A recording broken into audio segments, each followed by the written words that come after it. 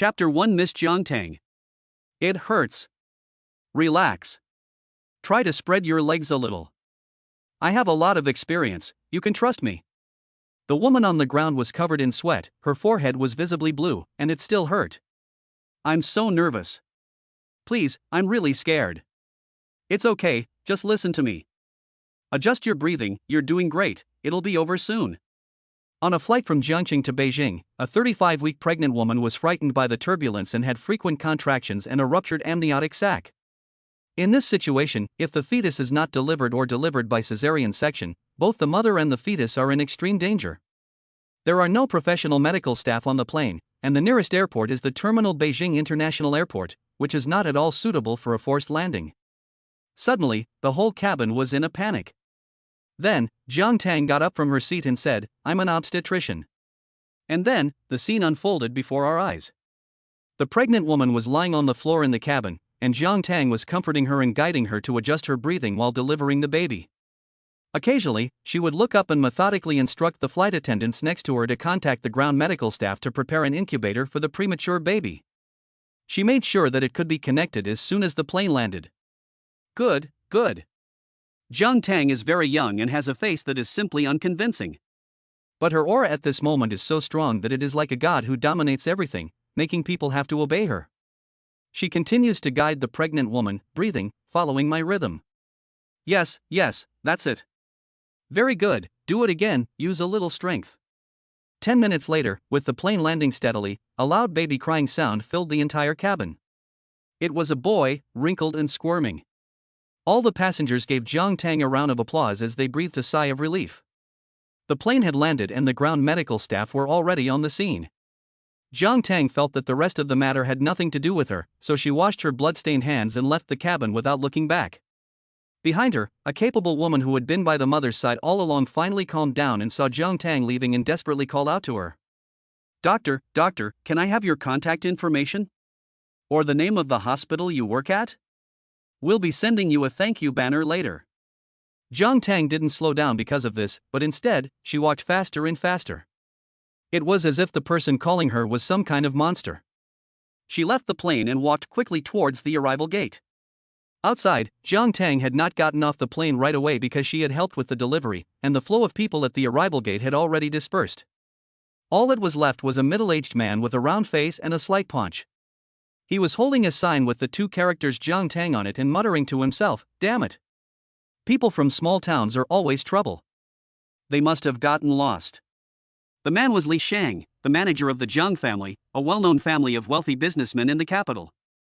He had been ordered by the patriarch of the Jiang family to come to the airport to pick up Jiangtang, the eldest daughter of the family, who had been living in a small town on the outskirts of Jiangxing for many years. It was supposed to land at 6 p.m., but it was now an hour later and no one had come out to meet her. Li Sheng subconsciously thought that Jiangtang was a country bumpkin who had lost her way in the city. He continued to curse and looked in the direction of the service desk, ready to ask the ground crew to help broadcast a call for help. But just as he turned around and started walking, a cold female voice came from behind him. Zhang Yuan, that was the name of the head of the Jiang family. Li Sheng knew that Jiangtang had come looking for him by his name tag. Although he was relieved, he was also dissatisfied that Jiangtang had called his boss by his name. As he turned around, he accused him, "How dare you?" Before he could finish his sentence, he was dumbfounded the moment he saw the person. "You?" Li Sheng pointed at Jiangtang, and even his speech became awkward. Are you Miss Jiangtang?" This is not surprising, as the Jiang family manager is used to seeing the world. Jiangxing is a small town on the edge of the city, famous in China for its coal mines and the gathering place for coal bosses. It is one east and one west of the capital. In his understanding, the people there are rich, but they all look like coal and are as black as coal. The woman in front of him is both clean and beautiful. Her flawless white face and pair of charming peach-colored eyes are rare and clear, like a blue wave or a clear pond. She doesn't look like an ordinary person, but more like an ancient mirror that can see through your heart in one glance. Her dress and makeup are not old-fashioned, but she has her own taste. How should I put it? She has a kind of carefree temperament that is out of this world. Jiangtang saw Li Sheng's face full of disbelief, and the corner of her lips curled up in an indistinct arc. She reached out and brushed her long, ink-black curls behind her back, her voice faint, "I am Jiangtang. Can we go now?" Li Sheng looked somewhat dazed. After you, this way please. Jiang Tang nodded, letting Li Sheng walk in front of her, and she followed behind. The airport was huge, and she looked around, taking in everything in her sights. In fact, she is not the real Jiang Tang. She is the divine doctor and master of the Chu dynasty, the best female official of her time who was proficient in everything from playing the qin to calligraphy and martial arts. Unfortunately, a disaster struck, and the earth shook. A rolling stone on a cliff killed her, who had not slept for several days and had been overworked treating soldiers on the battlefield. Before she died, she thought to herself, if I die, I die. It's rare to be at peace. However, she did not go to the ethereal paradise or the so-called Avicii hell after death, but was reborn as a girl named Jiang Tang in the 21st century. Jiang Tang in the 21st century was 15 years old when she was deliberately teased, bullied by her classmates because of her background. She had been reborn from the Chu dynasty for 5 years and had long since integrated into this era and lived well as Jiang Tang. She is the good daughter of Shen Yi and the good niece of the coal boss Shen Fan. Her life is stable and Shen Yi and Shen Fan treat her very well. They give her the kind of affection she didn't get in her previous life. Until, a month ago, Shen Yi died in an accident while on a business trip to the next city. The day after Shen Yi died, her ex-husband, Jiang Shihang, the biological father of Jiang Tang, called. He said that for the good of Jiang Tang, she should pack her things and return to the capital to the Jiang family.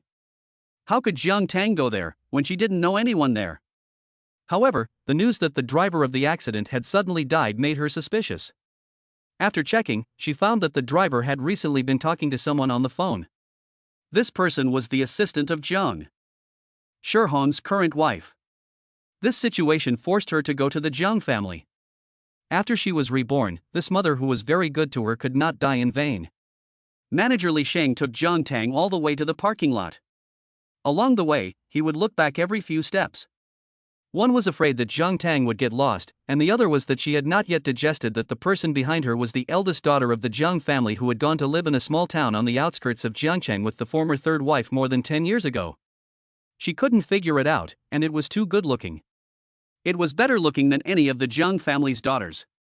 Her bearing, her every gesture, to put it in an exaggerated way, was more refined than any of the famous ladies and young ladies in the capital. Li Sheng took her to the private car, and his attitude was much more polite. Jiang Tang nodded and gracefully pushed the suitcase to him, then leaned over to get into the car. However, she didn't know what she had seen, and she froze in place, staring at the black Rolls-Royce parked not far from her. After a moment, she heard the car start and came to her senses. She muttered, I must have been mistaken. How could he be here? She didn't linger, getting into the car and telling Li Sheng to start the car. Inside the Rolls-Royce, a dignified man dressed in all black was sitting. He looked out the window with his head tilted, and didn't quite understand the ardent gaze that Jiang Tang had just cast at him. The car he was driving had the top-of-the-line military anti-peeping film, but the woman's eyes seemed to be able to penetrate it. They even directly confronted his eyes. He was puzzled, his good-looking eyebrows slightly furrowed, and he slowly opened his eyes, the bottom of which was endless cold. Chapter 2, Lowering the Jiang Family's Status. On the passenger seat of the Rolls-Royce, He Xiaoting, the president of the He Group, was anxiously on the phone. I'm already at the airport. Is my sister okay? Where's my nephew? Male or female? Okay, good. If he has a penis, then he has a penis. I don't mind. Safety is the most important thing. Then I'll go straight to the hospital. I'll try to find the person who saved her later. The expectant mother on the plane was He Xiaoyun, He Xiaoting's sister, who found out in the second trimester that her husband was cheating on her. She decided to divorce him while pregnant and moved back to the capital from Jiangcheng. Unexpectedly, she went into premature labor on the plane. Fortunately, she met Jiang Tang and was able to escape with her life. After hanging up the phone, He Xiaoting turned to look at the man who was exuding low pressure, and he was careful when he spoke. Xu Zhou's furrowed brows eased a little, and his voice was deep and powerful. The driver's seat is occupied by Gao Li. The Rolls-Royce started up again and left the airport parking lot. He was extremely grateful to Xu Zhou for his help today. Seeing that his low-pressure aura was not as severe as before, he said, "Thank you, Master Chu. I'll buy you a drink later." Although he knew that his sister was fine, he still thanked Xu Zhou for using his car, which had special privileges, to drive him here through all the red lights. Xu Zhou did not respond to him, and closed his eyes to rest. When they came out of the underground parking lot, the sunlight outside shone through the car window, falling on Chuzhou's face and outlining his perfect profile. He was handsome and unique, yet not lacking in righteousness. Heo Xiaoting turned his head and pouted. If it were anyone else, he would have been half dead by now, but Chuzhou he dared not. Who could blame Chuzhou for being the master of the capital who everyone feared? He dares to open his mouth only when he sees that someone is in a good mood. Otherwise, especially when Chuzhou is in a bad mood, he is so scared that he can't even speak. The beginning of autumn has passed. Unlike the city on the Yangtze River, the capital is noticeably cooler as soon as it gets dark. Zhang Tang sits in the back seat, and she slides the window down. She looked out the window at the night scene of the capital and thought about the handsome face of the man in the Rolls-Royce. The wind blew into the car and blew her slightly curly long hair. The car was inexplicably quiet, and the driver Li Shang wanted to say something to Zhang Tang many times, but when he looked in the rearview mirror, he saw her sitting upright. Somehow, he just couldn't bear to disturb this picturesque side. He muttered to himself, "What the hell?" The car disappeared into the traffic and headed towards the Dijing Garden, where the Jiang family villa was located. Dijing Garden was one of the oldest and wealthiest neighborhoods in the capital. The Jiang family villa was the largest and most luxurious in the entire Dijing Garden, consisting of 4 separate villas. Jiang Yuan had 3 sons, 1 son for each villa, all of which were close together. At this moment, a fiery red Ferrari sped up to the westernmost villa, where Jiang Shihang, Zhang Tang's biological father, lived. A few seconds later, the door was opened and the sweet and pretty Jiang Yisan got off the driver's seat. Her high heels made a clicking sound as she walked quickly into the villa. Every step she took revealed her anxiety at that moment. She walked all the way to the inside. In the living room, Wen Yalan, dressed in jewelry, was sitting on the sofa sipping a cup of flower tea. As soon as Jiang Yisan entered, her mother said, "Mom, it's already this late, and you're still sitting here?" Wen Yalan heard the voice, smiled, and said, "Shiner, you're back? Come try the flower tea that Mom brewed. It's good for your skin and health, and it's perfect for you." Jiang Yisan became even more anxious when she heard this. "Mom, Zhang Tang is coming, how can I drink this flower tea? Aren't you worried? She is not only the daughter of my father and his ex-wife, she is also engaged to Tianlin. You know that I and Tianlin." Before she could finish her sentence, Wen Yalan interrupted her, "Shiner, you are my daughter, you shouldn't be so impatient." "But..." Wen Yalan put down the flower tea in her hand and her smile froze on her face. She looked at Jiang Yisan and said in a voice that only the two of them could hear, "Shin Du is dead, and Zhang Tang, who grew up in a coal mine, is not to be feared at all. You can rest assured that the Gu family values family pedigree and reputation more than anyone else. Mrs. Gu told me long ago that the position of Gu Shaolin's wife can only be yours. Zhang Tang, how can they look at him?" Wen Yalan's words undoubtedly gave Jiang Yisan a strong sense of reassurance. On second thought, it makes sense. Zhang Tang dropped out of school at the age of 15, and that alone would not be enough to impress the Gu family. Not to mention that she is a barbarian from a small place. She pouted, saying that, but she didn't know why her father and grandfather insisted on her coming back. Wen Yalan pursed her lips. They valued family interests more than anyone else. No matter what Zhang Tang said, he still had the surname Jiang, so how could he not contribute to the family? Jiang Yisan understood and suddenly felt enlightened. At that moment, someone from the side of Grandpa Jiang came over. Third mistress, Miss Yisan, and the eldest daughter are probably arriving soon. After a while, Wen Yalan and Jiang Yisan came to the main house living room where Grandpa Zhang Yuan lived. The Zhang family is large, and Zhang Yuan also gave notice that Zhang Tang was coming back. However, in addition to Wen Yalan and Jiang Yisan, the only other people present were Jiang Yisan's younger brother, Jiang Yian, and the second daughter, Jiang Yiyao. Even Jiang Shihang, her biological father, used his busy work schedule as an excuse to decline. Jiang Yiyao and Jiang Yisan were about the same age. When she saw Jiang Yisan coming over, she whispered in her ear, "Shiner, how did a Zhang Tang suddenly appear? What the hell? I heard that her uncle is a coal boss, a nouveau riche, so he must be vulgar. Don't let people like this lower the standard of our Jiang family." Chapter 3, Back to the Jiang family. Jiang Yisan looked at the dignified Jiang Laosher on the main seat with a panicked expression, covered Jiang Yang's mouth, and whispered, "Don't let Grandpa hear you. After all, she is my father's biological child, my half-sister, and the eldest daughter of our Jiang family." Jiang Yisan's younger brother Jiang Yian snorted, his face full of disdain, completely unable to control his volume. The son of the coal boss in our class really acts like a nouveau riche, wanting to wear all the designer brands. He has a Gucci on his left hand, a donkey on his right hand, a big Hermes gold chain around his neck, and he asks my dad to buy it for him. He's afraid that other people don't know that his family is rich. It's so funny. I think this Jiang Tang is probably the same. Money makes people stupid. Once they arrive in the bustling capital, they can't stop buying. Otherwise, they wouldn't have arrived after so long. As she said this, Zhang Yiyou and Zhang Yan both burst into laughter. When Yalan glared at them, then turned to look at John's father.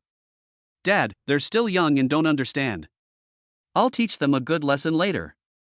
John's father didn't say anything, but he picked up his teacup and looked very serious. However, if you look closely, you can catch a hint of disgust and displeasure in his eyes.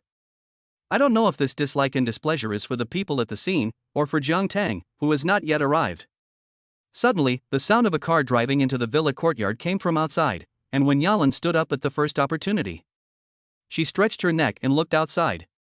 The others also heard the sound and looked towards the door.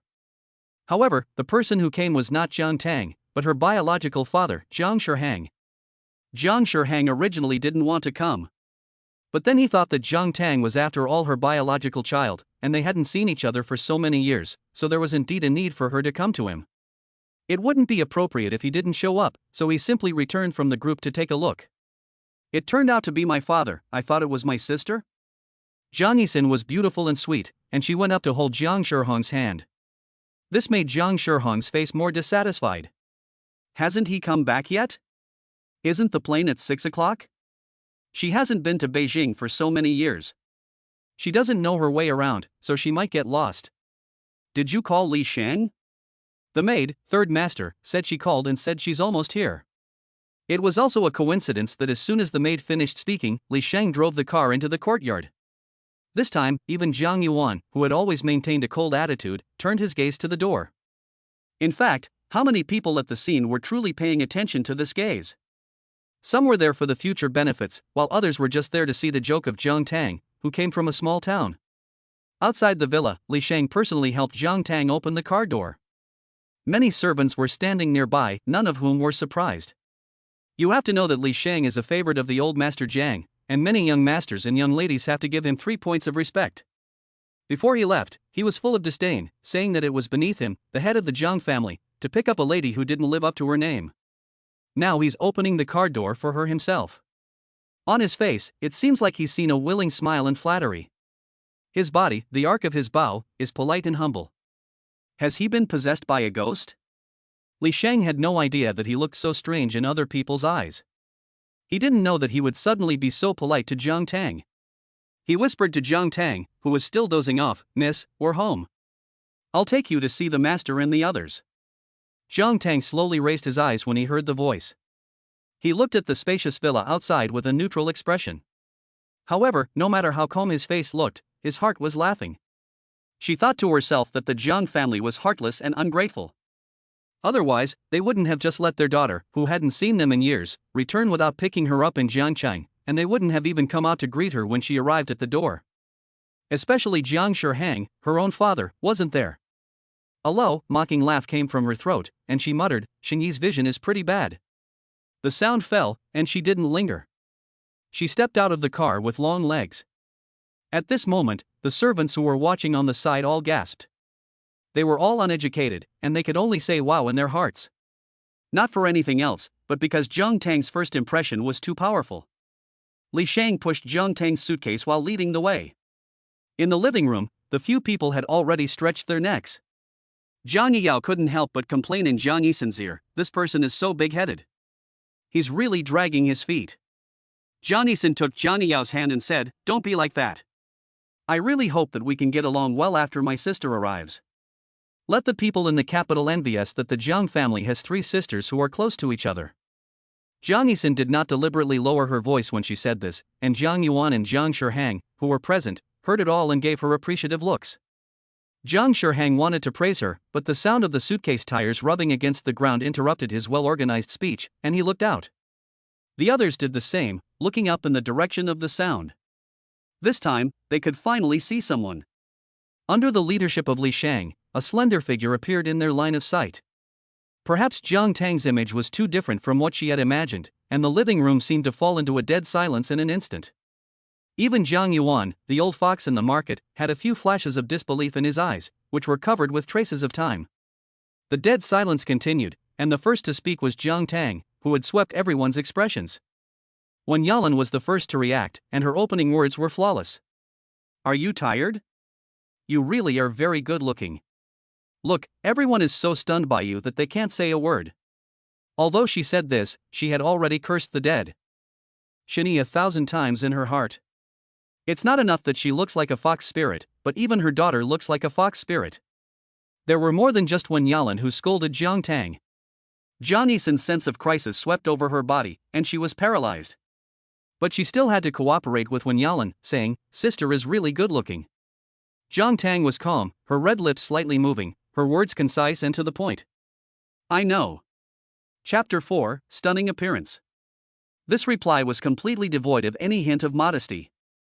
Everyone instantly didn't know how to respond. As a Chinese person, shouldn't she have replied with something like where? But on second thought, there was nothing wrong with Jiang Tang's reply. She did have the capital. But having capital is one thing, but you can't be so arrogant. Jiang Yisan stared at Jiang Tang's face, which was unsmiling but could capture people's hearts at once, as well as her graceful figure and temperament that was completely free of the smell of the earth. Her pair of fair hands were tightly clenched into fists. The strength was so great that the new manicure almost dug into the palms of her hands. After a few seconds, she stretched her fists and was about to walk over and take Jiang Tang's hand. "Sister, you left the Jiang family with Auntie Shen when you were only 2 years old, so I'm afraid you don't remember anything." Jiang Yisan's behavior was exactly like that of a hostess, poised and generous. Zhang Yuan and Zhang Shiheng nodded with satisfaction as they watched. Little did they know that Jiang Tang didn't like people she didn't know to touch her. As Jiang Yisan's hand was about to reach her, she moved to the side. Jiang Yisan was suddenly disappointed. With so many people watching, she felt embarrassed, as she was usually very popular and liked by everyone. So in a flash, her eyes were visibly red. "Sister Jiang Tang, do you not like me? I only wanted to help you integrate into our family as soon as possible. If you don't like me, I'll leave." Jiang Tang raised her eyebrows. She never expected that after being reborn in the 21st century, she would have to reenact the intrigues of the Chu dynasty. She was always straightforward, and asked Jiang Yisan, "Do you have delusions? I'm just not used to strangers getting close to me." After she said that, Jiang Yisan felt even more uncomfortable. Zhang Yuan, who was used to seeing all kinds of people, had been secretly sizing up Jiang Tang, and gave Jiang Shiheng a wink. Jiang Shiheng was also watching, and this biological daughter who was living with her ex-wife was too unexpected for him. She was stunningly beautiful, but too aloof, and didn't seem like she would be easy to get along with, unlike her mother's gentle personality. She coughed lightly. "Okay, Jiang Tang just got back, she must be hungry. Yalan, let's get the kitchen ready and serve the food." When Yalan walked over and patted Jiang Yisan's hand, first telling her not to worry, and then responding to Jiang Shiheng, "Okay, Tang, the dining room is this way." Jiang Tang nodded and only then followed after Zhang Yuan got up and Jiang Shiheng took a step forward. Knowing the order of seniority, there was nothing wrong with this at all. Jiang Yisan, Jiang Yao, and Jiang Yayan were still behind. Jiang Yao knew that Jiang Yisan was unhappy, so she took the opportunity to comfort her when the others were far away. "It's okay, she doesn't like you. We all like you. I'll tell my brothers later, they must teach her a lesson." "Don't." Jiang Yisan quickly stopped him. The brothers refer to the 2 sons of the eldest brother of the Jiang family, and Jiang Tang is a cousin. The eldest brother, Jiang Yu, is quite accomplished at a young age. He is the director of Huadu Hospital and is very fond of Jiang Yisan, always answering her requests. The second brother, Jiang Nan, is a creative singer in the entertainment industry. He is good at singing and dancing, has a top-notch appearance, and has a group of very exaggerated fan groups. Perhaps because he is relatively busy, he has less interaction with Jiang Yisan. Although Jiang Yisan said no, she was actually longing for it. She really didn't like Jiang Tang, and she was worried that her favorite Gu Tianlin would be taken away by her. Jiang Yao took her hand and said, "Xaner, kindness is divided among people." As she said this, she took Jiang Yisan's hand and headed towards the dining room. Jiang Yayan, the youngest son of the Jiang family, looked at Jiang Tang's back and thought about something. The dinner was very rich. It seemed that there was no unnecessary word during the meal, and it was very quiet. In fact, everyone was secretly eyeing Jiang Tang. Some wanted to see if they could find any flaws in her table manners, while others wanted to get to know her better. Zhang Yuan, the head of the family, who had not spoken up until now, finally spoke after observing her for a long time. Tang Tang, is the food to your liking? Zhang Tang wiped her mouth with a napkin and said, it's fine. She doesn't have any particular preferences when it comes to food, as long as it fills her stomach. Zhang Yuan nodded and asked, you're the same age as Cindy and Yoi, but you're already in college. Which school did you get into? Cindy and Yoi were preparing to go to the Imperial Capital University for their freshman year. If not, don't worry, let your father help you arrange it. This question hit the spot for those who wanted to see Zhang Tang embarrassed. It was no secret that Zhang Tang had dropped out of school at the age of 15, so the originally quiet restaurant now had an eerie atmosphere. Upon hearing this, Zhang Tang's clear eyes met Zhang Yuan's. No need to arrange it, I already finished my studies and have been working. This time I came to Beijing to start a job. She wasn't lying, the decision to start a job was made the day before she came to Beijing. She knew that the Zhang family was like a deep sea, and she had to have some status to keep the tongues of the people quiet, so she agreed to the job that an acquaintance had been trying to get her for the past 2 years, and she could go to work in the next 2 days. When Zhang Tang finished speaking, a sudden pop came from the dining table. It was Jiang Yao. I heard that you dropped out of school at the age of 15. What kind of good job can you find? It can't be a dishwasher or a waiter in a restaurant, right? Don't be. Since you're back in the Zhang family and don't want to study, I think it's better for the family to arrange a job for you. Wen Yalan took the opportunity to agree. Yes, working outside is not as safe as working in your own company, right, Shihang? People in big families attach great importance to academic qualifications, and Jiang Shihang is no exception, especially since the person in front of him is his own daughter. Even if she has no qualifications, she's still looking for a messy job outside. Unhappiness appeared on his face, and he slapped the table a little harder. Go to school and make up for your lack of education, or I'll find you a job. Zhang Shihang's tone was very heavy, and he used a command tone. Zhang Tang's plain face became even more cold. After a few seconds, perhaps she thought it was funny, and when she looked at Zhang Shihang, she raised the first smile she had had so far today. Is there more than one person in your family with delusions? How dare you say that? Zhang Shihang was enraged by Zhang Tang's words, and his temper was up. I think you just can't keep up with your education, and you don't even know the most basic art of speaking. Zhang Yisan saw her father lose his temper, and said to her sister, you should apologize to your father quickly. Zhang Yiyao and Zhang Yayan, who liked to watch the fun, added fuel to the fire. Especially Zhang Yiyao, if I were to say, you should read more books. You haven't called Grandpa since you came in, and you haven't called Uncle San Dad. Zhang Yayan, that's right. One person said one thing. If someone wasn't strong-minded, they would have been so ashamed that they would have burst into tears on the spot. Zhang Tang was not. After everyone had said so much, she remained calm and composed, as if everyone had punched her in the air, and it didn't hurt. Chapter 5, The Engagement. The next second, she was seen leaning back in her chair, sweeping her eyes over everyone at the table, her eyebrows and eyes suddenly curling, and a smile that made people inexplicably tremble covering her face. Her voice was clearly as gentle as a warbler's, so pleasant to hear, but it made people feel eerie and terrible. She didn't care about me for so many years, and suddenly she called me back just to scold me? Ha! Everyone was dumbfounded and didn't know how to respond for a moment. Then Zhang Tang picked up her teacup and took a sip of tea. Everyone was at a loss for words. They said I didn't know how to speak, but you all just attacked me with wild guesses. Is this what you call speaking? Is that right? She always speaks her mind, never holding back. The others remained silent. In the end, the head of the family laughed softly to try to ease the awkward situation. Tang, everyone is just concerned about you, don't take it too seriously. You must be tired after flying all day, I'll have someone take you back to your room. No. Zhang Tang suddenly stood up from his seat. I originally thought about staying at the Zhang family, but now I feel that there is no need to embarrass myself and disturb my peace. As for the murderer of Shani, he is in the capital, so there is no need to worry about finding him. After he said this, everyone panicked, some were anxious.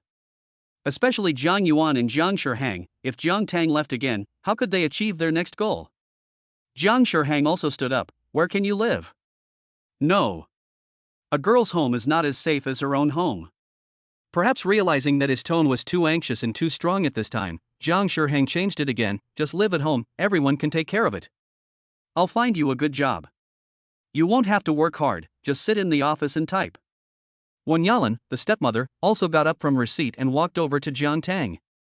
Yes, Tang Tang, you see how much your father cares about you, just stay. Jiang Tang had already made up his mind, and he would definitely leave when he said he would. But seeing Jiang Shihan's attitude, and the change in Jiang Yuan's eyes, which had always been stable, he felt that their intentions were definitely not pure. So, after thinking about it, I think the saying that distance creates beauty is very true, so let's do it this way. I'll go back to my own home, and we'll still live our own lives. If there's anything, you can pass the message through that gentleman. She pointed to Li Shang, who had picked her up from the airport. Li Shang had been trying to reduce his sense of presence since he returned, but suddenly he was reminded of it by Jiang Tang, and somehow a sense of pride welled up in him. Jiang Yuan understood what Jiang Tang had said, and his old eyes flashed. Remember, you are in the capital now, and the Jiang family is your home. We welcome you back whenever you want. Li Shang, see the young lady off. Li Shang bowed, okay. You deserve to be happier than anyone else. Jiang Tang nodded to Jiang Yuan, then decisively turned and headed towards the front door. She left so quickly that it was as if she had never been there. The restaurant was still full of people, and Jiang Yuan did not say that no one dared to move until the car started up and left. Until the sound of the car starting up and leaving outside the courtyard, Jiang Yuan opened his mouth and said, "Let's go, Shiheng, you come with me." After a moment, Jiang Yuan and his son sat facing each other in his study. At first, the atmosphere was a bit tense. Jiang Shiheng asked Jiang Yuan, "Dad, did you ask me to come to the study with you to talk about Jiang Tang?" Jiang Yuan nodded. "Your eldest daughter is not simple." Jiang Shiheng agreed with his father's statement. He could see that her logic, her speech, and her temperament were completely different from her mother and uncle. At first, I thought it would be difficult to raise her, and I would have to put in a lot of effort. Now it seems that apart from her education, she doesn't seem to have any problems. Jiang Yuan sighed, well, just from her looks and her conversation, she can already contribute to the Jiang family. It's time to get ready. While Jiang Tang is in the capital, we can't wait any longer. The Jiang family has recently encountered an unprecedented crisis, and the younger members of the family need to get married in exchange for greater business interests. That's why Jiang Shiheng called Jiang Tang back the day after Shenyi's death. Jiang Shiheng asked, "So, is Jiang Tang going to continue to fulfill her marriage contract with Gu Tianlin?" Jiang Yuan narrowed her eyes and shook her head. Gu Tianlin is the successor of the Gu family. Jiang Tang was not raised by her side after all, so it is not easy to control her. This marriage contract is not suitable for her. Let Xinr try harder. What about Jiang Tang? Jiang Shiheng was puzzled. Let Jiang Tang marry Gu Tianyu. Jiang Shiheng's pupils dilated. Gu Tianyu is Gu Tianlin's older brother. Although he is a good-looking man and is deeply loved by the Gu family patriarch, he is a disabled young master who cannot take care of himself. The Gu family has made a lot of effort to find him a wife, but which girl in the capital would be willing to marry him? It is obvious that she would be a widow after marrying him. This? Jiang Shiheng hesitated. Is this appropriate? Will Jiang Tang agree? Jiang Yuan's face was solemn. He had to agree even if he didn't want to. The original marriage contract was between Jiang Tang, the eldest granddaughter of the Jiang family, and Gu Tianyu, the eldest grandson of the Gu family. It was Gu Laoren who felt sorry for Gu Tianyu's disability and moved the marriage to Gu Tianlin. I gave Gu Tianyu a chance. Gu Laoren should thank me. I'll talk to him in the next 2 days and restore the original marriage contract. Okay. Jiang Shiheng thought that with his father stepping in, there would be no problem. Jiang Tang is good-looking, but her education level is too low. She is considered lucky to be able to marry into the Gu family. I just don't know what kind of job Jiang Tang is talking about. The Jiang family is well known in the capital, so how can they not worry about the negative impact she will bring? On the other side, Jiang Tang, who had been sent away by Li Shang, had no idea that her future in marriage had already been clearly planned. The car stopped in a small community called Binjiang Meishu in the capital. Li Shang looked at the neighborhood outside the windshield and couldn't believe it. You're sure you want to live here? You know that the people who live in Binjiang Meishu are all the top leaders in the capital.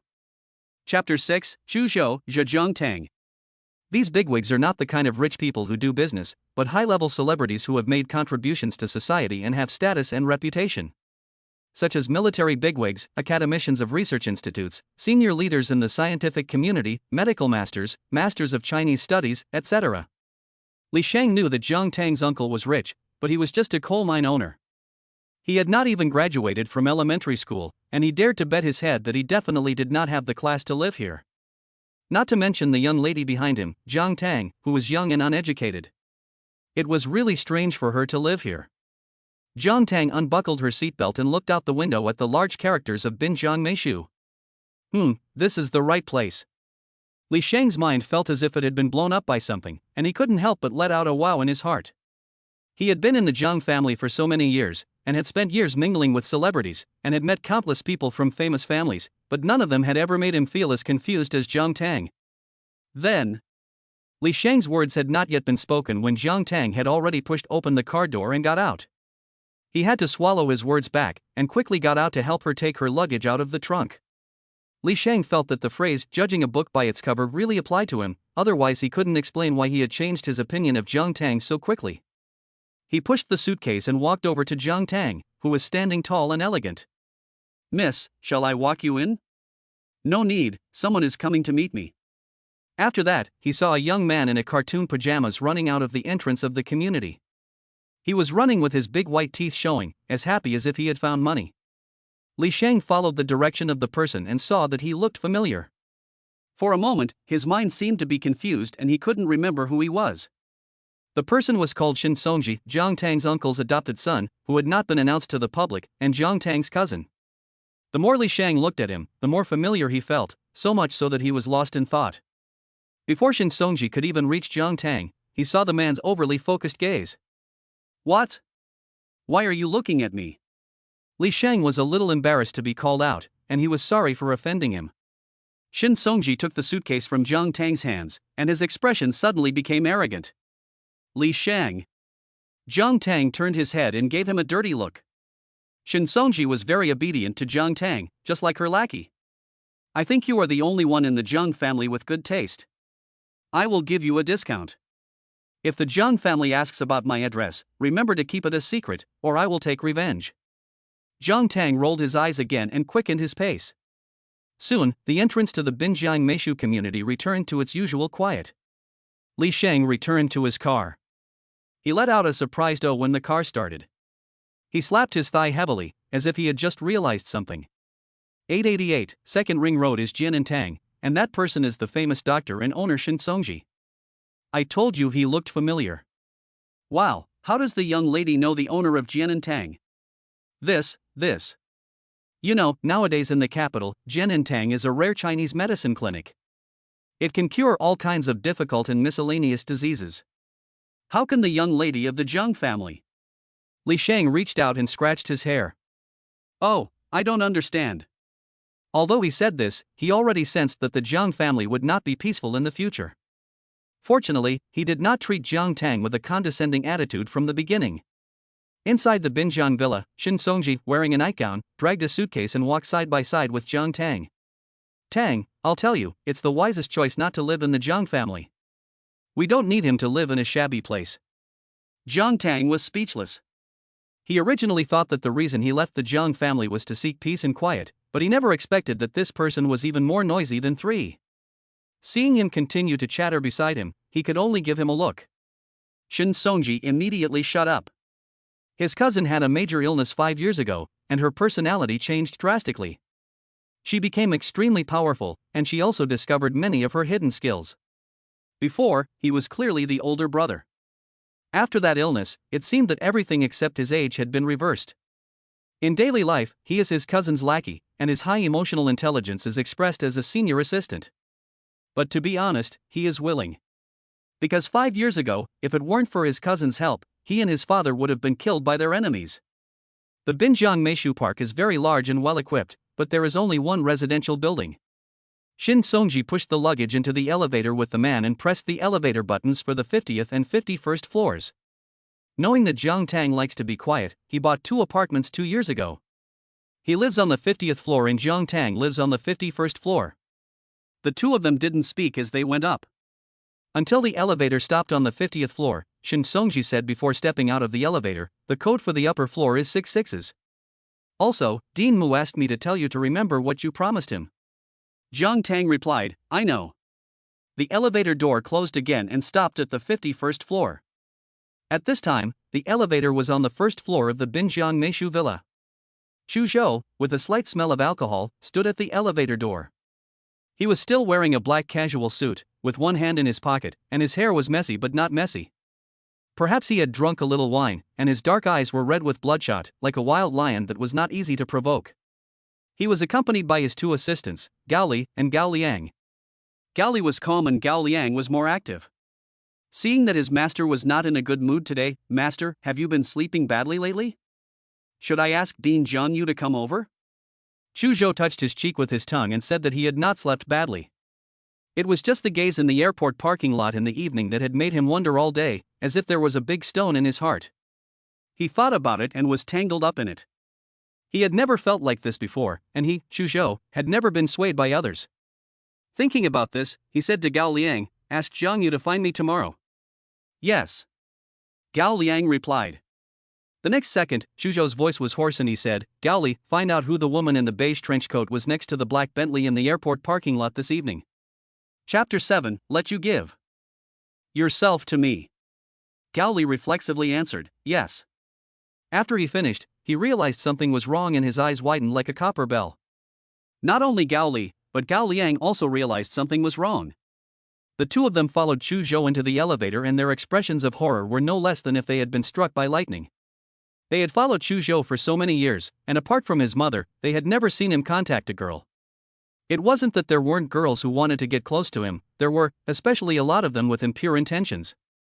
Which woman in the capital doesn't want to climb up the high branch of the Chu family tree and become the president's wife of the Chu group? But he seems to be particularly disgusted with girls, and even the eldest lady of the Chu family, who had arranged for him to marry the eldest daughter of the Lu family, Lu Wanyu, was kept at a distance by him. His means and status are there, and no one can do anything about him. So this sudden task of finding out about a woman really shocked them. Not only did he investigate her, he even remembered what color trench coat she was wearing. Chu Zhou lives on the top floor of the Riverside Villa, the 52nd floor.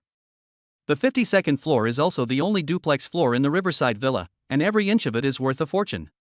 After Gao Li and Gao Liang had escorted Chu Zhou back to his home and reported on some work-related issues, the two of them left. Once they were out of the elevator, the gossip that had been building up in their stomachs finally exploded. Gao Li, Liang, what is our master doing? He actually asked me to investigate a girl. When I just left his house, he reminded me again, and I almost got scared. Do you think he's been single for so many years that he can't hold it in anymore, and he's finally realized that he doesn't want to miss out on someone he likes? Gao Liang, it's possible. Now that you mention it, I'm very curious about who this girl is. Hurry up, speed it up, my curiosity is already burning. Afterwards, he thought of something and took Gao Li's hand. Li, this operation is a good thing today, it proves that he is a normal man. But our master has a fiancée, what should we do? Gao Li was speechless after hearing this. With your emotional and intellectual intelligence, hey! Our master, Chu, is a person, how can a mere marriage engagement from the older generation bind him? He will definitely make his own decisions regarding his marriage. That's right, hee hee. At the same time, in the VIP ward of the Huadu Hospital in the capital, He Xiaoting stood by the bed and looked at his sister He Xiaoyun, who had recovered quite a bit. Sister, don't worry, I've already asked Gao Li to help me find this savior. I'll thank her properly when I find her. Like her brother He Xiaoting, He Xiaoyun is cheerful by nature. I must find her. I must meet her after I finish my confinement. No, you can't. When you find her, ask her to come over and I'll be lying in bed thanking her. I thought I'd be taking your nephew to meet the Lord, but God sent me an angel instead. This great kindness has saved the lives of you and your nephew. He Xiaoting. You rascal. How could you do this to your own brother? No, sis, don't be like that. I don't even know if she's got a boyfriend or not, and you're already giving her to someone else. That's not fair. He Xiaoyun glared at He Xiaoting. If I wasn't in bed recovering from childbirth, I'd give you a slap. I'm telling you, even I, who's seen so much, have never seen anyone as beautiful as my savior. Even the sweet song Princess Jiang Yisan and the movie star Zhong XX have to take a back seat to my savior. Really? He Xiaoting was skeptical. Are you sure you didn't use a color filter? He Xiaoyun, I guarantee with my ex-husband's life that there is absolutely no. He Xiaoting really believed a lot this time. His sister has always been a man of her word. Let's wait until Gao Li finds the person. But don't mess with this promise of marriage. My heart can't stand the shock. He was joking. Although he believed his sister, he still doubted her taste, otherwise he wouldn't have found a cheating husband. He Xiaoyun, okay. He Xiaoting did not disturb his sister's rest, left the ward, and went to see his nephew in the incubator before going home. As soon as he left the ward, he saw a man in a white coat with gold-rimmed glasses, who looked like a gentle scoundrel, Zhang Yu, coming over. He Xiaoting turned around and said, "Hey, Zhang, you're still working?" There are 4 famous young men in the capital, namely He Xiaoting, Zhang Yu, Zhang Nan, and Gu Tianlin, who is engaged to Zhang Tang. Chu Zhou is naturally not included, as he is a great Buddha in the capital who is highly respected by everyone. No. Zhang Yu skillfully placed his hand on He Xiaoting's shoulder and led him to the outside corridor. He Xiaoting felt that he was acting strangely, and he was making the atmosphere so serious. Is there something you want to say? Is my sister dying or my nephew dying? Zhang Yu took a deep breath. Can't you wish for something good? I just want to ask if you know who the doctor was who helped deliver your sister on the plane. Still looking for him, what's up? Zhang Yu withdrew his hand from He Xiaoting's shoulder and said, "Let me know when you find him. He is too amazing. We need someone like him at Huadu Hospital. Your sister was only 35 weeks pregnant, and the fetus was not in the pelvis at all. It was still high up in the air, and if it were on the ground, a 100% cesarean section would be required to ensure the safety of the mother and child. But this doctor was able to perform a natural birth in such a short time. So, if you find this person, you must let me know." He Xiaoting understood, and after listening to Zhang Yu's words, he was especially proud. What's going on? That's the person his sister wants him to marry. Oh, so awesome. Okay, I'll let you know when I find him. Zhang Tang, who had been tired for a day, sat on the bay window in the room, looking at the night view of the capital outside, comfortable and carefree. She had no idea that so many people had been thinking about her since the first day she came to the capital. Her figure was reflected in the window, slender and with a hint of the charm that only comes at midnight. She stared at herself in the window for a long time, as if she had lost herself in thought. The handsome face she had seen at the airport today appeared before her eyes. As she looked, the pair of clear eyes seemed to begin to mist over, and she muttered, "Chu Zhou, is that you?" The Chu Zhou in her mouth was her savior in the Chu dynasty, a brave and respected general. He was also the crown prince of the Chu dynasty. He was second to none. She was a female official in the Chu dynasty, where people were scheming and plotting against each other. She was framed more than once, but Chu Zhou saved her time and time again. Her heart already belonged to him. Of course, she likes Chu Zhou not only because he is her savior, but also because she is a true beauty lover. Unfortunately, she did not have time to confess her feelings to Chu Zhou before a natural disaster struck, and her wish to hold his hand and grow old with him was not fulfilled. Chapter 8, My Sister's Savior. She looked out at the lights of the city not far away, thinking that if it really was Chu Zhou, she would never have missed him in the 21st century, where there was no war. The next day, the sun was shining brightly. Zhang Tang had wanted to sleep until she woke naturally, but a sudden phone call interrupted her dream. In her dream, she had just confessed her feelings to Chu Zhou, who had just returned from a victorious battle. Just as she was about to accept, a phone call rudely pulled her back to reality. She had always been a calm person, but this was the one thing she could not tolerate. The moment she answered the phone, she felt an unforgivable pressure building up in her body. Without looking at who was on the other end of the line, she said, "Who is this?" The person on the other end of the line was Li Shang, who had been ordered by Zhang Yuan to deliver a message to Zhang Tang.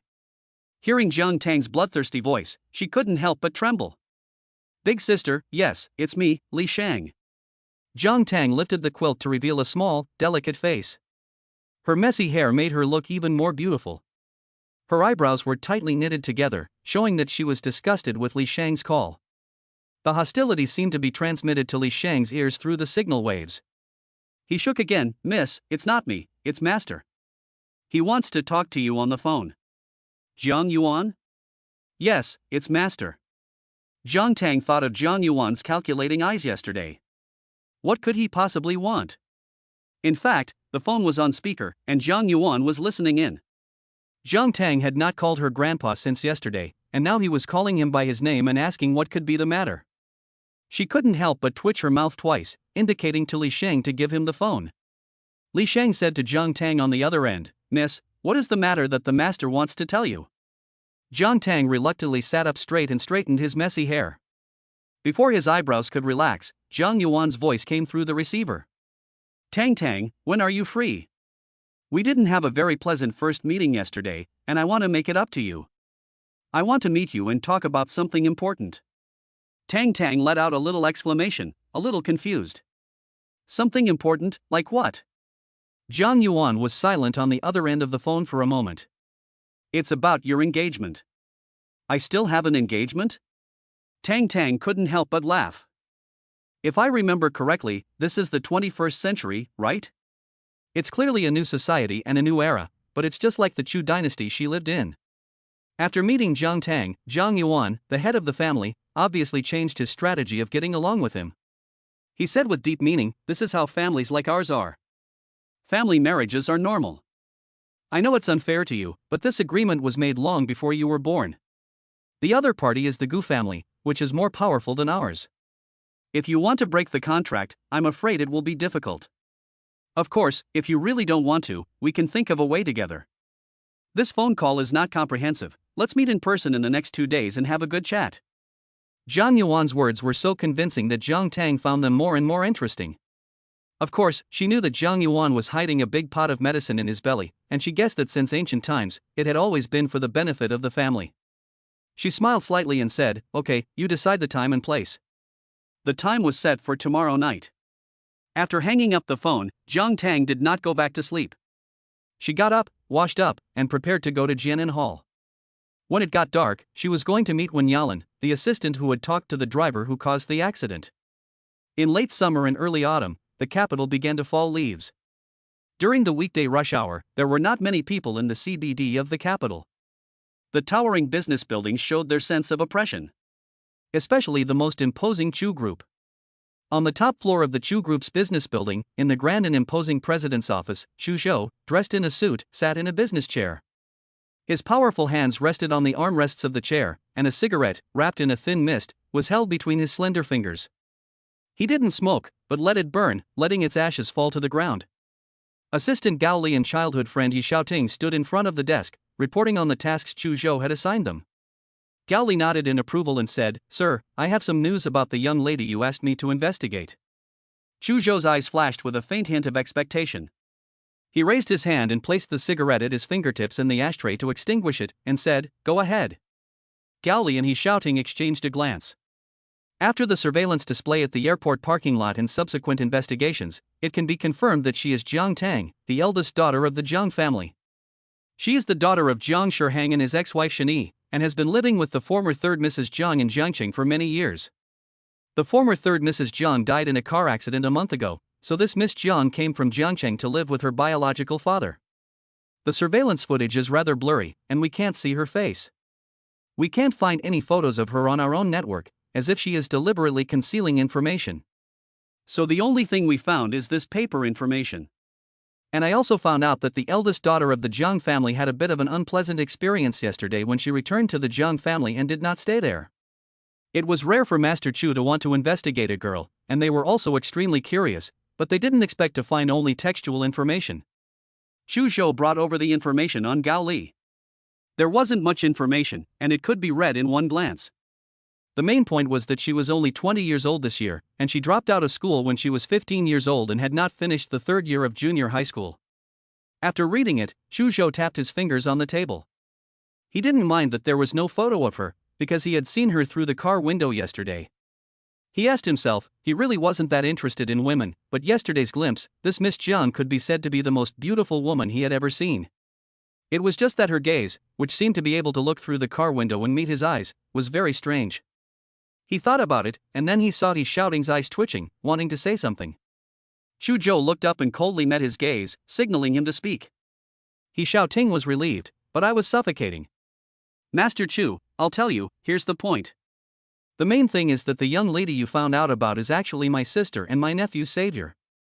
It's the doctor who helped my sister give birth on the plane. Would you say it's a coincidence, or a surprise? Jiang Yu said that she was absolutely awesome, and without her, my sister and my nephew might not have been able to survive the birth.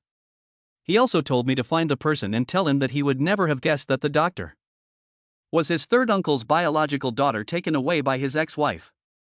I heard that Jiang Yu is coming over later, so I have to talk to him properly later. Upon hearing this, Chu Zhou's pupils contracted slightly.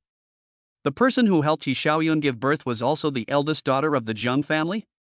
Although he is not a medical student, he knows how difficult it is to give birth on an airplane. That's even more interesting. This is completely inconsistent with the information that she dropped out of school at the age of 15. Thinking about this, he said to He Xiaoting in a deep voice, with an order, that this matter should not be told to Jiang Yu first. Chapter 9, You have a crush on this lady. The complicated relationships within the Zheng family are not a mystery in the capital. He was ruthless in some matters, but he would not deliberately leak the information of a young woman who deliberately encrypted her own information.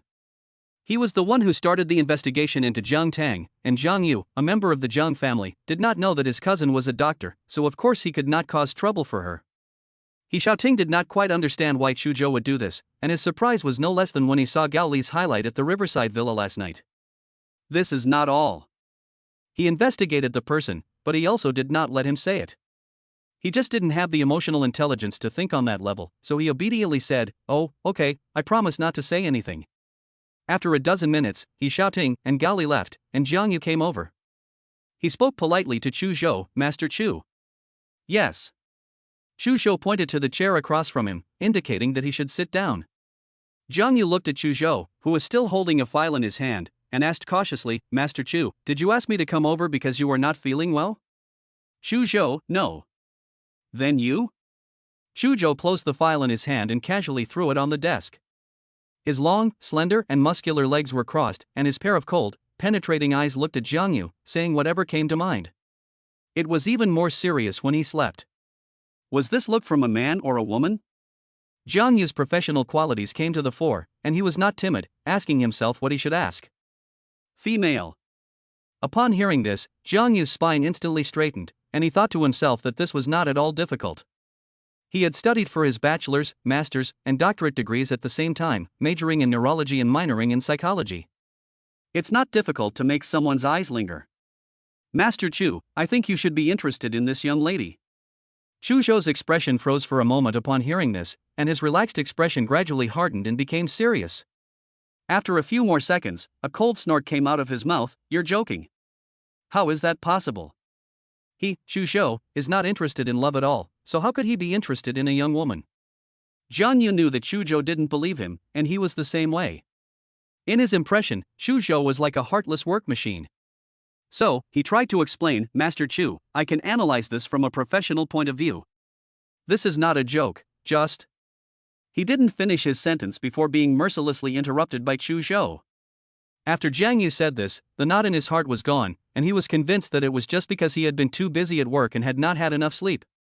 What was interesting about this woman was nonsense. His tone was so indifferent that Jiang Yu did not dare to continue and got up and left. Anyway, as long as Master Chu is happy. As soon as he left the Chu group, he received a call from Jiang Yisan. He and this little cousin were very close. "Hello, Shiner." Jiang Yisan's voice was soft and weak. "Big brother, are you busy? I just finished. Is something wrong? I don't sound right when I hear your voice." As soon as she finished speaking, Jiang Yisan began to sob. "Big brother, Zhang Tang is back, and I'm worried that Tianlin will be taken away by her. After all, she is the one who was engaged to him. And she is really beautiful. I'm not even worthy of mentioning her in front of her. I don't know what to do, so I can only call you to complain." Jiang Yi was heartbroken when she heard this. "Don't worry, Xiner. This is the modern age.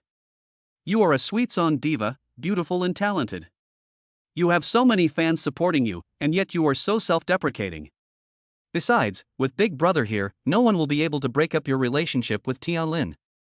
Just prepare for the start of the semester. Be a freshman at the Imperial Capital University that everyone envies. I'll tell Tianlin to be careful when I see him. He is very much in love, and there is absolutely no one else in his eyes but you. Don't think about it. With Jiang Yu's assurance, Jiang Yisun felt much better, and laughter came from the other end of the phone. Jiang Yu is well known in the capital, and his status is not low. He is also the imperial physician of Chuzhou. She just wanted to win over someone who could speak for the Gu family in advance, in case anything changed later. Thank you, big brother. I knew you loved me the most. Then you go ahead. I won't bother you. Okay. After hanging up the phone, Jiang Yisun's smile on her face froze. Humph, Jiang Tang, Tianlin can only be mine. In fact, her mother Wen Yalan had also promised her that she had already discussed the engagement with Gu Tianlin's mother. But the appearance of Jiang Tang really made her feel a strong sense of crisis, and she couldn't help but prepare for the rainy days. She called Gu Tianlin again, and only stopped when she had calmed her nerves. On the other end, Jiang Tang had a light meal and then followed Shin Songji's car to Jianan Hall. Shin Songji was the only doctor at Jianan Hall on weekdays, and he treated all kinds of illnesses. From infertility to baldness, people could come to him for help. The medicine he prescribed was purely traditional Chinese medicine, and the patients could basically recover after one course of treatment. The price was also particularly affordable, and the poor people could afford to see a doctor, so the reputation of Jianan Hall was spread from mouth to mouth. In fact, after Shin Songji finished seeing patients, Jiang Tang would prescribe the medicine remotely from Jiangcheng. The pills of Jianan Hall were also specially made by Jiang Tang and transported from Jiangcheng. Therefore, on the surface, Jianan Tang is owned by Shin Songji, but in reality, the real boss is Jiang Tang. Without Jiang Tang, Jianan Tang would not have the reputation and status it has today. Of course, it is not easy for pure Chinese medicine to survive in today's world, and there are many black spots in Chinese medicine. However, Jiang Tang does not care. Just like in the Chu dynasty in her previous life, she has a doctor's heart and will continue to do so if she can. Even if she sometimes has to work for free, she has no regrets. When the two of them arrived, there was already a long queue of people waiting to see the doctor. The two nurses at Jianan Tang were watching from the side, distributing numbered tickets, and the order was very good, with no scenes of people fighting over the tickets. Jiang Tang smiled contentedly and followed Shin Songji into the building. The fragrance of Chinese medicine that came at her face refreshed her and made her feel at ease for some reason. Shin Songji led her into the consultation room, put on a white coat himself, and gave one to Jiang Tang. Today, these common people who come to see the doctor are blessed. It is rare for the boss to sit in consultation. Jiang Tang smiled lightly, did not refuse, put on the white coat, and then gathered her long hair almost to her waist and fixed it with a translucent jade hairpin. The pendant on the hairpin dangled, making her look even more beautiful. After a day, all the patients who had been treated at Jianan Hall spread the word that Jianan Hall had a female doctor who was as beautiful as a fairy and had superb medical skills. They praised her to the skies, but she was cold and indifferent. This aroused the curiosity of many people, and even those who were not afraid of bad luck from seeing a doctor wanted to find out more. Chapter 10: Who Killed Shani? Gradually, night fell, the patients dispersed, and Jianan Hall put up a sign saying it was closed. Shin Songji helped Jiang Tang cook a bowl of clear soup noodles in the back kitchen of Jianan Hall. Eat it, and I'll take you there later. Jiang Tang, who had been busy all day, looked much gentler, not as cold as she had been during the day. After a sip of the soup, she seemed to like it, and after a few nods of satisfaction, she finished the bowl of noodles in a few bites. Shin Songji sat across from her, and his eyes involuntarily reddened. This was his aunt's only daughter, who had never had a father since she was a child. Now that she had grown up, her mother, who had been her only companion, had been murdered and lost her life. He had low tear points, and after looking at her for a few more seconds, tears welled up in his eyes and he began to sob. Oh, my poor aunt. And my single cousin. Auntie, you didn't even get to see Tang Tang get married and have a child before you left, and now. Jiang Tang, who was wiping his mouth with a tissue. This cousin after being reborn is quite good, just like her uncle in Jiangcheng, but they are both a bit effeminate, and sometimes lack a little bit of manly spirit. He sighed and said, don't cry. It was better not to say anything, but once he did, Shin Songji cried even louder. Sobbing and sniffling. Jiang Tang could not stand it anymore, and raised his voice, ordering her to stop crying. With just one sentence, Shin Songji immediately stopped crying. Switching freely, are you full? If you are full, let's go. I have investigated, Wen Yalan's assistant is called Chin Dan, and she can always get home at around 8 o'clock every day. Okay, let's go. At 8 o'clock in the evening, the nightlife in the capital is just beginning. When Yalin's assistant, exhausted from a long day's work, returned to her rented apartment building. She used her key to open the door, twisted her aching neck, and was about to enter when someone came in from the outside and covered her mouth, shutting the door behind her. The sudden situation scared her, and she opened her eyes wide in the dark room with the lights still off. Her body could not help but go limp. A whimpering sound came out of her mouth instinctively, as if she was begging for mercy. Suddenly, the hand covering her mouth loosened. Chen Dan was able to breathe and was about to shout for help. However, before she could say a word, someone behind her neck gave her a hard tap, and she was unable to say a word. She tried to rush out of the door, but the person behind her blocked her way and gave her another tap, making her unable to move. Fear spread throughout Chen Dan's body. It was dark in the room, she couldn't see the person in front of her clearly, and she didn't know what was happening to her, she just kept gasping for breath. The next second, a faint female voice sounded in front of her, "Chen Dan, if you don't want to die, answer me properly." After the sound, Chen Dan's neck was hit again. In a flash, Chen Dan realized that she could speak again. She stuttered, "Who are you? What did you do to me? What do you want? Why can't I move?" Her words were full of panic. The person in front of her was Jiang Tang, who lowered her voice deliberately. "What?" Chen Dan couldn't believe it. This wasn't a martial arts drama, so how could there be such a thing as a pressure point in reality? Jiang Tang sneered and didn't continue to engage in idle chatter with her. Who killed Shen Yi?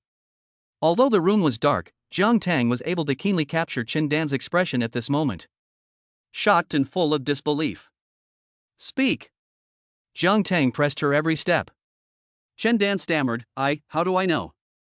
Jiang Tang in the dark heard this sentence, the corners of her mouth curled with a wickedness. "The driver who caused the accident spoke to you on the phone 10 minutes before hitting Shen Yi. You said in the call that you were going to take Shen Yi's life. Who are you?" Chen Dan was more and more frightened, because what Jiang Tang said was true, she was the one who called the driver. "You don't deserve to know who I am. You just need to tell me if when Yalin ordered you to do it." As soon as the words fell, Chen Dan hurriedly said, "No, definitely not." After hearing this, Jiang Tang felt that there was no need to interrogate her anymore, and the answer was obvious. However, in order to collect evidence, he once again induced her. "What, did she give you a favor, or did she make things difficult for you? Do you have something on her? Do you have to protect her like this?" "Neither," Chen Dan said again. Jiang Tang snorted, "Very well, if it wasn't her, then you're the murderer, and I'm here to take your life." Chen Dan really felt that the person in front of her would do what she said, and her breath and behavior were unprecedentedly terrifying. Before life and death, she had to tell the truth. I said, when Yalin instructed me." Because she said that the Jiang family wanted Shen Yi's daughter back for a marriage alliance, and she was afraid that Jiang Shihang would see Shen Yi and rekindle old feelings that threatened her position. She was also afraid that Shen Yi's daughter would steal her daughter's boyfriend, so she told me to hire a killer to kill her. Kill the older one first, and then slowly torture the younger one. When Yalin said she would give me 5 million after the job was done, so I agreed. Chen Dan wanted to beg for mercy after saying this, but Jiang Tang no longer wanted to listen. A silver needle that had slipped out of her finger was deeply stuck below Chen Dan's larynx. She didn't kill her immediately. Greedy people would rather live a bad life than die. She ruined her vocal cords and gave her a chronic headache, so that she could never speak again and was plagued by pain day and night. As for Wen Yalin, the real murderer behind the scenes, she was so vicious that she had to play with her little by little to get her off. It was getting dark again. Jiang Tang left the apartment and followed Chen Songji back to Binjiang Meishu.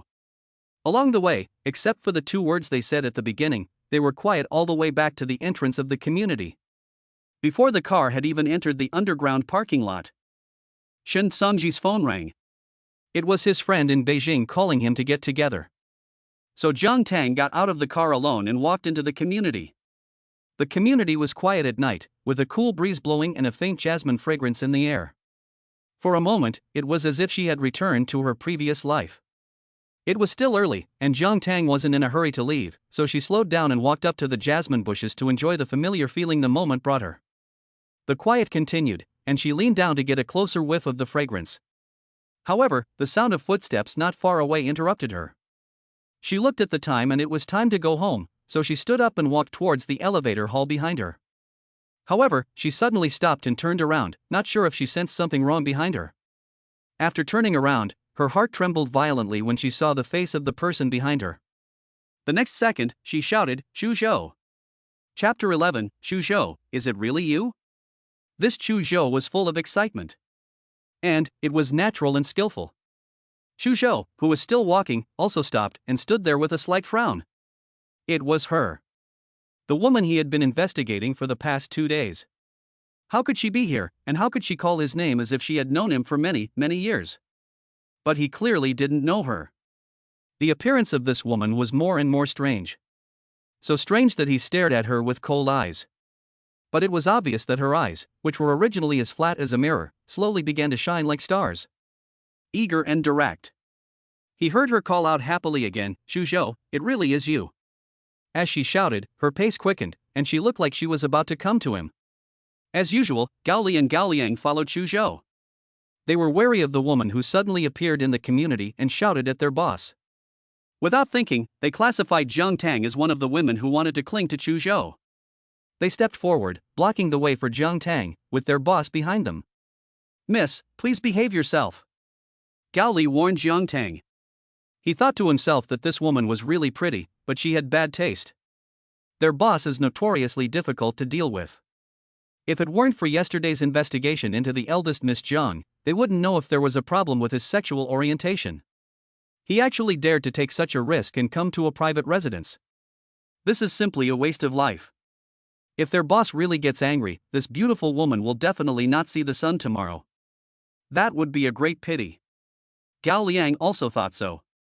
It would be a great loss to lose such a beautiful woman because of this absurd behavior. "I'm letting you off lightly, so get out of here and don't come back again. Don't even think about disturbing my master's private life." After saying that, he winked at Zhang Tang, signaling her to leave quickly. Their master is not a good man, and he doesn't know what it means to cherish a woman. However, Zhang Tang paid no attention to their kind reminder, and continued to look eagerly at Chu Zhou standing behind them. He was just as she remembered him, standing there in silence, a supreme being, like an eagle soaring through the sky, exuding a proud and decisive air of bloodthirstiness. To others, this would be terrifying, but not to Zhang Tang. She even found this air particularly attractive. She flashed a bright smile that no one had ever seen before, with dimples in her cheeks. "Chu Zhou, it's me, Zhang Tang. It's been a long time, how have you been? I didn't expect you to be here too. I'm so happy." Zhang Tang was really happy, and the upward curve at the corners of her eyes and mouth proved that she wasn't lying. As soon as the name Zhang Tang was mentioned, Gao Li and Gao Liang were struck by lightning, and suddenly realized.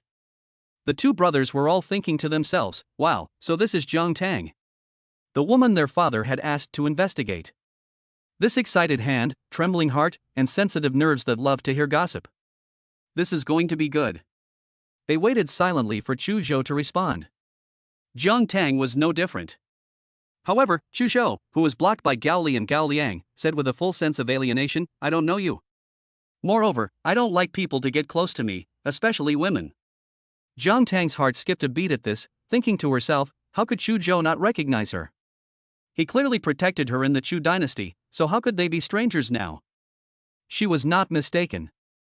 The person in front of her was clearly the same as he was in the Chu dynasty, with the same tone of voice, pitch, height, appearance.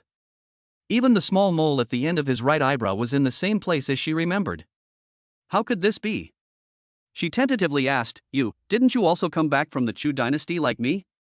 Hearing Zhang Tang's inexplicable words, Chu Zhou's sense of alienation increased even more, and a hint of impatience appeared on his cold face. His right hand, which was in his trouser pocket, was clenched into a fist. He shouted in a cold voice, "That's enough. Get out." Gao Liang heard Chu Zhou's shout and took another step forward, blocking the person.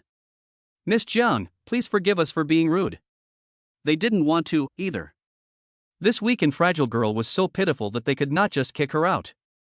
Their father is really hopeless. Yesterday, they asked them to check on someone, and today they want to get rid of them. The idea of abnormal sexual orientation came back, and it was stuck in their minds. Zhang Tang still didn't leave. Her face, which had been bright and smiling a second ago, gradually froze and became heavy. She took a step forward, regardless of Gao Li, who was blocking her.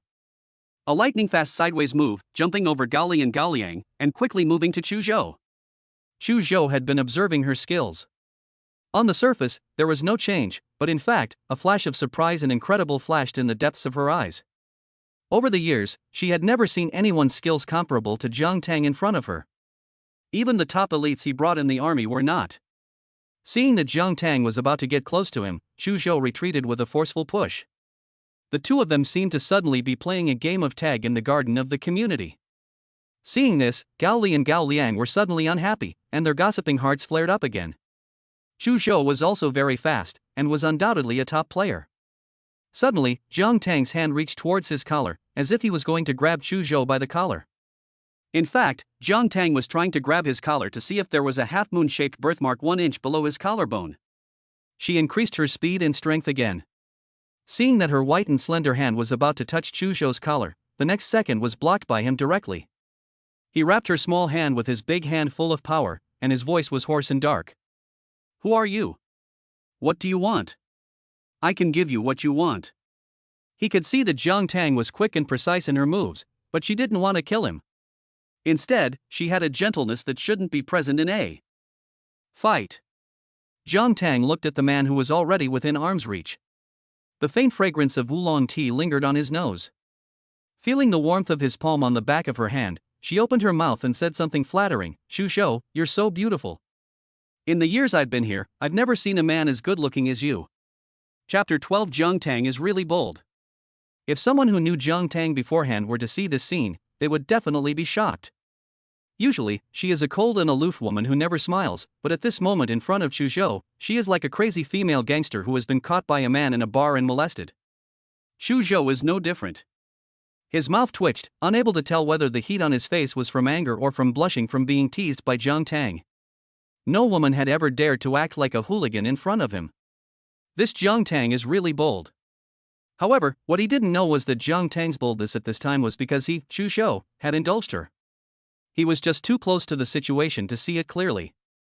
The two people who witnessed all this shock were Gao Li and Gao Liang, who were the only ones who could see clearly. They couldn't help but whisper. "Gao Liang, I'm shocked. What's going on? It's not right. I didn't dare to look at it just now, and I was worried that Master would tear Miss Zhang's bones apart like he did before. How come he didn't tear her apart, but was instead molested by her? Is Master not up to it? Can't he use his strength against a strong opponent?"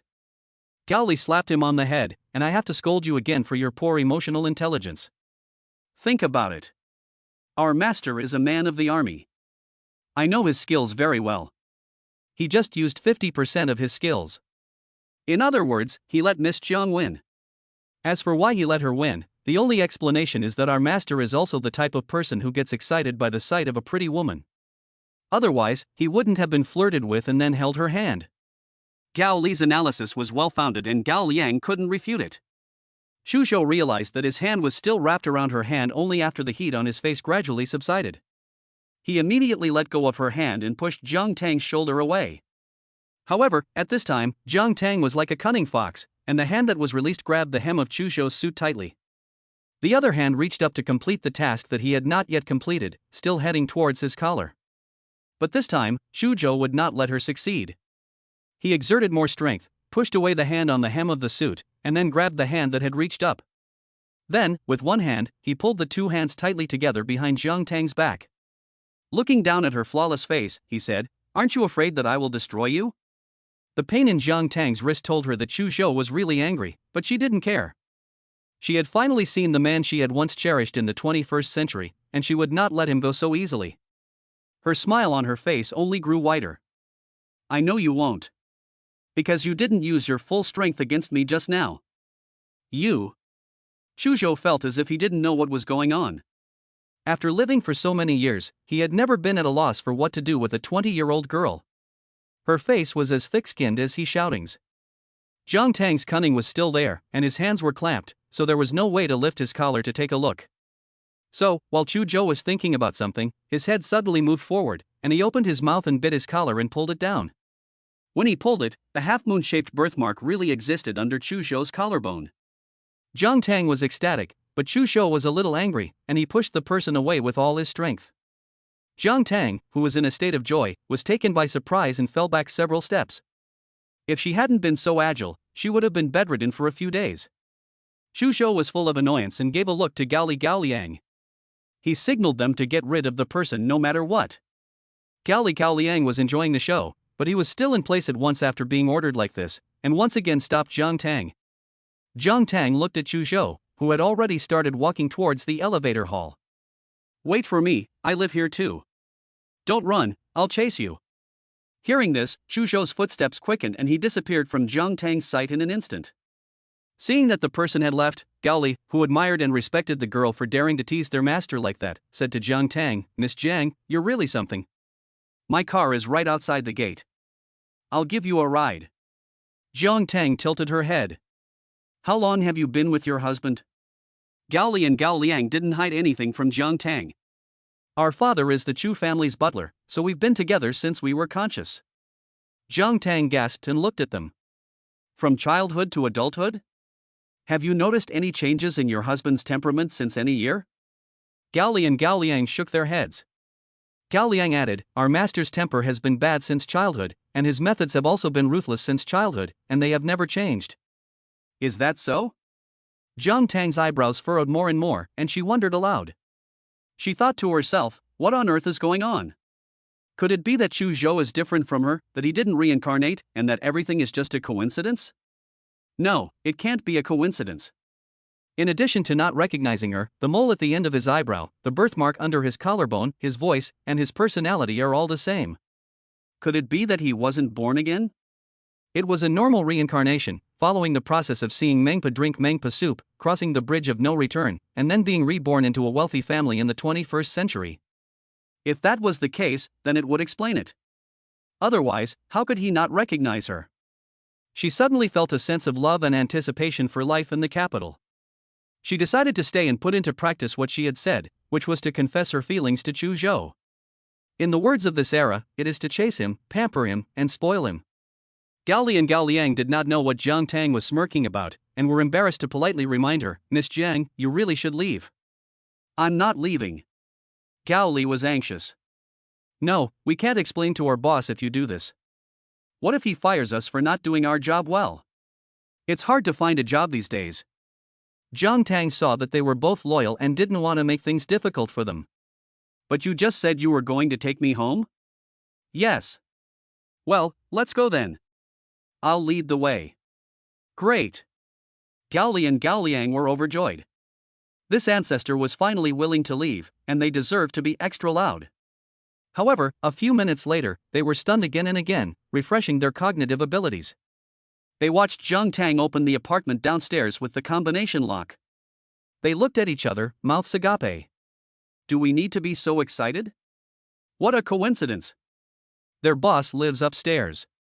The beautiful woman who flirted with their boss lives downstairs. No wonder Jiang Tang dared to say that she also lives here. This is probably a coincidence. From now on, their lives should be lively. Chapter 13, Pursuing Xu Zhou. After sending Jiang Tang home, Gao Liang was about to go up to the 52nd floor to report to Xu Zhou before going home. When he arrived, Xu Zhou's door was not closed, and he was sitting alone at the bar overlooking the night view of the capital. On the counter, there was a glass of vodka with a high alcohol content. He heard the noise from the door and knew that it was Gao Liang coming back. He did not turn around and took a sip of the glass. Even the strongest alcohol didn't make him frown. He exuded a chilling coldness. He just felt very restless after meeting Jiang Tang, so he opened the almost forgotten bottle of vodka as soon as he got back. He poured a glass and took a big sip.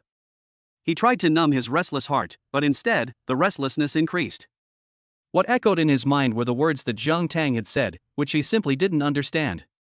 What rebirth? What do you mean you don't remember me? And those words that had molested him. He couldn't figure it out, so he took another sip of vodka. Gao Li and Gao Liang both stepped forward and walked to Xu Zhou's side. Master, Miss Jiang is home. Xu Zhou didn't reply, not even an aha. He thought to himself, she can go home if she wants to, what does it have to do with him, why would he tell him? However, the next second, Gao Liang couldn't help but blurt out, Master, we misunderstood Miss Jiang. Her encounter with you may have been a coincidence, because her house is directly below yours, that is, your neighbor on the 51st floor. We just saw her use the code to open the door at home. Gao Liang's words finally got Chu Zhou to respond. After hearing Gao Liang's words, Chu Zhou's hand that was about to reach for the glass stopped. His cold eyes lifted to look at them. Gao Li knew that Chu Zhou was interested and took the opportunity to add, "Master, Gao Liang is not talking nonsense. Miss Zhang's house is indeed downstairs. I have already checked, and she did not buy it.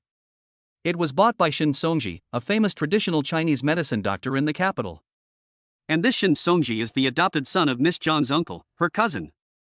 On the first day Miss Zhang came to the capital from Jiangcheng, after visiting the Zhang family, she went directly to Binjiang Meishu. "No wonder Miss Zhang shouted at you that she lived here. At first I thought she was making it up to get to you, but I didn't think it was true." Ha ha! Chu Zhou's arm was slightly raised, resting on the countertop and supporting her forehead. "Oh, she lives downstairs. This woman." After a moment, she waved to Gao Li and Gao Liang, signaling for them to go back. On the other side, compared to Chu Zhou's inexplicable restlessness, Jiang Tang looked visibly happy. In particular, after learning that Chu Zhou lives upstairs, her mouth could not help but rise in an arc. After she finished washing up, she lay in bed and dialed a call to Shin Songji, who was having a drink with friends. Shin Songji was playing dice with friends when he saw Jiang Tang call. Instantly, he looked at his friends in a flustered manner and whispered, "Quiet, quiet, my ancestor is calling." Shin Songji's ancestors had never appeared in his social circle, but they were always a presence like a flood or a monster. Shin Songji was satisfied with the cooperation of his friends, and after giving them a thumbs up, he pressed the connect button. "Hello, Tang Tang, what's wrong?" The room was really quiet, and you could hear Jiang Tang's good voice coming out of his mouth. "Are you back? I have a favor to ask you. He hasn't returned yet, so why are you suddenly being so polite? We don't have any problems between us. Just tell me what it is, my cousin is listening." Jiang Tang rolled around on the bed, hugging his big white goose doll, and asked me to investigate someone for him. "Okay, who? Tell me, I'll look into it as soon as I hang up." Jiang Tang's tone was flat, as if he was talking about something casual. "Chu Zhou." Shin Songji couldn't sit still, and the whole person slid off the sofa and fell heavily to the ground. It was obvious that he had fallen hard, and his butt must have been in pain, but at this moment, he couldn't care about the pain. He turned to Jiang Tang on the other end of the phone and asked, "What? Who? I think I'm a little deaf." Not only did he think he was a little deaf, but all of Shin Songji's friends at the scene also thought they were a little deaf. Jiang Tang repeated, "Chu Zhou. Chu Zhou, right? I didn't hear it wrong, right?" Shin Songji choked on his saliva and looked at his friends while asking Jiang Tang with tears in his eyes. His friends nodded to him to confirm. Jiang Tang also confirmed, "Yes." Shin Songji only felt his heart pounding. Okay, wait for me, I'll be right back.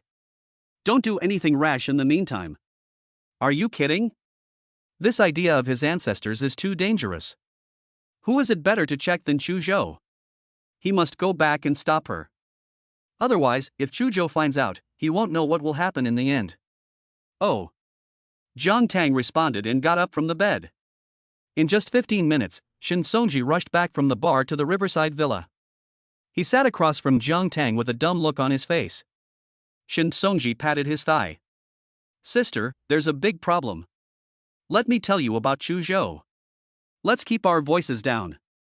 After all, she lives upstairs. If she hears us talking about her behind her back, it won't look good." Jiang Tang raised an eyebrow, wondering why he was acting so strangely, like a thief. She leaned back on the sofa. "Okay, you go ahead." Shin Songji took a sip of iced water to quench his thirst. There are 4 major financial families in the capital: the Lu, He, Gu, and your Jiang family. These 4 families are already very powerful in the capital, whether in terms of connections or assets. However, there is one family, or rather one person, that is above these 4 families. This person is Chu Zhou. It was about 6 years ago. At that time, the Chu family's once glorious business empire was on the verge of decline. The patriarch of the Chu family could not bear to see his empire crumble, and he died of a broken heart. However, he probably did not want to see his family business disappear, so before he died, he urgently summoned his grandson, who held a high position in the military, to take over. This grandson was Chu Zhou. At that time, everyone respected Chu Zhou on the surface. After all, his position was intimidating, but behind the scenes, everyone was talking about him and did not think highly of him. He was said to be suitable for the military, and taking over the Chu group would only accelerate its decline. especially Chu's competitors. Later, just 2 years later, Xu Zhou actually revitalized the half-dead Chu group. Not only did he revitalize it, he also became the top financial group in the capital business district. After so many years, he has already left far behind the 4 major financial groups and the 8 leading groups. And because of his decisive and resolute character and his ability to get things done, Xu Zhou has become the top figure in the capitals. Pyramid. You have to know that Xu Zhou is only 27 years old, but he has such courage. Jiang Tang listened with great interest, and she never expected that Xu Zhou in the 21st century would also have the same strength and prestige as he did during the Chu dynasty. Suddenly, a proud smile appeared on the corner of her mouth. Shin Songji didn't quite understand her actions today, and the smile that appeared at this time. Also, I seem to see you smiling. What are you doing? Jiang Tang rested her chin in her hand, looking serious. I just want to learn more about him and then pursue him. Chapter 14. He's in my aesthetic. Wow. It was clearly the middle of the night, but Shin Songji felt like he had been struck by lightning, and his mind was blank. He couldn't say anything, so he could only spit out the essence of the nation. He got up from his seat and hurriedly moved to Jiang Tang's side. He touched her forehead with his hand, but she didn't have a fever, so she was fine. What on earth was going on? Come on, you're a better doctor than me. Feel for yourself, or tell me if you're not feeling well. Or did you secretly eat poisonous mushrooms and have hallucinations? Or maybe I'm hallucinating. Jiang Tang was speechless. She forcefully pushed Shin Songji's hand away from her forehead. Shin Songji tried to calm himself down. It was only natural, Jiang Tang always said what she meant. He sat down across from her again, with a wry smile. No, didn't you tell me before that you weren't interested in men? How come? And why Xu Zhou? Jiang Tang still had his chin in his hand. I'm a face maniac, and he happens to be my aesthetic. Shin Songji is one of the few people she can trust after her rebirth, but she can't tell him that she was reborn and that Xu Zhou was the person she liked in her previous life. That would be too scary. Therefore, after careful consideration, the explanation of being a face-obsessed person is just right. Shin Songji sighed, okay, Xu Zhou's appearance is really something. But rumors say that he doesn't like women, and it's possible that he likes men. I'm worried about you. Jiang Tang suddenly said, he is definitely more straight than you. Shen Songji. Okay, he couldn't think of anything to say. He hadn't even caught up with her yet, and he was already defending her. He tried to persuade her again, but when he saw that Jiang Tang was yawning and tired, he left her home. When he walked out the door and pressed the elevator button, he felt uneasy. He thought about going back in to give her a few more words of advice, but then the elevator door opened. Coincidentally, the person who was standing straight inside was the Buddha that Jiang Tang wanted to chase. This. He was struck by lightning again and was at a loss for a moment. He wanted to get into the elevator, but Xu Zhou was inside, and his legs were shaking like they were filled with lead. He wanted to go back to Jiang Tang's house, but he was afraid that she would be sleeping and he would disturb her. He felt like he was going to die either way. Until Xu Zhou's voice rang out, clearly dissatisfied. Shin Songji ran in 2 or 3 steps, saying, Oh, I'm coming. Master Chu, it's really a coincidence to run into you in the elevator at this hour. I live downstairs, and 51st floor is my cousin Jiang Tang's home. She asked me to come over because she had something to do. We don't have much contact with each other during the week. It only took a moment to get to the next floor, and Shin Songji explained everything he needed to. It was clear that he was full of the desire to survive. It was also clear that he was trying to leave a good reputation for Jiang Tang in advance. But Xu Zhou never opened his mouth, looking aloof. Shin Songji walked out of the elevator, and only then did he slightly curl his fingers when the elevator door closed again. Staring at the closed elevator door, the indifferent gaze reappeared the restlessness that he had finally suppressed. After a few seconds, a snort came out of his mouth, and the whole person looked extremely evil. Cousin? At that time, it was late at night. In a luxurious resort on the outskirts of the capital, which was popular with young ladies and gentlemen, there was still music playing. The resort had a bar. On the dance floor of the bar, men and women dressed in beautiful clothes danced to the music, sexy and rhythmic. The loft of the bar is a private room that only successful people with a lot of money can book. Among them, the 888 room is full of sexual tension. Jiang Yisan, wearing a short dress, snuggled up in Gu Tianlin's arms, cooing. The collar of the dress was open, revealing a hint of her white, proud breasts, making people unable to stop daydreaming. Gu Tianlin, leaning on Jiang Yisun, is a handsome young man who was famous in the capital for his talent and good looks. He is also the successor to the Gu group. He also has another identity, as the nephew of Chu Zhou. Gu Tianlin's mother, Chu Yun, is Chu Zhou's cousin and has watched Chu Zhou grow up. Therefore, in the capital, in addition to Jiang Yisun, there are many young women who want to climb this high branch. Gu Tianlin had 2 obvious lipstick marks on his right cheek. At a glance, you could tell that he had just had a good time. He leaned down and kissed Jiang Yisun on the shoulder, then helped her pull up her collar and fix it. Shener is really getting more and more beautiful. Jiang Yisun looked shy and hated it. Gu Tianlin hugged her tightly. My mother said that after these few days of work, she will come to your house to discuss our engagement. Upon hearing this, Jiang Yisun's face was full of joy, but she sighed heavily. Tianlin, it's my sister who is engaged to you. If this gets out, will it? I'm worried that it will have a bad effect on you. Good Xiner, you don't need to worry about these things. Besides, I heard that this engagement was originally supposed to be my disabled eldest brother's, but because he is disabled, it accidentally fell on me. Now that Jiang Tang is back, it's perfect. I'll return the engagement to my brother, and let him and your sister continue to fulfill the engagement. Is that really okay? Jiang Yisun looked up at Gu Tianlin with a look of adoration. Gu Tianlin vowed, of course, the future head of the Gu family can only be you. At this, Jiang Yisun could not hide her joy, and tightly hugged Gu Tianlin's waist. Tianlin brother, you are so good. Xiener, you are even better. Jiang Yisun gave a shy smile and buried her face in Gu Tianlin's arms. In a place where Gu Tianlin couldn't see, her eyes became full of satisfaction. The corners of her mouth were curled up. She thought to herself, Jiang Tang, I already said it, Gu Tianlin can only be mine. Other than that good-looking body of yours, you are a woman who is completely ignorant and uneducated. The successor of the Gu group will never fall into your hands. You are lucky to be with Gu Tianyu, who is paralyzed from the waist down. Chapter 15, An Encounter with Chu Zhou in the Elevator. The next day, early in the morning. As soon as it was light, Jiang Tang climbed out of bed. Today was the day she had promised Dean Mu that she would start working at the Chinese medicine hospital. She always had a sense of time and would never make the person she had promised to wait for even a minute longer. So, she got up at this time to be fully prepared to report to the Chinese medicine hospital. She made herself a bowl of congee and a few side dishes to fill her stomach. She changed into the clothes she had prepared the night before, stood in front of the full-length mirror, and looked at herself from top to bottom. The white wide-legged suit pants and the almond-colored mid-high-neck short-sleeved slim-fit knit top, worn on her tall body, erased 3 points of her own coldness and added 2 points of gentleness. It also outlined her good figure vividly. A light application of makeup made her already beautiful face even more beautiful. The bag she had put aside was the one Shen Yi had bought for her in Jiangcheng. She liked it very much and had been using it for a year. She leaned down to pick up the bag, put on the high heels she had only learned to wear last year, and dialed Shen Songji's number. And asked him to drive her there. Shen Songji didn't answer, so Jiang Tang dialed again. However, he didn't answer again. That's strange. Jiang Tang muttered.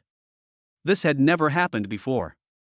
Every time she called him, he answered within a few seconds. Moreover, it was Shen Songji who had promised to drive her there. What was going on today? She wasn't the type of person who lacked patience, so she dialed a third time. Shen Songji apologized as soon as he spoke, saying, I'm sorry, I was up all night last night. I'll pack up and go down. Give me 5 minutes. After hearing Jiang Tang's words and seeing Chu Zhou last night, he had spent the whole night doubting life. Jiang Tang was relieved to know that Shen Songji was fine. She could tell that he was seriously sleep-deprived. You don't need to sleep. I just wanted to tell you that I can go by myself. No, that's not good. That's it. Go to sleep. Jiang Tang was resolute and hung up the phone after saying that. She was not a domineering person, and she could do things herself. She hung up the phone, opened the door and walked out. The elevator stopped on the 52nd floor, which she knew was the floor where Chu Zhou lived.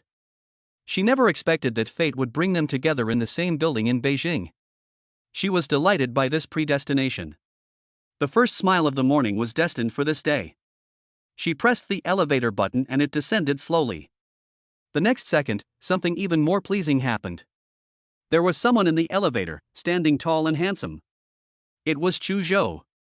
The two of them locked eyes. One had a visible smile on his face, while the other looked calm and composed. The calm and composed one looked outwardly calm, but inwardly he had already let out a deep sigh. This riverside villa was his property, and originally he had wanted it to be quiet and the residents pure. Now, he would have to ask Gao Li to find him another place to live. Jiang Tang didn't care what he was thinking, she just thought that she had to seize the opportunity. She walked lightly forward and stepped into the elevator. "Good morning, Mr. Chu." Jiang Tang had a good voice, and when she spoke, it was soft and sweet, like a cat, scratching the other person's heart. Mr. Chu Zhou was so surprised by her greeting that he suddenly put his hands behind his back, like an old cadre, and rolled his Adam's apple, What he didn't know was that he had treated her differently. Last night, when Shen Songji greeted him, he didn't even give him a glance. As for Mr. Chu Zhou, this greeting from Jiang Tang was like a demon, which only strengthened his determination to move. Otherwise, it always felt like people with his strong willpower couldn't resist it. Keen as Jiang Tang, she saw these actions in her eyes and smiled. Thinking of something, she turned her head and looked at his handsome side face. "Mr. Chu, there is a saying that a distant relative is not as good as a close neighbor. Today my cousin is delayed and cannot send me to work. Can you kindly give me a ride? It's not on the way." Chu Zhou didn't think about it and said it coldly. Jiang Tang's eyes were bright. "I haven't even said where I work, how do you know it's not on the way? What if it's a straight shot?" Chu Zhou looked straight ahead, reminding himself not to make eye contact with her. "My time is precious, and it's not a straight shot anywhere." "Oh." Jiang Tang lowered her head, looking very disappointed. "I'm new here, my mother is dead, my father doesn't love me, and there's a big family that loves to scheme against me. If you're not going to give me a ride, I'll just call an online car service. I just hope I can meet a good driver." As she spoke, Chu Zhou felt an inexplicable sense of unease in his heart. His tongue pressed tightly against the inside of his cheek, and he hoped that the elevator would speed up.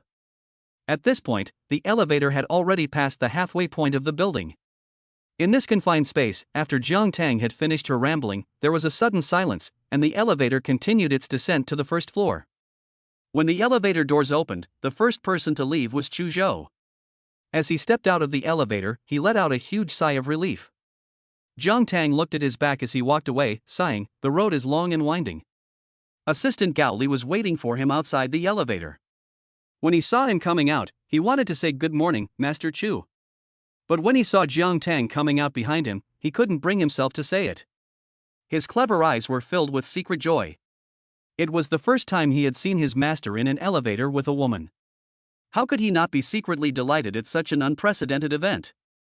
Not only was he secretly delighted, he also felt that their master and Miss Jiang had a future together and could look forward to it. Chu Zhou walked quickly and hurriedly. Gao Li and Jiang Tang nodded and said hello, and then desperately kept up. The Rolls-Royce stopped at the entrance to the Binjiang Meishu community.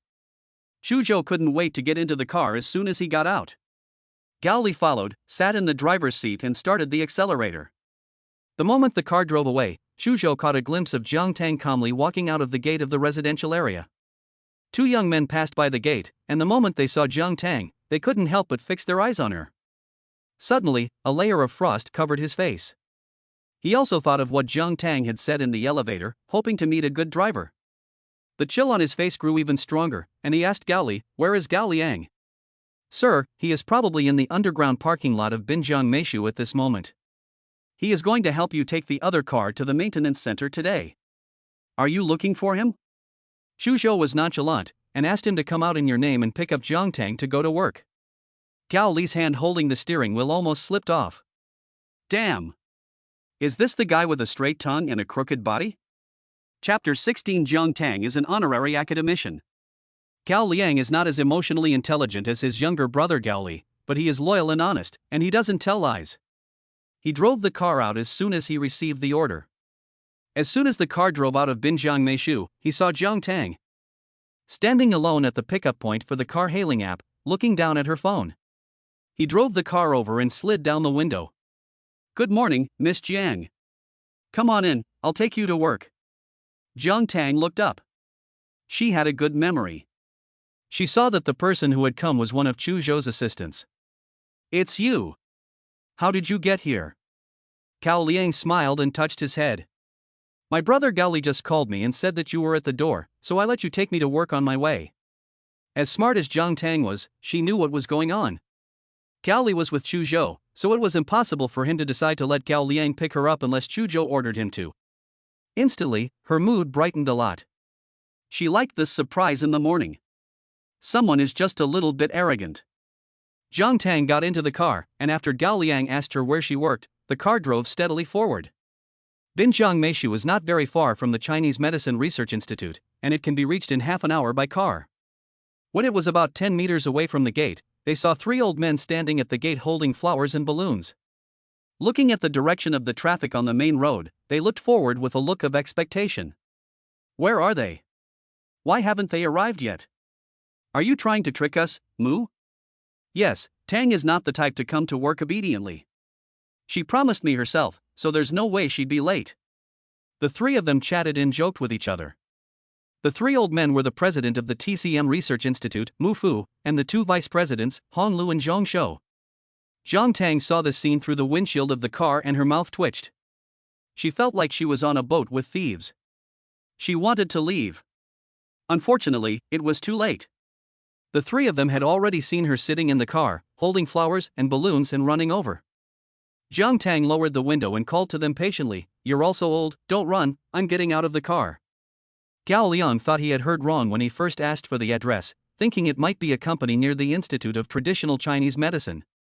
He didn't expect it to be the Institute of Traditional Chinese Medicine, and he saw the famous Fu Lu Shou of the Chinese Medicine Research Institute running out to greet him. This must be a very important person to have this kind of treatment. He stopped the car and asked weakly before Jiang Tang got out of the car, "Miss Jiang, what is your position?" Jiang Tang loosened the seatbelt and didn't know yet. "I'll see what they arrange later. Thank you for driving me here. I'll also have to trouble you to say thank you to Chu Zhou later." Okay. Gao Liang nodded, and then he said, "Miss Jiang, you take care, and why don't you add me on WeChat? If you need a ride home, you can call me." Gao Liang was just being nice, and he didn't have any ulterior motives. Jiang Tang didn't expect that Chu Zhou hadn't added Gao Liang on WeChat yet, but he had added his assistant. That was good. It was like getting inside Chu Zhou's inner circle. "Okay, I'll add you on WeChat, but I don't need you to pick me up after work." "Thank you." She had an appointment with Jiang Yuan tonight to discuss the marriage contract, and it was just past the Institute of Traditional Chinese Medicine. Gao Liang, good. As soon as he left, Jiang Tang turned around to look at the 3 fortune, prosperity, and longevity statues behind him. And the flowers and balloons they were holding in their hands.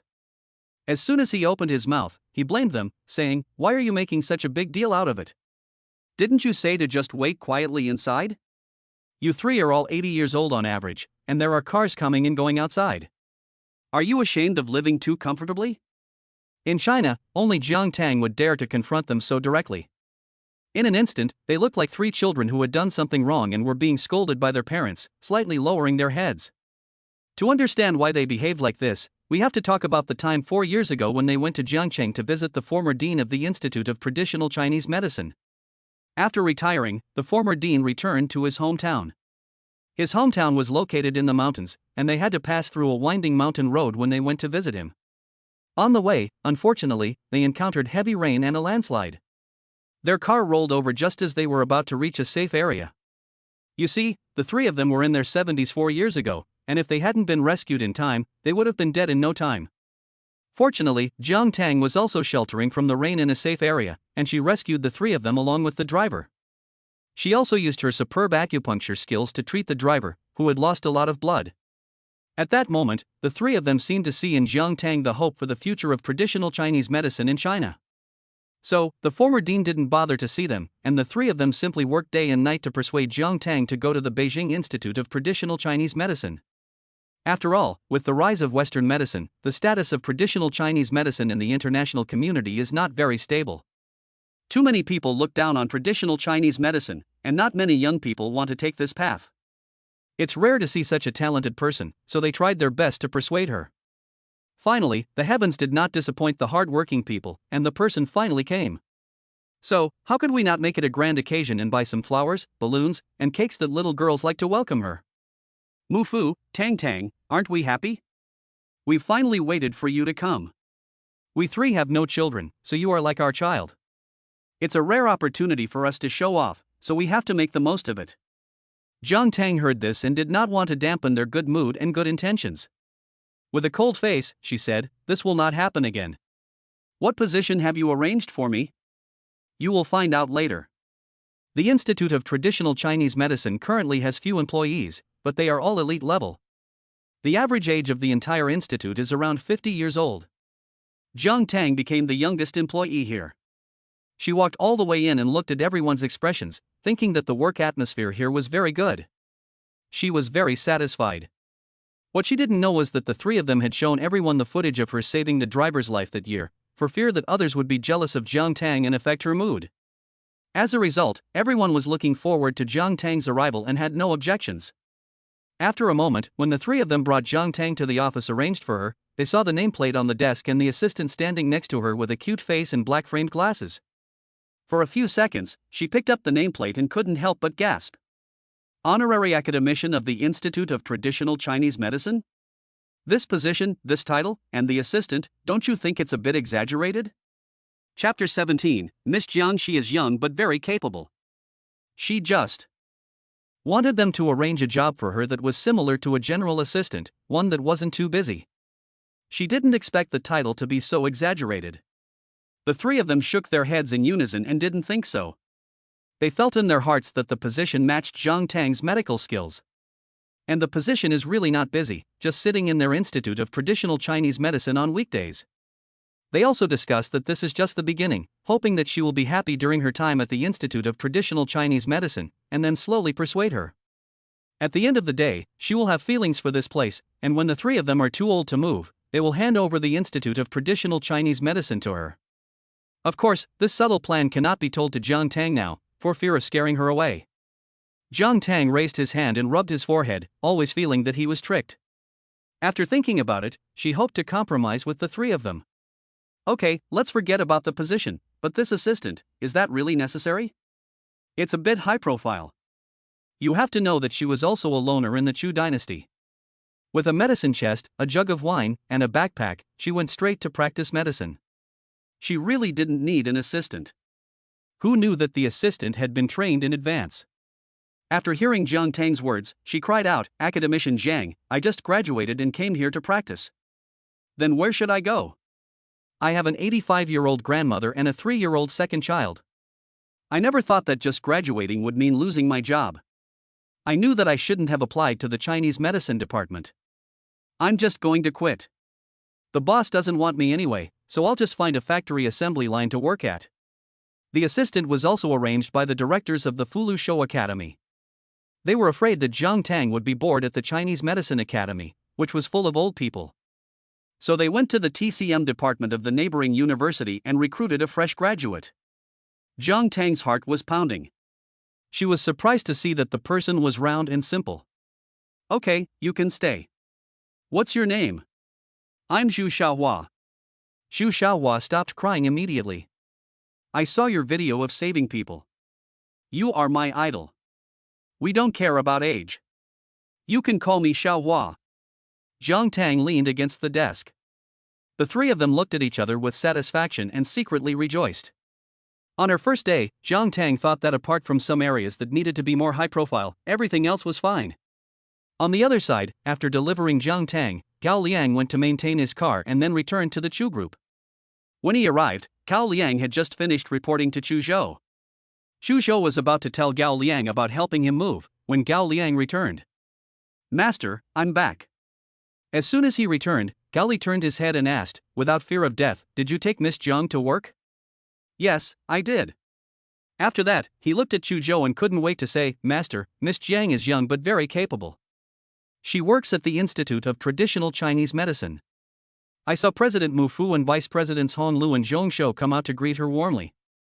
I can't imagine what kind of talent they would do that for." "Really?" Gao Li glanced at Chu Zhou with a sly smile on his lips. But Chu Zhou didn't seem to be very interested. Gao Liang added, "Oh, and Master, Miss Jiang wanted me to tell you thank you for letting me take her to work. I also added her WeChat account. Do you want to personally tell her you're welcome?" Zhou paused in his work, didn't look up, and said without any emotion, "Go out." Gao Li and Gao Liang exchanged a glance, and seeing Zhou like this, they didn't say anything and left the office. As soon as they left, Zhou closed the file in front of him, opened the drawer, and took out the cigarettes and lighter inside. He held the cigarette to his lips, skillfully lit it with the lighter, took a puff, and exhaled a cloud of smoke. The whole person looked lazy and sloppy. A few seconds later, he opened the drawer on the other side of the desk, and inside was the information he had asked Gao Li to investigate about Jiang Tang. He stared at the information, took it out, and placed it on the desktop to open it. His eyes fell on the line that said he dropped out of school at the age of 15. A few seconds later, he let out a smirk of indulgence that he himself did not notice. His skills and status are so unexpected. Jiang Tang's first day at work was over. Xu Xiaohua took her to the gate. "President Jiang, shall I take you home? I just got my driver's license. Do you mind being my first passenger?" Jiang Tang liked Xu Xiaohua very much, but she was a bit too enthusiastic. After a day, she almost gave her all the snacks she had brought in her bag. "No thanks, someone is picking me up." "Is it a boyfriend?" Jiang Tang confessed, "No, it's my cousin." As for a boyfriend, I think of Zhou's dignified and unyielding face. Xu Xiaohua let out a wow when she heard this. She was a little curious about the man who could make Jiang Tang chase after him. "Oh, right." Jiang Tang thought of something. "Xiaohua, if possible, don't call me Jiang President. It's weird and formal. You're older than me, so you can just call me by my name or something else." As soon as he finished speaking, Shin Songji's car drove up to Jiang Tang and Xu Xiaohua. "Tang, let's go." Xu Xiaohua looked at Jiang Tang's car as it drove away, her face a picture of infatuation. Tonight was the day Jiang Tang and Jiang Yuan had agreed to discuss the marriage contract. The location was set at the top-class hotel in the capital, the Ace Hotel chain under the Chu family, the Royal Court. It was rush hour, and Shin Songji's car was stopping and starting. Jiang Tang straightened her makeup, put on lipstick, and said, "I've been studying for my driver's license for a year. It would be more convenient to have a car." Although Shin Songji was willing to give her a ride, or she could shamelessly borrow Chuzhou's car, she couldn't rely on others for everything. Shin Songji's car sent her a contemptuous smile. "Oh, Tang, I really don't want to discourage you. Not to mention that you haven't touched a car in a year, and you learned to drive with a license. You had to retake the test 10 times to back into a parking space. Do you think you can handle it after you buy a car?" It was rare for Jiang Tang to be embarrassed, and what Shin Songji said was the truth. She was a Chu dynasty person who came to the modern era, so what if she had to retake the test 10 times to back into a parking space? She was a strong person in both lives, so she was going to buy it. Shin Songji sighed, knowing her character. "If she wants to, then fine. I'll take you to buy it when you have time." "Okay." The two of them said as the car slowly stopped in front of the Huangting Hotel. Jiang Yuan gave Jiang Tang the VIP room number 666. She got out of the car, and her usual cold image reappeared, and she walked gracefully into the Huangting alone. Jiang Yuan's butler, Li Shang, was also there, and Jiang Yuan had sent him to greet her. Even though it was the second time he had seen Jiang Tang, he was still clearly taken aback. "Miss, we meet again." Jiang Tang nodded and followed Li Shang, humming. What she didn't know was that in addition to Jiang Yuan, who had invited her, the people who had killed Shen Yi were also there, Wen Yalan, Gu Tianlin, and his mother, Chu Yun. Chapter 18, The Masked Fiancé. The Royal Court Hotel is truly worthy of its name, with luxury everywhere, just like a palace. In VIP room 666, Wen Yalan, the person with 8 faces, would pour tea for Jiang Yuan, and then praise Chu Yun for her good skin care and Gu Tianlin for his good looks. She made the three of them very satisfied with her. In fact, Chu Yun did have good skin care. With money and no worries, she is also a Chu family member, and wherever she goes, she is flattered by the Chu group. She seems to have a little more arrogance than Wen Yalan. She is actually very satisfied with Wen Yalan, her future in-law. She knows that the strength of her mother's family, the Wen family, cannot be underestimated, and it will be of some help to Gu Tianlin in the future. Zhang Yisan is also not bad. Although she is a singer in the entertainment industry, she can be said to have the ability to get into Beijing University, and she is both talented and beautiful. Now, a man named Jiang Tang, who is engaged to her son Gu Tianlin, has appeared. He is the daughter of Jiang Shihang and his ex-wife. She went to see the Gu family head about this, and Jiang Yuan, the head of the Jiang family, was also there. The two of them persuaded him to cancel the engagement with Gu Tianyu. However, the head of their family is very conservative. He said that Gu Tianyu is paralyzed on one side and will harm Jiang Tang, which is not fair. The engagement was still carried out as originally planned, with Gu Tianlin and Jiang Tang continuing to carry it out. Upon hearing this, Shu Yun could no longer sit still. She had investigated Jiang Tang and found that he had dropped out of school at the age of 15. How could someone like this be worthy of their son Gu Tianlin? So she had to work with the Jiang family to find a solution. She heard that Jiang Yuan had arranged a meeting with Jiang Tang, so she had to come over. She had also experienced the family feuds of a large family and understood the intentions of the two people in front of her, so she went straight to the point. I don't think much of Jiang Tang. I believe you don't want to have a marriage with someone who is uncontrollable. So what I mean is, since we all have the idea of returning the engagement to Gu Tianyu, then we might as well take this opportunity to match them up. Anyway, Gu Tianyu has been living in this presidential suite for years. It's not very good. Wen Yalan was very surprised and covered her mouth. This private room was booked by Jiang Yuan. Why did he book it here? Because he knew that Gu Tianyu had been living here for years. He first revealed this information to Chu Yun, wanting to use her to handle this matter.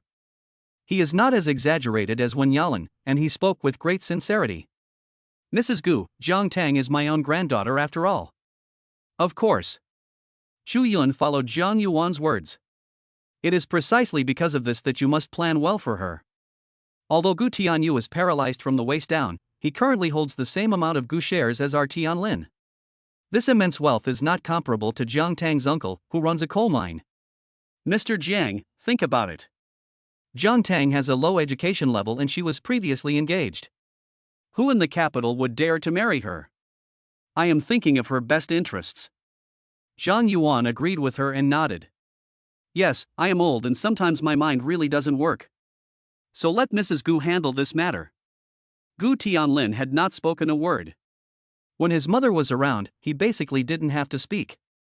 But one thing is certain, he doesn't want to be engaged to Jiang Tang. Shuyan smiled with satisfaction and arranged for a small pill to be put in the cup of tea that Jiang Tang was about to drink. After that, the four of them looked at each other, their minds were different. At this moment, the door was knocked from the outside. Wen Yalan, it should be our Tang Tang coming. Mrs. Gu, take a good look, our Tang Tang is not as bad as a movie star. She was so enthusiastic that people who didn't know her would think she was the daughter of the family. Shu Yun looked at her with disdain. She was a little girl from a small town with no education. No matter how good-looking she was, she looked down on her from the bottom of her heart. Gu Tianlin was the same. He crossed his legs and looked as if he had nothing to do with it. The next second, the door opened. Li Sheng came in with Jiang Tang in front of him. Master, Madam, Mr. Gu, our eldest daughter is here. After that, he moved aside to let Jiang Tang pass, and said, Miss, please come in. Jiang Tang nodded and walked lightly into the room. On the way here, Li Sheng had told her that Jiang Yuan was not the only one, so she was particularly composed when she met the others. Her voice was still as beautiful as ever, and the moment she opened her mouth, people couldn't help but turn their gaze to her. This look also made Chu Yun and Gu Tianlin's expressions gradually stiffen. Especially Gu Tianlin, with a pair of greedy eyes, looked at Jiang Tang from top to bottom, his Adam's apple rolling up and down, and said in disbelief, Are you Jiang Tang? Gu Tianlin is famous in the circles of the rich and powerful as a gentle and elegant young master who never misses an outing. But this behavior is really contrary to the words gentle and elegant young master. The other three people who are used to being in the circles of the rich and powerful don't know what's wrong with Gu Tianlin. Wen Yalan couldn't wait to strangle Jiang Tang on the spot. After being amazed, Chu Yun also saw Gu Tianlin's expression and was obviously displeased. To be honest, she has been in the capital for so long, and she has an entertainment company under her name. She has seen thousands of celebrities, but she has never seen one as unforgettable as Jiang Tang. If she wants to become a celebrity, no one's appearance can beat it. Unfortunately, she is engaged to her own son, so she can only be a disaster. Jiang Tang swept over Chu Yun and Gu Tianlin, who was asking her questions, with a faint smile on her lips. Jiang Yuan was the eldest here, and pointed to the place where a bowl and chopsticks were placed in front of him, along with a cup of warm water. Okay. Jiang Tang responded, giving the impression that she was very obedient and could not be faulted. She sat down gracefully, and her eyes lingered on the cup of tea in front of her for less than a second before moving away to look at everyone at the table. So many people came today to talk to me about the engagement? Is that right? Her voice was gentle, and she looked at Gu Tianlin again. Is this gentleman my fiancé that I have never met? Chapter 19. Jiang Tang was framed. Gu Tianlin was so asked by Jiang Tang, and for a moment, his mind was like possessed. Oh, yes, I am. In contrast, Chu Yun was much more sober, and he coughed twice, cough, cough. He pulled back Gu Tianlin's thoughts. Wen Yalan was also restraining her inner dissatisfaction, tightly clenching her hands. She kept cursing Jiang Tang in her heart. Seeing this, Jiang Tang lowered her eyes while curving her lips. Under her thick eyelashes were seductive eyes. She picked up the wet towel on the plate and gently wiped her hands.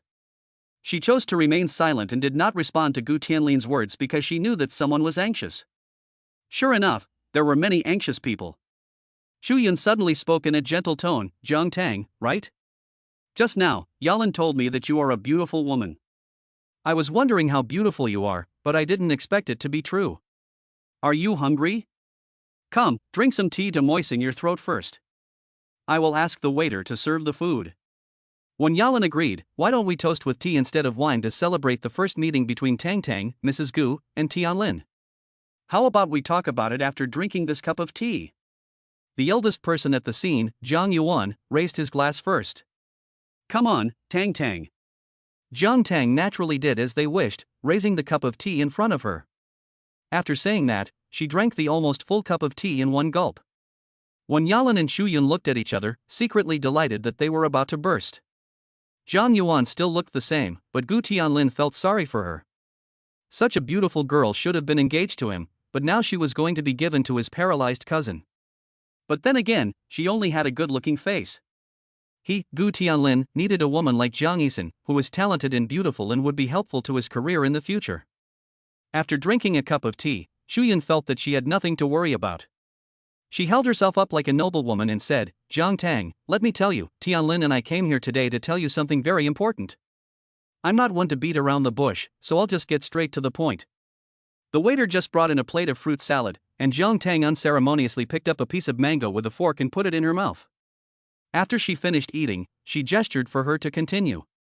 Chu Yun didn't know why, but for a moment, she saw her cousin Chu Shou pointing at the river and mountains. She tried hard to shake herself out of it and adjusted herself. It's like this. You and our Tianlin have a marriage contract. But this marriage contract originally did not belong to him, but to his older brother Gu Tianyu. Later, for some reason, the marriage contract accidentally fell on his head. And what Tianlin likes is Jiang Yisan, your younger sister. They are in love and have reached the stage of engagement. Our Tianlin is the successor of the Gu group, and his wife must have a decent education, so we then cancel the marriage contract. Jiang Tang suddenly interrupted Chu Yun's words. His tone was flat, as if he was talking about something she despised. Several people at the scene couldn't react for a while. It's that simple. Don't you have to maneuver for a while? After all, the Gu family is a real noble family, and Gu Tianlin is also a prodigy.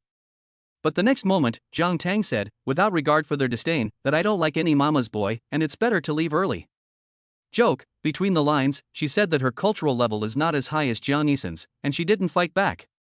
Gu Tianlin looked at her expression. He was originally unhappy when he heard her say that she would withdraw from the marriage, and now he was insulted. Chu Yun was also unhappy, but to maintain her image, she could only silently pray in her heart that the tea's medicinal effects would work faster. Wen Yalan was smooth and tactful, and she didn't mind watching the fun. Tang Tang, how can you say that about Tianlin? He's not a mama's boy. You don't know that Tianlin is very popular with young women in the capital, and he is one of the 4 famous young masters in the capital. Jiang Tang took another bite of mango and glanced at Gu Tianlin with a look like he was looking at a fool. What kind of person is he, one of the 4 young masters of the capital? He joked, without explaining for him. 6 words, not very harmful, but extremely insulting. Chu Yun, who was defending her son, finally couldn't help but stand up and slap the table. You ill-mannered thing, what makes you say that about my son? Jiang Tang let her say it, looking at Zhang Yuan, you let outsiders treat your granddaughter like this? Zhang Yuan is not stupid. He won't offend either side. Mrs. Gu, my eldest granddaughter is new to the capital. Let's just let this pass. Since our Tang Tang has said the engagement is off, then listen to her. I, Zhang Yuan, will do my best to cancel it for her. We won't eat anymore. Let's go.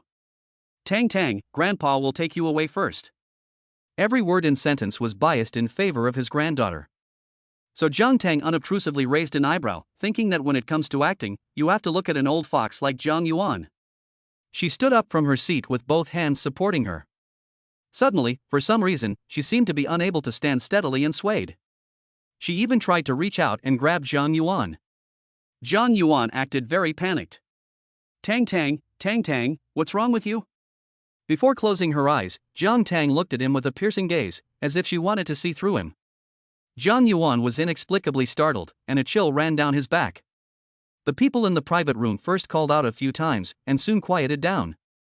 Zhang Yuan knew that Li Shang was very different from Zhang Tang, and even when he asked her address several times, he was hesitant. Therefore, he said a few words to Wen Yalan and took the lead in leaving the private room. He took Li Shang out of the room early on the grounds of feeling unwell. He acted as if he had nothing to do with it. The remaining 3 people, perhaps used to this kind of thing, acted leisurely. Xu Yun came prepared and made a phone call. 2 tall bodyguards in black uniforms came in from the door. They carried her to Gu Tianyou's room. Remember, the work needs to be done in secret. Although she had just recorded Zhang Tang's words about breaking off the engagement with Gu Tianlin, in order to avoid any more complications, she still had to arrange things properly. Zhang Tang had offended her, and Gu Tianyu had won the favor of their family's patriarch, and she had long since disapproved of him. How could she waste such an opportunity today? Yes. The 2 bodyguards responded in unison, easily lifting Zhang Tang and heading for the door. There were not many people in the palace at this time, and with the 2 bodyguards' good skills, they quickly reached the elevator to the guest room. They appeared at the door of the presidential suite where Gu Tianyu lived. One of the bodyguards took out the room card that Chu Yun had given her in advance, and after a few drops, the door in front of them opened. Inside, except for a floor-length, dark yellow table lamp, everything was dark and quiet. The 2 bodyguards moved very lightly and quickly to a large bed, looked at the sleeping man on the bed, exchanged a glance, and nodded. They gently placed Zhang Tang, who seemed to have fainted, next to the man and left the presidential suite. Chapter 20, The Reversal of Events. As soon as the 2 bodyguards left the presidential suite, they called Chu Yun. Madam, everything is arranged. Chu Yun's voice came through. Very well, arrange for reporter Chen to come to the palace in an hour. Yes. Xu Yun is, after all, a Chu, and her methods are as ruthless as a Chu should be, never caring about the consequences. Inside the presidential suite, it was still dark and quiet. At that moment, Zhang Tang, who had clearly fainted, suddenly opened his eyes when the door closed, and she heard him say, "Don't pretend to be asleep." This time, she said it to Gu Tianyu, who was next to her. The moment she was brought in by the bodyguard, she knew that the man in the bed was pretending to be asleep. In other words, apart from his legs, which were almost shriveled, this man was also a very special person. Who are you? Gu Tianyou's voice rang out. Zhang Tang got up from the bed in one smooth motion, walked to the light switch in 2 or 3 steps, and turned on all the lights. Instantly, the entire suite was brightened up. Gu Tianyu also closed his eyes tightly because of the blinding light and tilted his head to the side. Zhang Tang walked back to the bed, looked down at Gu Tianyu from above, and looked him over from head to toe. The air conditioning in the room was not very cold, and Gu Tianyu had only covered his stomach with the quilt, exposing his emaciated and frighteningly thin legs. She observed him for a few seconds, and then saw that Gu Tianyu, who had kept his eyes closed, could open them. Gu Tianyu heard the sound and turned his head back, slowly opening his eyes. He is not bad-looking, even more delicate and handsome than Gu Tianlin. It's just that he has been indoors for so long that his skin is overly white and tender, lacking the masculinity that a man should have. Zhang Tang stood by the side of the bed with her arms folded. As soon as he opened his eyes, a flash of surprise flashed in the depths of his pupils. Who are you? How did you get here? Zhang Tang's gaze still fell on his skinny legs. To be clear, I am Zhang Tang. Gu Tianlin's mother put a sleeping pill and aphrodisiac in my tea. I believe you know what to do. Gu Tianyu is only disabled, but he is not stupid. Are you the eldest daughter of the Zheng family? Then you've been drugged? Ha! Jiang Tang leaned over and gave Gu Tianyu a heavy slap on the knee. Seeing that he didn't react, she said a few words that weren't loud, but every word fell into Gu Tianyu's ears. His pupils dilated, and then dilated again. A mere dose of sleeping pills and aphrodisiacs won't do me in. Gu Tianyu wanted to say something else, but she took out her cell phone from her pocket and said, "Royal Court Presidential Suite 818, come up." Hearing this, he could only ask, "What is this?" A man and a woman are in the same room, and I don't want my boyfriend to misunderstand. Find someone else to come up. In fact, this is just a small point. The important thing is that she knows that the person who wants to frame her will not let go. They have bullied me to the point where I can't just let them do whatever they want. Gu Tianyu heard this and asked, "Do you have a boyfriend?" Jiang Tang straightened up and said, "I'm still pursuing him, so he's a quasi-boyfriend." Gu Tianyu is quite a sincere girl. Jiang Tang's phone rang, and she answered the call while walking towards the door. After a few seconds, she appeared in front of Gu Tianyu with Shin Songji. Shin Songji's face was full of surprise. Gu Tianyu also knew Shin Songji, knowing that he was the boss of Jianan Hall, and asked, "What is this?" Jiang Tang looked at Gu Tianyu and asked, "Do you know that your legs are poisoned?" It's been 20 years since then. Gu Tianyu's mind was momentarily confused. He had suspected it, but he had never found any evidence during his years of investigation. His legs had been poisoned since he was 8 years old, and it had been 20 years since then. He had seen many famous doctors and had undergone no less than 30 operations, but each time he was disappointed. Some doctors said it was a congenital genetic problem, some said it was poor bone development, and some said it was because of paralysis of the nerves in his legs. But no one had ever said it was poisoning. The only person who had said so was the young lady in front of him. He looked at her and wondered how she had figured it out. Jiang Tang didn't want to waste time here. I've seen too many palace and family feuds. Your leg is probably also related to Gu Tianlin's mother. It's just that she has just offended me. I know you are a smart person, so I will help you heal your legs and help you take back the position of successor to the family, and make them both mad? Before they even reached the Royal Court Hotel, Shin Songji had already told Jiang Tang about the Gu family's involvement in the marriage. She not only wanted to make Chu Yun and Gu Tianlin's mother and son die of anger, but also wanted to make Wen Yalan, who wanted her daughter Jiang Yisin to become the future head of the Gu family, disappointed. Jiang Tang knew too much about these so-called family feuds, and Gu Tianyu was undoubtedly a poor person in this fight. She didn't heal his legs for nothing. She wanted money and wanted to annoy those people. When she said this, Gu Tianyu was even more puzzled. He looked at Jiang Tang's eyes with eager eyes, trying to read something. However, there was nothing, except for the extraordinary clarity, and there was no trace of impurity. Jiang Tang looked at the time and then looked at Gu Tianyu's puzzled eyes. "Then we'll leave." When Gu Tianyu heard Jiang Tang say that he was leaving, his heart skipped a beat and he blurted out, "Wait. I don't not believe you. I've been paralyzed for so many years, I'm more eager than anyone to recover. Help me, I'm willing to spend any amount of money." Jiang Tang's lips curved, a satisfied smile, "Good." Threw a small package to Shin Songji, "Cousin, I can't stay here for too long." "Thank you." Zusanli, Qingfu, Yanglingquan, Yinlingquan and Huantiao, the needles were inserted 8 inches, and all were removed half an hour later. "I'll explain the rest to you when I get back." Shin Songji, "Okay, don't worry." Jiang Tang looked at Gu Tianyu again. "I'll treat your leg, but you'll have to take care of your own security. I think you should be able to do that." Gu Tianyu understood and nodded emphatically. His eyes, full of gratitude, thanked him. Jiang Tang left him with an overly cold face and left the presidential suite without stopping.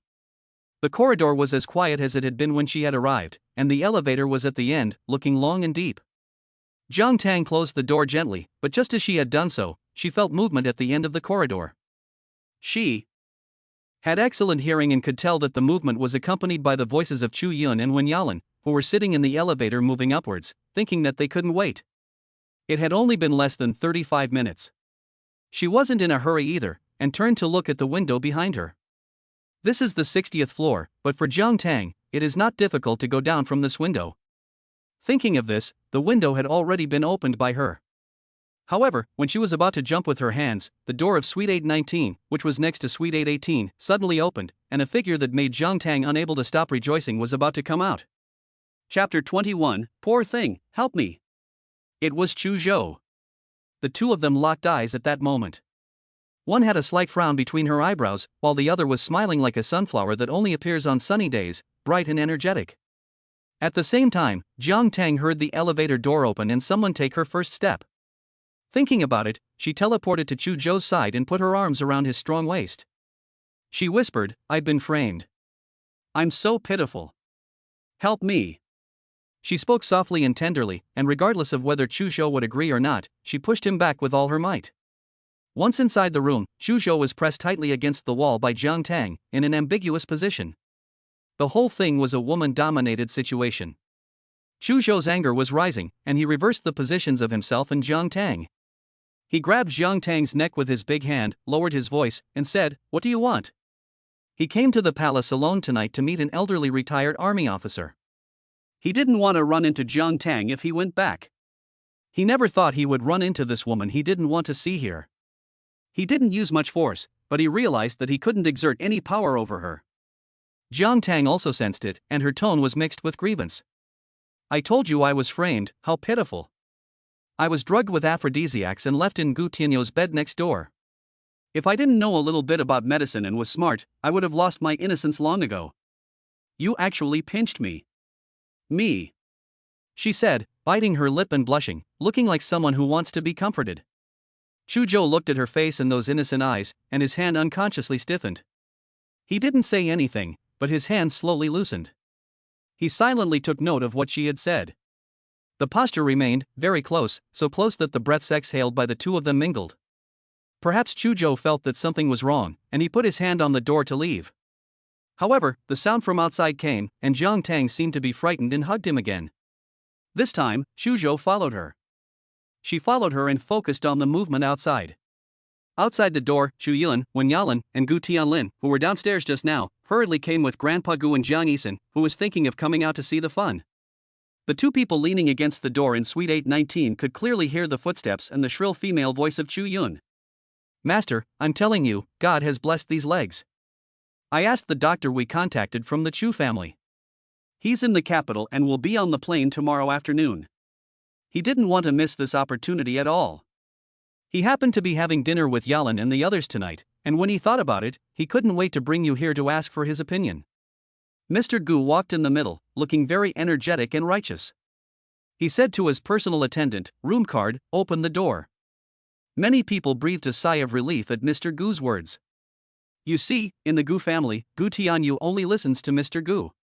No one mentioned the name Jiang Tang, because the purpose was to surprise Mr. Gu.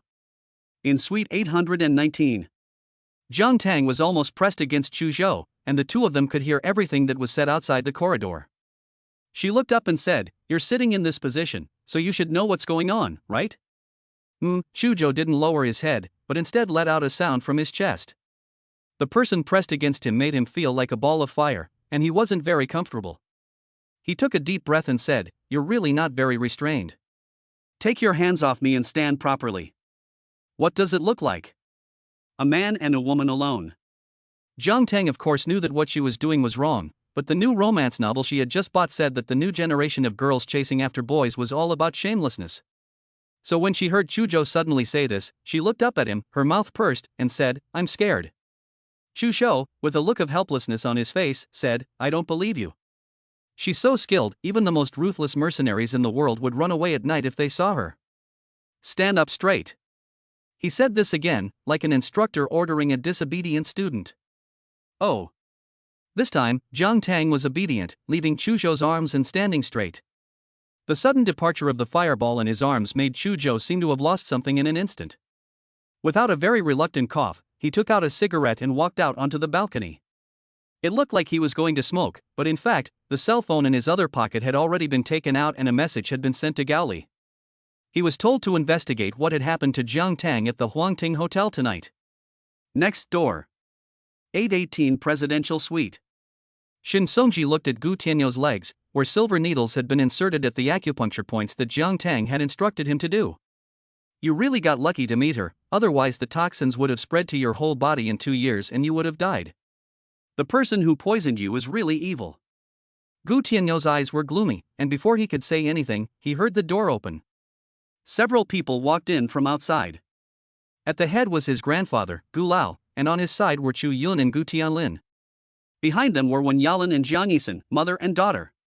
With the exception of Gu Lao, the other people all had varying degrees of schadenfreude on their faces.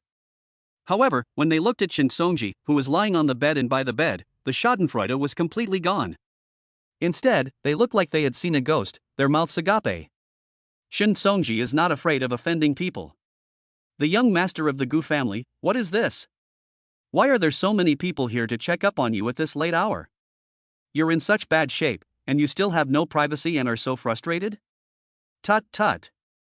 After saying that, it seemed like he thought of something, his face changed drastically, and he looked at the group again, covering his chest. You don't think that I have an affair with the young Master Gu, and then came here with a large group to catch him in the act, do you? My goodness. I'm just here to treat him. What bad intentions could I possibly have? I'm a strong man, and I like little girls. Besides, anyone with half a brain knows that Gu's appearance is not going to stir up any waves. Gu Tianyu. No, is this person polite? Is it really okay for a grown man to act like this in front of so many people? Everyone except for Grandpa Gu is dumbfounded, and has no idea what's going on. And where is Jiang Tang?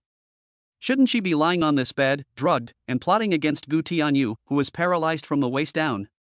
Why is it? Chapter 22, Find out who gave Jiang Tang the medicine. The faces of the people who originally wanted to watch the fun were more exciting than the others. Jiang Yisan took a small step forward, ready to see if Jiang Tang was hiding in this room. As soon as there was a little movement, she was tightly held by her biological mother Wen Yalan, who shook her head to indicate that she could not show her face at this time. Wen Yalan has not been idle in the circles of the rich and powerful for so many years. She is just helping Jiang Yisan pave the way for the future. Even though she couldn't see Jiang Tang at the moment and her heart was filled with anxiety, she was thinking of her daughter first. Xu Yun was also one of the representatives of the rich and powerful in Beijing, but she had planned this herself and found it very strange. She had clearly arranged for a bodyguard to bring Jiang Tang up here, but why had he disappeared? If he was missing, then he had become the boss of Jian and Tang, Shin Songji. She couldn't believe it and looked at the room with the corner of her eye, but no matter how she looked, she couldn't see him. Mr. Gu knew exactly what was going on. He was sure that they were up to something that would benefit themselves at the expense of others. He didn't know what exactly, but he would find out later. For now, he had to maintain the family's reputation. He walked over to the bed, and first of all, he looked at the silver needles on his legs. He had never seen Shin Songji before, so he didn't know who he was. Gu Tianyu's frosty gaze swept over everyone behind Gu Laoshi, including the owner of Jian and Tang, Dr. Shin Songji. I heard that Dr. Shin is a highly skilled doctor who is very popular with the people, so I ordered him to be invited here. Oh! Gu Laoshi exclaimed in surprise. It turns out to be Dr. Shin. I've heard a lot about you. Shin Songji politely replied, You're too kind, Gu Laoshi. Gu Laoshi's face showed a kind smile. My eldest grandson has been very resistant to seeing a doctor in the past 2 years. Now that he has gone to see the doctor himself, I am very happy. He was really happy, whether the doctor could help or not, as long as Gu Tianyu had the idea of living again, he was happy. Of course it would be good if he got better, but if not, he would continue to help him find a famous doctor. Seeing this, the others began to think differently. Everyone was. Just as they were thinking about how to leave, they suddenly heard Gu Tianyu, who was lying on the bed, shouting at Chu Yun, Auntie, are you trying to make me feel bad, or are you up to something, bringing some irrelevant people into my room at night? Chu Yun was startled and hurriedly explained, No, I just have a doctor I know who I want to introduce to you. So? Enough. Gu Tianyu interrupted her, I have Dr. Shin, and I hope this situation will only happen once today. Leave my room immediately. Gu Tianlin couldn't bear to see his mother being criticized like this, so he stepped forward and pointed at Gu Tianyu, Big brother, what kind of attitude is that? Xu Yun pulled him away, It's fine, Tianlin. Since your big brother doesn't appreciate it, let's leave. Master, we'll be going first. Grandpa Gu didn't pay any attention to them, only looking at Gu Tianyu.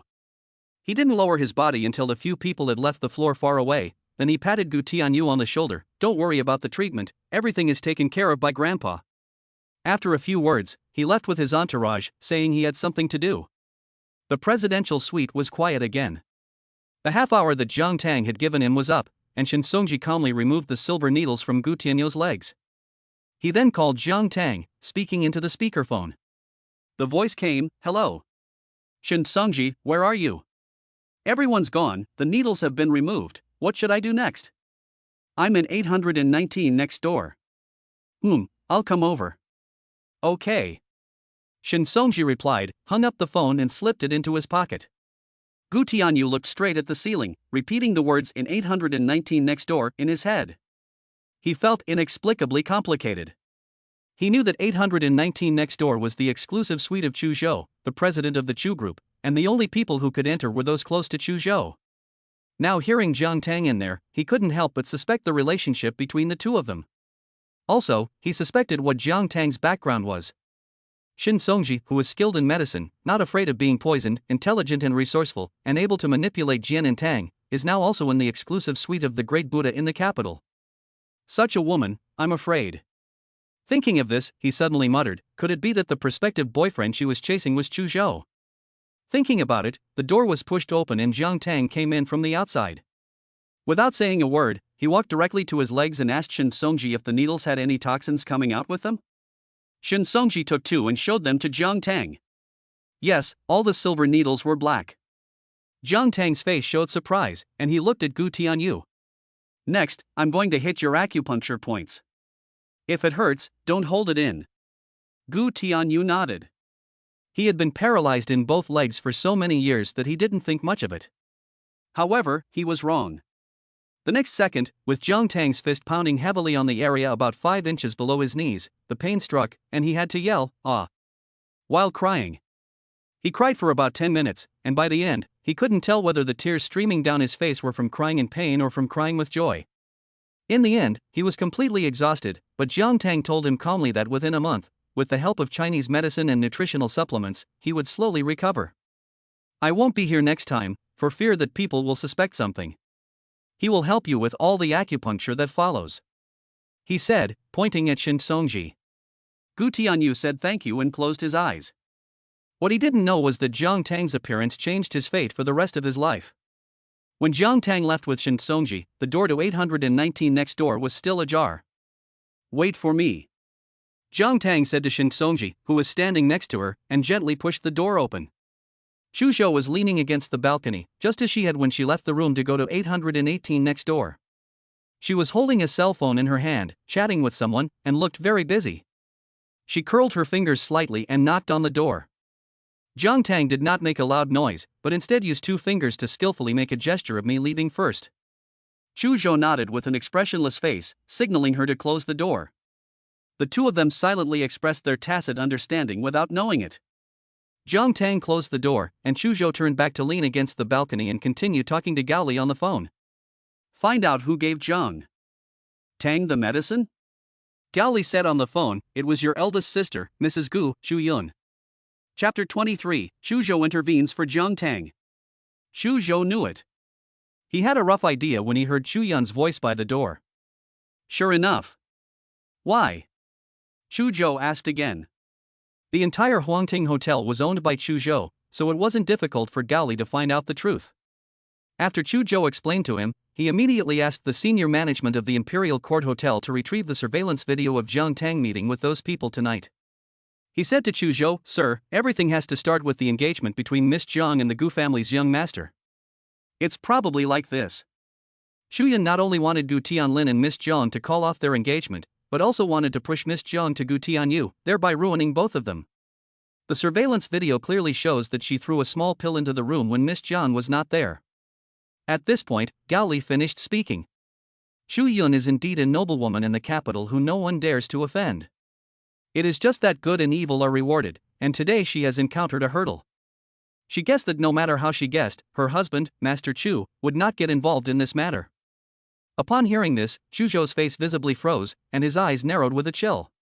After a moment, Gao Li saw that Chu Zhou had not spoken, and tentatively asked on the other end of the phone, Master, should we get involved in this matter? I feel really sorry for Miss Jiang, because when the incident happened, Miss Jiang's grandfather, Jiang Yuan, was also at the scene. He asked this mainly because he did not know what Chu Zhou's attitude was towards Jiang Tang. Chu Zhou took a puff of smoke, and a light mist slowly came out of his lips, enveloping the hostility on his body. Yes. Gao Li should be happy. The moment he hung up the phone, Xiao Yang, you still don't understand you. You obviously like Miss Jiang. Otherwise, why would you be so concerned about Miss Jiang's affairs? He was grinning, looking happier than anyone else. Jiang Tang was on her way home with Shin Songji. She didn't know that Chu Zhou had intervened. If she had known, she would have been overjoyed. Shin Songji was holding the steering wheel. If you weren't so capable, you would have been set up by those with evil intentions tonight. Jiang Tang pulled a sneer. She was feeling sorry for Jiang Tang, who had committed suicide at the age of 15 because of bullying. If she had appeared here today, she would have been just like the fish on the chopping board, at the mercy of others. She was a weak woman, how desperate and helpless she must have been. After all, the people who had ill intentions towards Jiang Tang included her own grandfather and father. Shin Songji asked her if she needed to fight back. Jiang Tang looked out the window at the night view that was slowly fading into the distance. If their wishes were not granted tonight, that would be my first strike back. This strike back would make them panic for a few days. After a few days, I would accompany them to have some fun. Shin Songji nodded frequently. He had never imagined that these wealthy families were so heartless. Jiang Tang was right.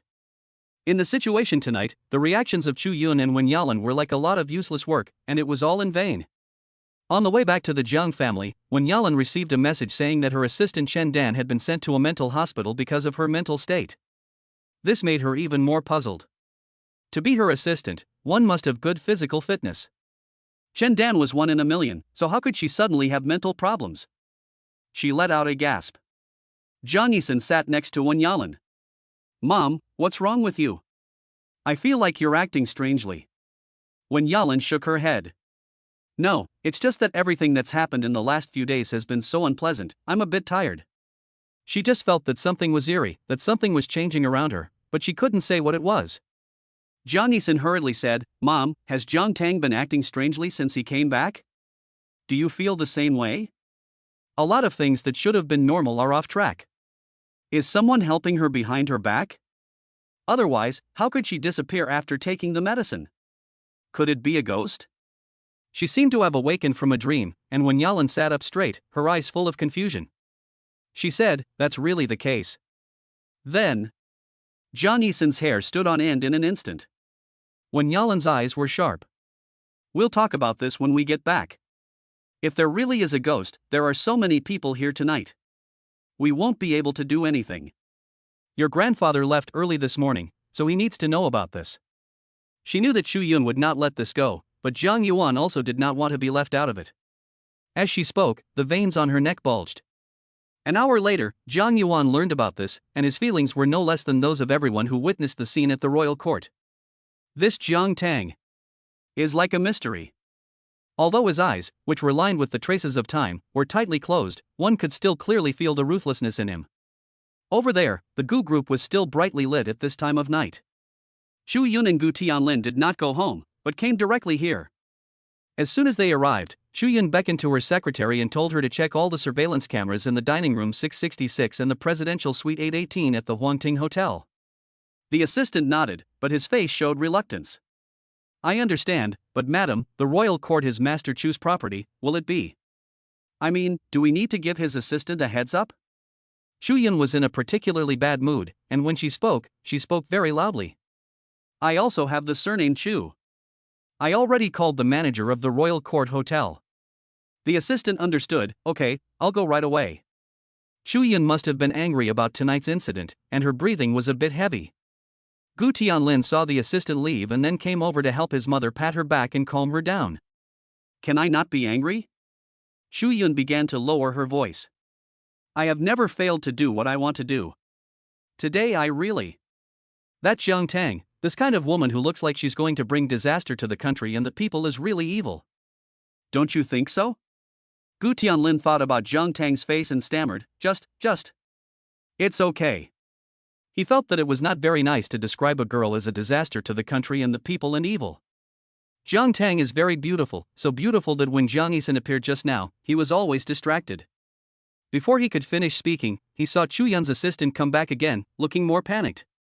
Madam, all the surveillance footage from the Royal Court Hotel can be found, except for the dining room 666 and the presidential suite 818 you mentioned, which are completely inaccessible. What? Shu Yun's eyes widened. How could that be? It really is so evil. Thinking about it, an old man's voice came from outside. Who is evil? Shu Yun, what are you plotting that my old man can't know? Also, what are you taking me to Tianyu for tonight?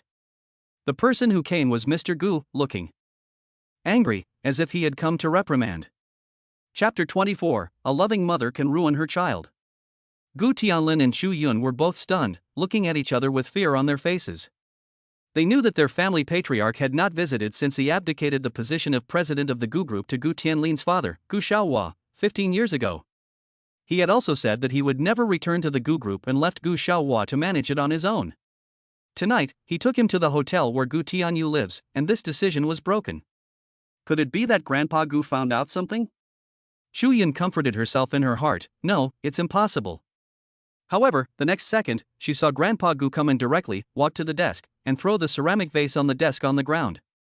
He angrily said, "Do you think I'm old, useless, and have no authority, so you can do whatever you want under my nose?" Gu Tianlin respected his grandfather very much and was also afraid of him, but the old man was still good to him. Seeing him like this, his face turned pale. "Grandpa, don't be so angry at this late hour. I'll take you back to the old house to rest." He wanted to play the emotional card and be more amiable, but who knew that the old man didn't appreciate it, and instead slapped him. Shu Yun had originally wanted to be low-key and observe the old man's emotions first to understand the general direction. The slap in the face of Gu Tianlin caught her off guard. She stepped forward to block her son. "Dad, what's wrong with you? Did Tianlin offend you? He was talking to you nicely." Shu Yun's words made Gu's anger even greater. He pointed at her and scolded, "A kind mother often makes a bad son. Look at your authoritarianism.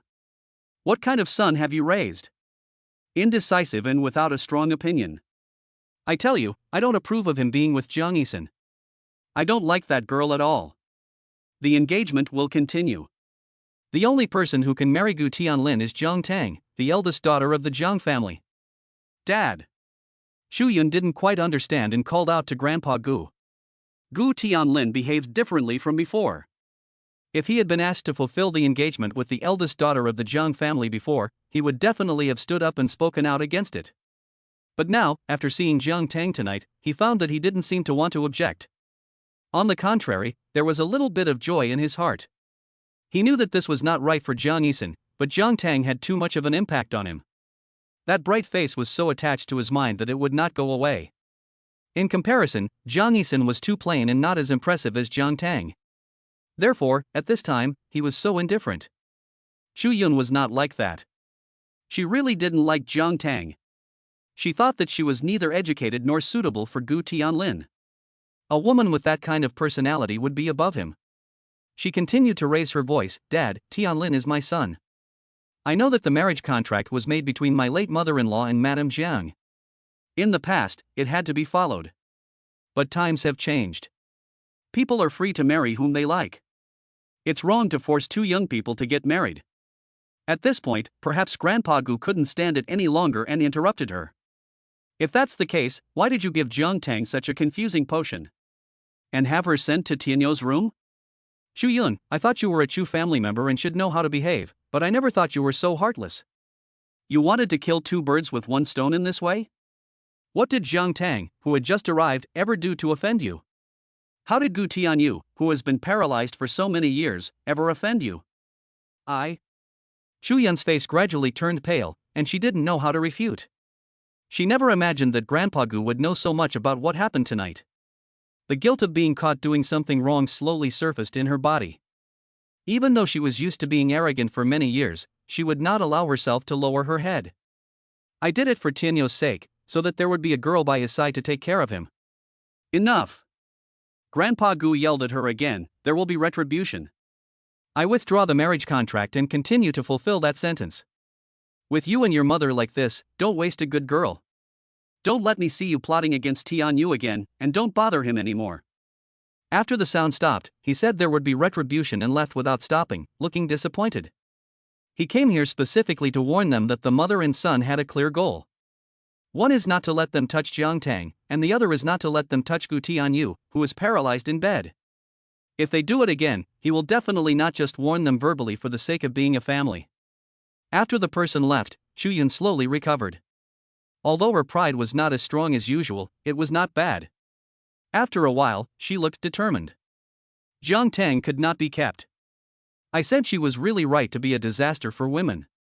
She did what she said she would do, took out her phone and sent something out, then said to Gu Tianlin, "It's okay, I'm here, I'll help you. I won't let you marry Jiang Tang, who you don't like." Gu Tianlin gave a wry smile, not wanting to dampen her spirits. The mother and son stayed at the Gu's for a while longer, chatting about some countermeasures before going home to rest. However, suddenly, even more serious things came to confront them. First, the investment company under Chuyun's name was exposed for money laundering, and second, Gu Tianlin's female secretary confessed online that she had carried his child. Now the entire Beijing circle is secretly pointing fingers at them. All of a sudden, they were completely confused. This was such a big deal, and this time the mother and son really didn't know what to do, so they could only turn to Gu Xiaohua. In addition to them, the Jiang family also had problems. They had been in debt for a while, but they had been able to control it. Suddenly, they didn't know what had happened, and the hole suddenly got bigger. Jiang Shihang was at a loss and turned to Jiang Yuan for help late at night. Jiang Yuan looked like he had aged a circle. It's too coincidental. How could it be so coincidental? He listened to Jiang Shihang's report and repeated this sentence in his mouth. This sentence was about Jiang Tang. For no other reason than that he felt the same way as Wen Yalan and her daughter. After Jiang Tang returned to the capital, too many things had changed. He was like a natural disaster. Jiang Shihang couldn't understand what was wrong with his father. In the past, he would have a countermeasure, but now he was hesitant to speak, only repeating that it was too coincidental, too coincidental. Once the Jiang family had a financial crisis, it was natural that the wealthy ladies and daughters of Wen Yalan and Jiang Yisan, who had always lived a good life, would not be easy. The long night was sleepless for everyone. Some blamed the heavens and others pointed the finger at Jiang Tang, while others begged for help everywhere. What they didn't know was that it wasn't just Jiang Tang who had made them feel uncomfortable, but also Chu Zhou, who had quietly helped behind the scenes. Chapter 25, He. Shouting came to the door. Of course, Chu Zhou wasn't deliberately hiding anything either. By the next morning, everyone knew that it was Chu Zhou who had made the move. But this only made them more puzzled. Jiang Shihang, with a tired face from a long night, said to Jiang Yuan, "Dad, you don't know, the person who attacked last night was Chu Zhou from the Chu group." This. Jiang Yuan was just about to come up with a countermeasure to deal with the recent crisis of the Jiang group when he was completely shocked by what Jiang Shihang said. His voice was hoarse and he couldn't believe it. "What did you say? Chu Zhou?" He suspected that he had heard it wrong. After all, if it really was Chu Zhou, then this would be a problem. Jiang Shihang vowed that it was Chu Zhou. The incident with Gu Tianlin and Gu Tianlin's family was also Chu Zhou's doing. That would be troublesome. Jiang Yuan sighed again, thinking. The sound of Jiang Yisan smashing things could be heard from the next building. The secretary of Gu Tianlin had revealed that she had been pregnant with his child, which had a huge impact on her. Who in the Beijing circle doesn't know that her boyfriend Jiang Yisan is Gu Tianlin, and he used to be very popular? Now that he's done this, he'll be laughed out of the house. Her eyes were almost swollen from crying, and Wen Yalan's comforting words were useless. Although there are plenty of men in their circle of wealthy families, one inside and one outside, this is about her daughter's future marriage, and she still hates it with a gnashing of teeth. She dared not scold Gu Tianlin or the Gu family, but only scolded Jiang Tang, the jinx, and nothing good had happened since she returned to the capital. Jiang Yian, Jiang Yisan's younger brother, stood outside the door listening to his sisters crying and couldn't help but feel sorry for her. Looking at the netizens who mocked his sister on the internet, he silently held a grudge against Jiang Tang. Jiang Yisan is a sweet song diva, and her boyfriend Gu Tianlin's affair really made her the focus of search everywhere. Jiang Yisan is also the daughter of a wealthy family. I don't believe he doesn't know that Gu Tianlin is having an affair. I bet the daughter of a wealthy family will still be together even if she knows that her boyfriend is cheating on her. Why do women have to talk about women behind their backs? Our ex-Iner is the victim, can't she have a little moral conscience? Always support our sweet song diva, love you, always support your decision. That night, no one slept better than Jiang Tang. The outside turmoil had nothing to do with her. She lifted the quilt and got out of bed, stretching herself out with a huge yawn. She was still very conscious of time. It was still early, and it seemed like it was still a little bit of a nighttime outside the window. She began to prepare for work. She opened the window, and the wind from the upper floors was not small, blowing her messy hair flying. In the past 2 years, under the leadership of Shani, she had liked doing yoga, and she used this early morning time to do a set of yoga exercises in front of the TV. Her muscles are very soft, and she does all kinds of yoga movements very beautifully. After an hour of practice, she is sweating profusely, making her already fair cheeks look even more rosy, a look that many people envy. After washing up, she changes into clean clothes and eats breakfast when she receives a message from Zhu Xiaohua. Zhu Xiaohua lives not far from her, and she says she is coming to pick her up. Jiang Tang does not decline, and it is good that she does not need to trouble Shin Songji. Shin Songji still needs to go to the Huangting Hotel to help Gu Tianyu continue acupuncture today. Just after receiving Zhu Xiaohua's message, Gao Liang, who just added WeChat yesterday, also sent a voice message. Miss Jiang, I'm in the underground parking lot. Since it's on my way, I can take you to the Institute of Traditional Chinese Medicine. Jiang Tang read Gao Liang's message with her red lips curled up. She replied, no need. Someone is picking me up today. Thank you for Mr. Chu. After sending the message, she thought that after work today, she would go to a place not far from the Institute of Traditional Chinese Medicine to buy a car, so that she wouldn't have to trouble anyone in the future. Gao Liang looked at the message and smiled, scratching his head. He thought to himself that Miss Jiang was really smart. He didn't even have to say anything to know that it was their boss who had ordered it. He promised to tell their boss later. Jiang Tang put her phone in her bag, stood in front of the mirror, tidied up her appearance, and put on her shoes. As she turned around and was about to leave, she sensed something wrong outside the door. She narrowed her eyes and stared at the closed door. She gently pushed open the cat-eye cover with her lotus-pink nails and looked out. She rubbed her hands together and paced back and forth, very nervous. Seeing this, Jiang Tang frowned slightly. She didn't know this person. Who could it be? The property management at Riverside Villa is very strict. No one can get in without face recognition. She frowned and didn't want to guess or avoid it. She opened the door directly and stood in front of the person at the door. She asked, "Who are you? Why are you at my door?" The person at the door was He Xiaoting. After his sister found the doctor who helped her give birth on the plane, she threatened him every day to bring the person to see her. He Xiaoting was quite helpless. He didn't dare to go to Chuzhou. He could only beg Gao Liang and Gao Li with tears and snot, and in the end, they probably saw that he was quite pitiful and sincere. So he secretly told them that Jiang Tang lived downstairs from their house.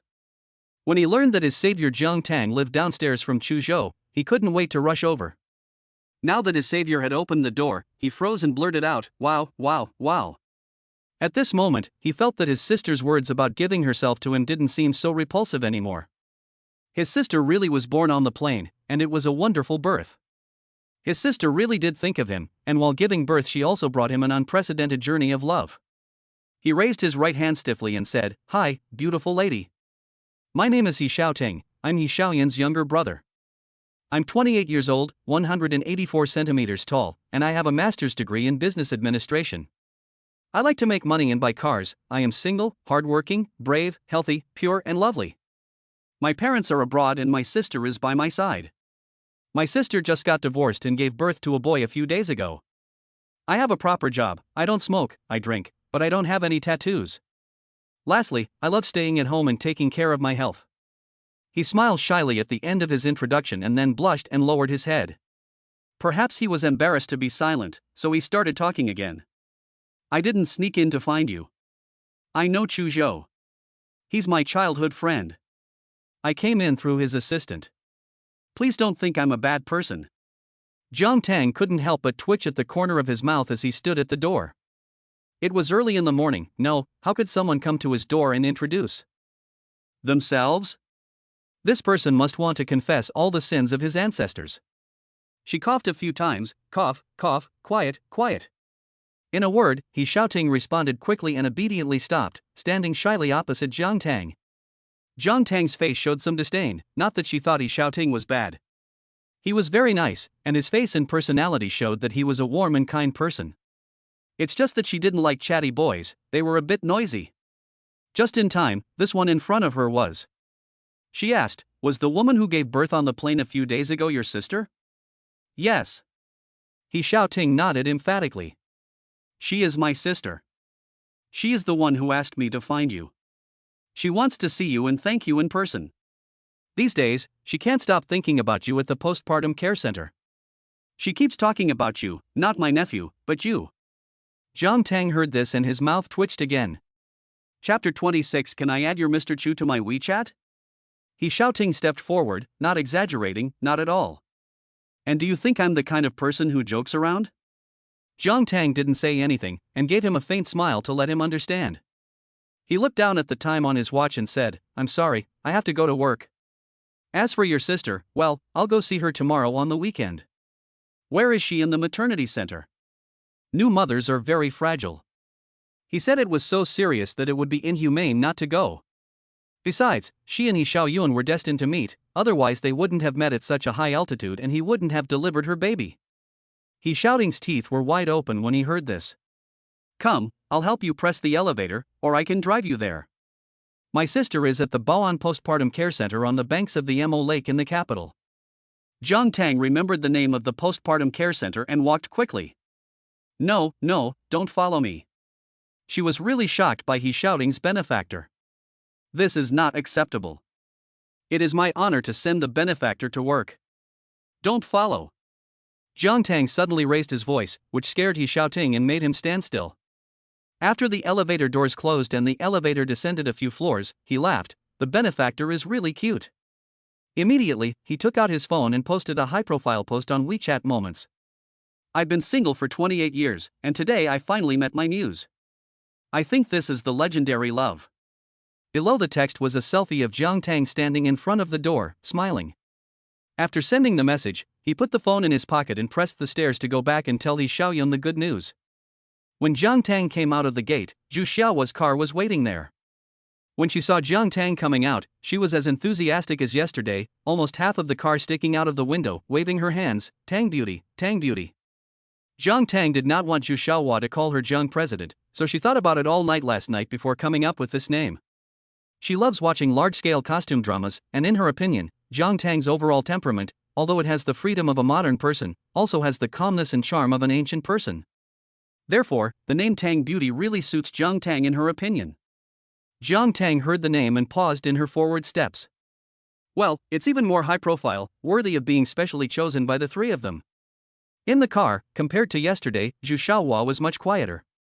She was also a person who could read people's moods and knew that Jiang Tang didn't like to make a fuss, so she kept her mouth shut at the right time. The car drove off the main road. It didn't take long for Jiang Tang to experience the power of a novice driver. You never know when the next emergency brake will be. I don't know how ridiculous it is for her to change lanes. You also never know how nauseating it is when the car bumps. Although Jiang Tang's face was calm, her hands were gripping the armrest on the right side of the car. This strengthened her decision to buy a car. Fortunately, they finally arrived at the Institute of Traditional Chinese Medicine. As soon as she walked into the office, Mu Fu came over with a document in his hand. Jiang Tang looked at the document in his hand. Mu Fu handed her the document. You've just arrived and you're already being given a big job. Take a look. Next month, there will be a showdown between traditional Chinese medicine and Western medicine organized by the Chinese Medical Association. Honglu, Zhongshou, and I want you to sign up. I just wanted to ask you first. After all, this showdown will be broadcast on TV, and your daily life may be affected. Jiang Tang took the document from his hand and said in a light tone, You three originally coaxed me here to promote traditional Chinese medicine, right? Isn't this a good opportunity? It doesn't matter if I'm affected. Mu Fu was overjoyed. So you're saying yes? I'll make the arrangements right away. In the meantime, take good care of Xiaohua. She can cooperate with you at that time. Jiang Tang gave her an okay sign to indicate that she was fine. Mu Fu left Jiang Tang's office almost skipping, like a 10-year-old child, with an unprecedented joy. Once he left, the office became quiet. Jiang Tang picked up a thick notebook that he had brought with him. When he opened it, he saw that it was filled with ancient characters. This was a notebook full of medical secrets, which Jiang Tang had recorded word by word. If an expert saw it, they would be shocked. After all, it was comparable to a treasure book. She wrote a lot more, and when she was tired, she picked up her cell phone and read the news. The hot topic on the internet at the moment is still the scandal involving Chu Yun and Gu Tianlin, the possibility that the Jiang family is in financial trouble, and a whole lot of Jiang Yisan fans who are crying out for justice. Someone else has some gossip that they got their hands on, saying that the person who was engaged to Gu Tianlin is Jiang Yisan's older sister, Jiang Tang, who lives in Jiangcheng with her mother.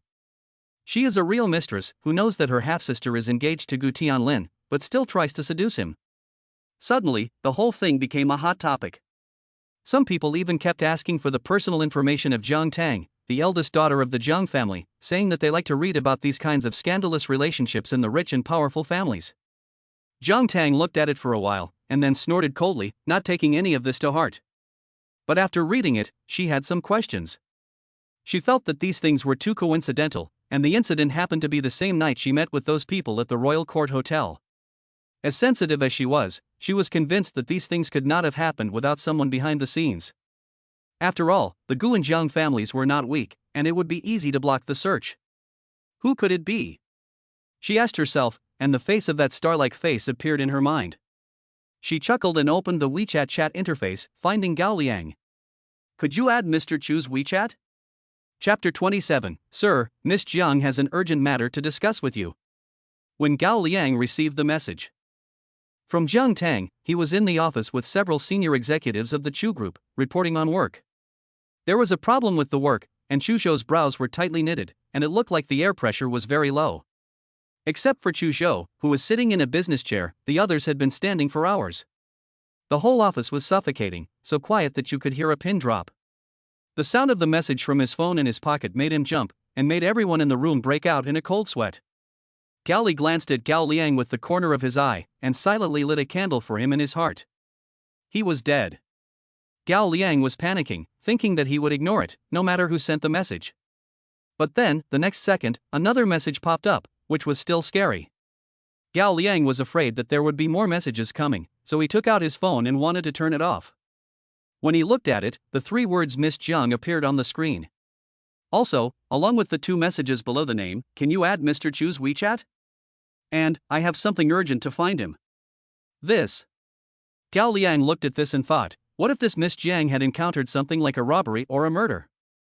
No matter who was present, who they were, or how solemn the atmosphere was, Gao Liang looked up and saw Chu Zhou, and said, Sir, Miss Jiang said she had urgent business to discuss with you. Miss Jiang? When the senior executives present heard this name, they were almost stunned.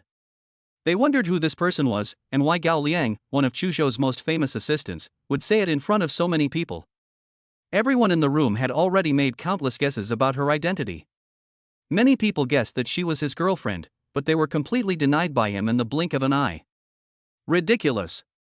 Everyone in the capital knows that Chu Zhou is a man who is not interested in women. It is said that someone pushed a certain female celebrity to him for business, and he was thrown to the ground with a pale face. Therefore, it is absolutely impossible to be a girlfriend. So if it's not, who is this person? Chu Zhou is not close to people, and none of his relatives can get close to him, which makes people even more curious. They pricked up their ears, opened their gossipy eyes, and secretly glanced at Chu Zhou in his business chair to see what would happen next. Chu Zhou's face changed when he heard that Jiang Tang was looking for him.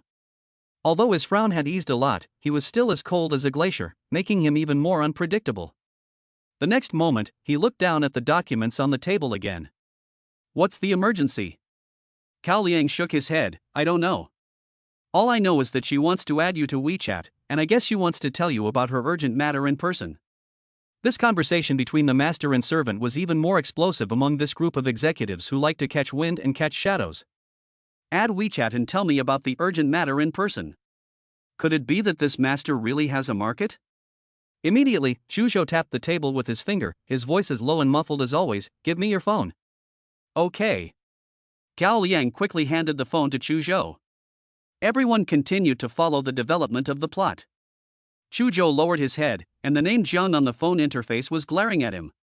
He knew that Gao Liang had added Jiang Tang's WeChat yesterday, and now that he had it in his hand and looked at it face to face, her charming but not demonic face immediately appeared in front of him. He tried hard to clear his head, completely ignoring the fact that there were so many people present, and pressed the voice button. There were only 3 words, as if he was asking what task, without a hint of emotion. But this was already very good. I had never seen Chu Zhou treat anyone like this.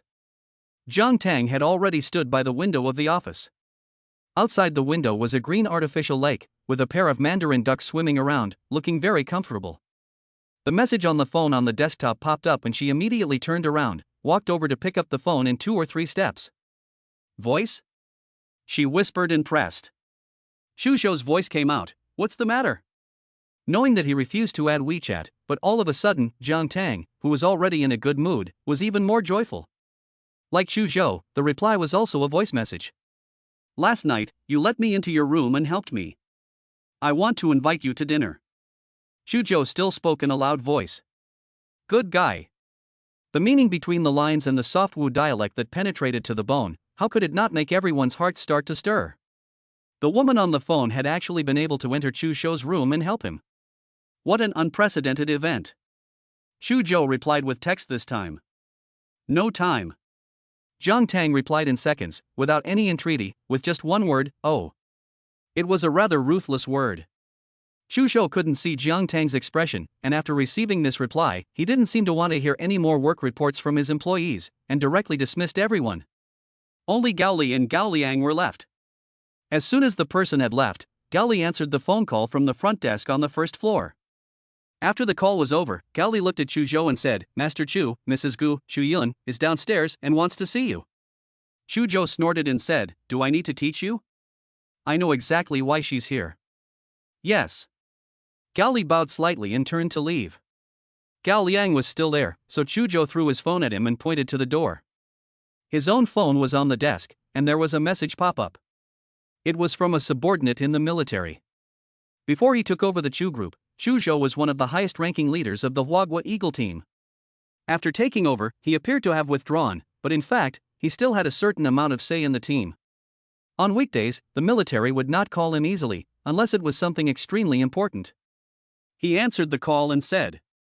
The person on the other end heard Xu Shou's voice and said, Master, I may need your help. What is it? There have been mercenaries coming in from the north to disrupt local order. Because the location is sensitive, the top brass wants the Falcon team to take action. We took action once, but there were many casualties. The leader of these mercenaries is no ordinary person.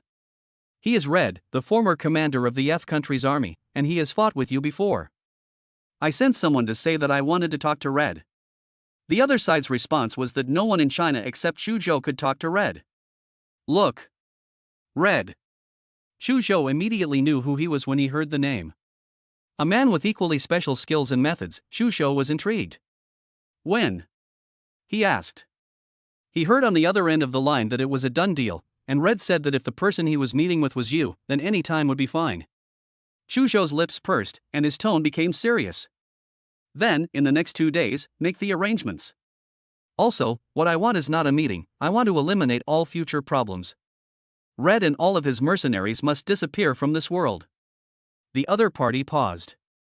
For a moment, and then said, yes. After hanging up the phone, Xu Shou did not put away his phone, and opened WeChat. He had very few friends on WeChat, apart from Gao Li Gao Liang, He Xiaoting, and his biological mother, who had settled in the Netherlands. At the bottom of the screen, a red dot lit up, indicating that He Xiaoting had posted a WeChat moment. He clicked on it, and the moment appeared in front of him. In just a second, he turned off his phone and placed it on the table, then seemingly displeased, he touched his cheek with his tongue. Chapter 28 What is the so-called legendary love? He Xiaoting took the photo at the place that Xu Shou could see at a glance, right below him, at the entrance of Jiang Tang's house. Although he didn't want to have any special relationship with Jiang Tang. Somehow, seeing this photo of He Xiaoting and those messy words, he still felt inexplicably unhappy. What is the so-called legendary love? He was really daydreaming, saying that Jiang Tang seemed to have promised him, what a nutcase. At that time, on the first floor of the Chu group. In the magnificent lobby, compared to yesterday, the haggard-looking Chu Yun was sitting on the sofa in the lobby, anxiously looking in the direction of the elevator reserved for the president. For a long time, no one came down. If it were in the past, she, the Chuzhou lobby sister, a famous and wealthy woman in the circle of celebrities in the capital, would never have appeared here so lowly waiting for someone. Today is different. The incident at her investment company and the Gu Tianlin scandal were so serious that the Gu Group's stock price immediately dropped to the floor when it opened today. Gu Xiaohua scolded her early in the morning, telling her to solve the matter properly, which made her have to pluck up her courage to come to see Chu Zhou. She wanted to ask him why he had to do this to her and Gu Tianlin. However, she had been here for 2 hours and no one had come down. The receptionist said that they were in a meeting or that Gaoli, the assistant, was not answering the phone. 15 minutes ago, Gaoli finally answered the phone, but after saying that he would wait a moment, he hung up again. She was already a little impatient. She couldn't help but get up again and go to the receptionist to ask if the administrative assistant could help her find out when Chu Zhou would be free. The administrative assistant was very embarrassed. If she didn't know that her last name was also Chu, she would have had the security guard throw her out. I already told you, madam, that you need to make an appointment to see our CEO. You were the one who wouldn't leave and wanted to wait. I've gone out of my way to ask a few times, and now I've passed it on to Mr. Gao's assistant. Please wait patiently, or you can go back first and leave your contact information. I'll let you know the follow-up situation later. You. Chu Yun's temper was clearly rising. She pointed at the person and said, I'm a Chu. She never imagined that a mere receptionist would dare to be so arrogant. I told you my surname is Chu. According to the family hierarchy, your CEO should call me big sister when he sees me. I'll go back and tell our matriarch to fire you. The receptionist was at a loss for words. Fortunately, she looked up and saw Gaoli standing not far behind Chu Yun. Gaoli saw Chu Yun pointing at the receptionist and threatening her, so he gave the receptionist a reassuring look and stood still.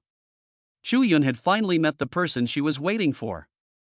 After the anger on her face suddenly disappeared, she turned around and said to Gaoli with a pleasant expression, Assistant Gao, I've finally met you. Chu Zhou agreed to see me, right? Then take me up there. She had already taken a step forward, and the direction she was heading was the elevator reserved for Chu Zhou's president. She had not realized that as soon as she had taken a step, Gaoli had extended his hand to stop her ruthlessly. I'm sorry, Mrs. Gu, but our boss will not see you. Please leave us immediately. The executive behind could not help but cheer in his heart, wanting to laugh but only able to hold it in. What? Chu Yun was at a loss for words. She had waited so long for this sentence. Then her 2 hours of waiting were in vain. How could she accept that? Regardless of who was in charge here, her temper flared up. I am Chu Zhou's eldest sister. Did you not convey the message that I was waiting for him here? I must see him today. The fire is already burning, how can I waste so much time? Gaoli was in the capital, and he only followed the orders of one person, that was Chu Zhou. He is not afraid of offending any powerful or famous person, even if Chu Yun is named Chu. He ordered, bring Mrs. Gu out of here. From now on, please remember that without an appointment and without the consent of Master Chu, even the emperor himself cannot be let in. Yes. Chu Yun had always been flattered and respected wherever she went.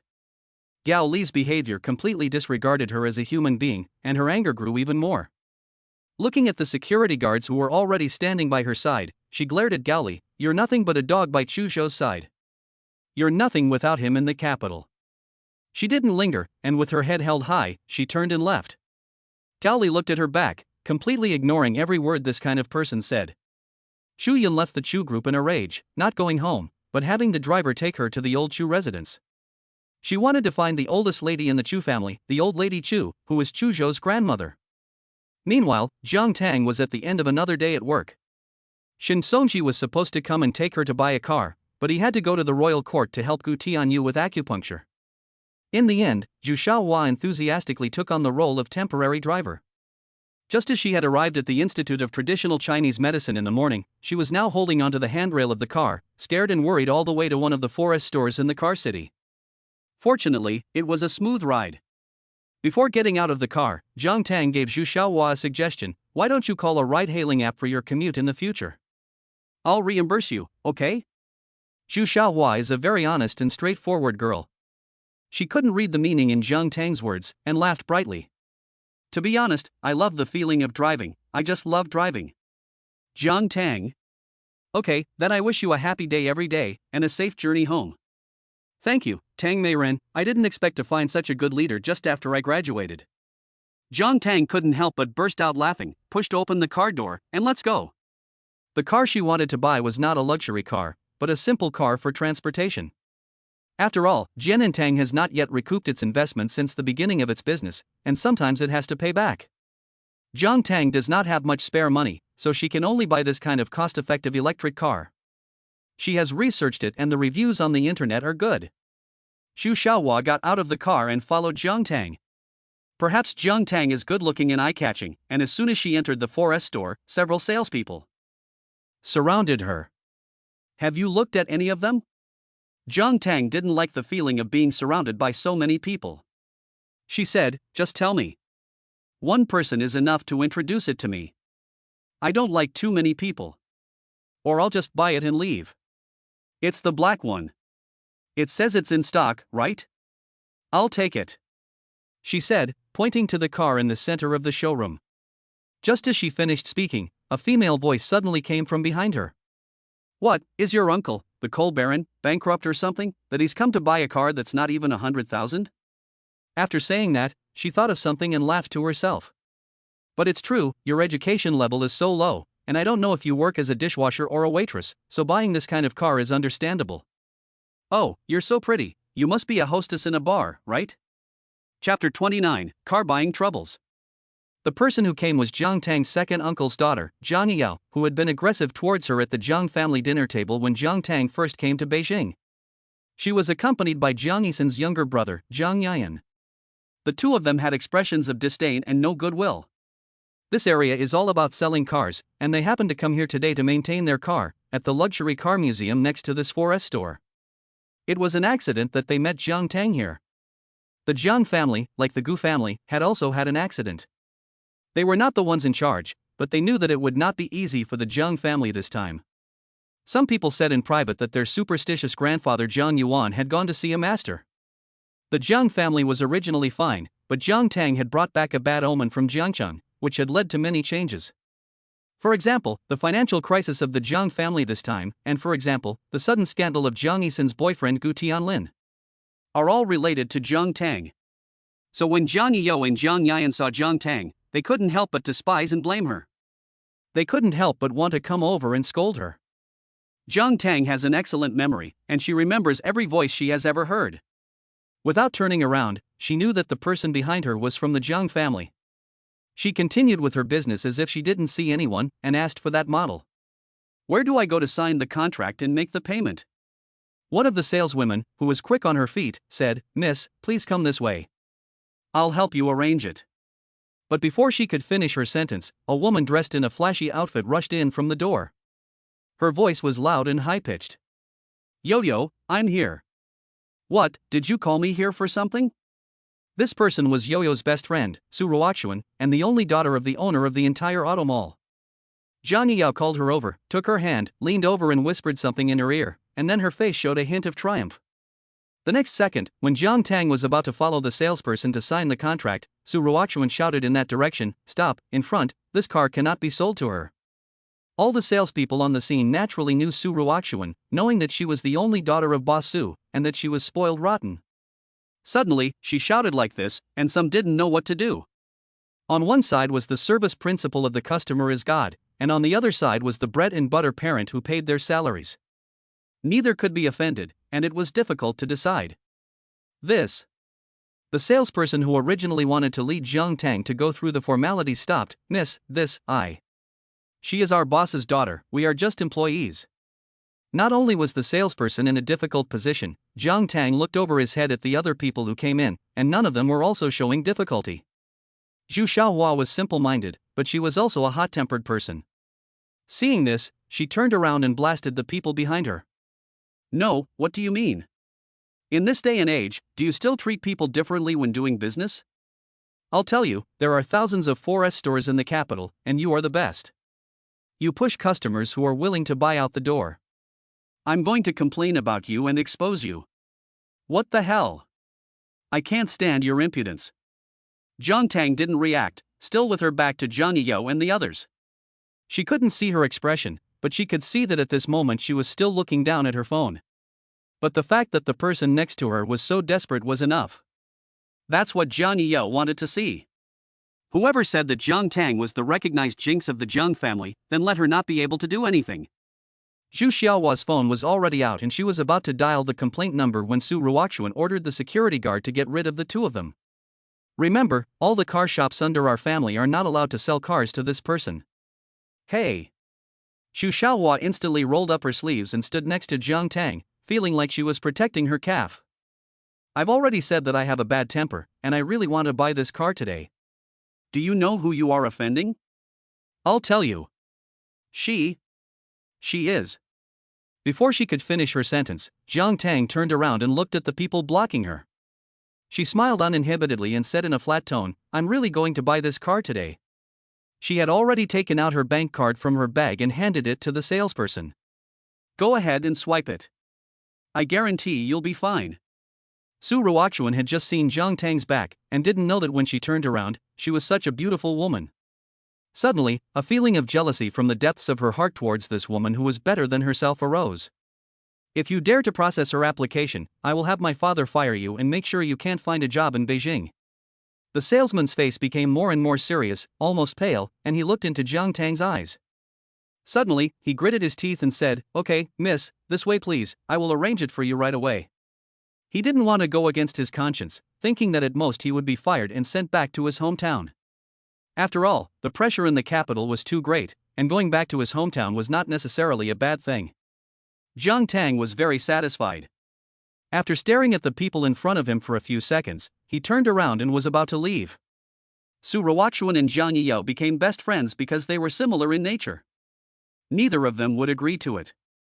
It was an insult for a worker to disobey the boss. Shi Qi went forward to stop the behavior at that time. However, just as she was about to stop the person, a short, stout middle-aged man wearing a big gold chain ran in from the gate. He was panting and calling out, Miss Jiang Tang. Oh, I'm so late. I'm so late. I should be punished. What kind of car are you interested in? I'll arrange it for you here. Or go to my luxury car showroom next door and let me treat you well. I personally think that the cars there are of a class that befits such a noble person as you. The person who said such flattering words was the owner of the car city, Su Ruoxuan's father. His appearance turned the situation around 180 degrees. No one knew what his relationship with Jiang Tang was, or why he was so polite in tone and manner. Chapter 30, The Flying Female Hero. Except for Zhu Xiaohua's smug look, everyone else was stunned. After Su Ruoxuan reacted, she went up and grabbed her father's hand. Dad, what are you doing? Mr. Su pushed Su Ruoxuan away. I can see everything you do on my phone. What the hell? Don't hurt me. Go away. This attitude, the only daughter of the boss of the car city, the precious pearl that hurts so much, all gone. Su Ruoxuan was spoiled and used to being arrogant and domineering, but she was not stupid. Especially under the influence of her father's interests, she knew how to read the situation. The person who could make her father so polite must be very important. She thought for a moment and suddenly let go of Jiang Yiyao, who was still holding her hand. I'll contact you again when I have time. After the sound faded, she realized something was wrong and turned to Jiang Tang. Miss, I'm sorry, I have to go now. Please forgive me if I have offended you. Jiang Yiyao was anxious and didn't know what was going on. She turned to Su Ruoxuan, who had already run away. Ruoxuan, no, why are you running away? Jiang Tang smiled faintly at the corner of her mouth, thinking that the daughter of the Su boss is like him, and they are all people who know how to be a hero. She continued to walk, taking Boss Su, Zhu Xiaohua, and the salesperson. Boss Su, I'll take that one. Help me arrange it. Also, your employee has a very good service attitude, so you can promote him. Really? Boss Su gave a look of appreciation to the salesperson. Since Miss Jiang is so satisfied, I will definitely promote you to sales director later. The happiness came too suddenly. The salesperson thanked Mr. Su and bowed to Jiang Tang, saying, Thank you, Mr. Su, thank you, Miss Jiang. They walked away, leaving several salespeople behind, who stood there enviously. In addition to these salespeople, Zhang Yang and Zhang Yayan were the last to leave.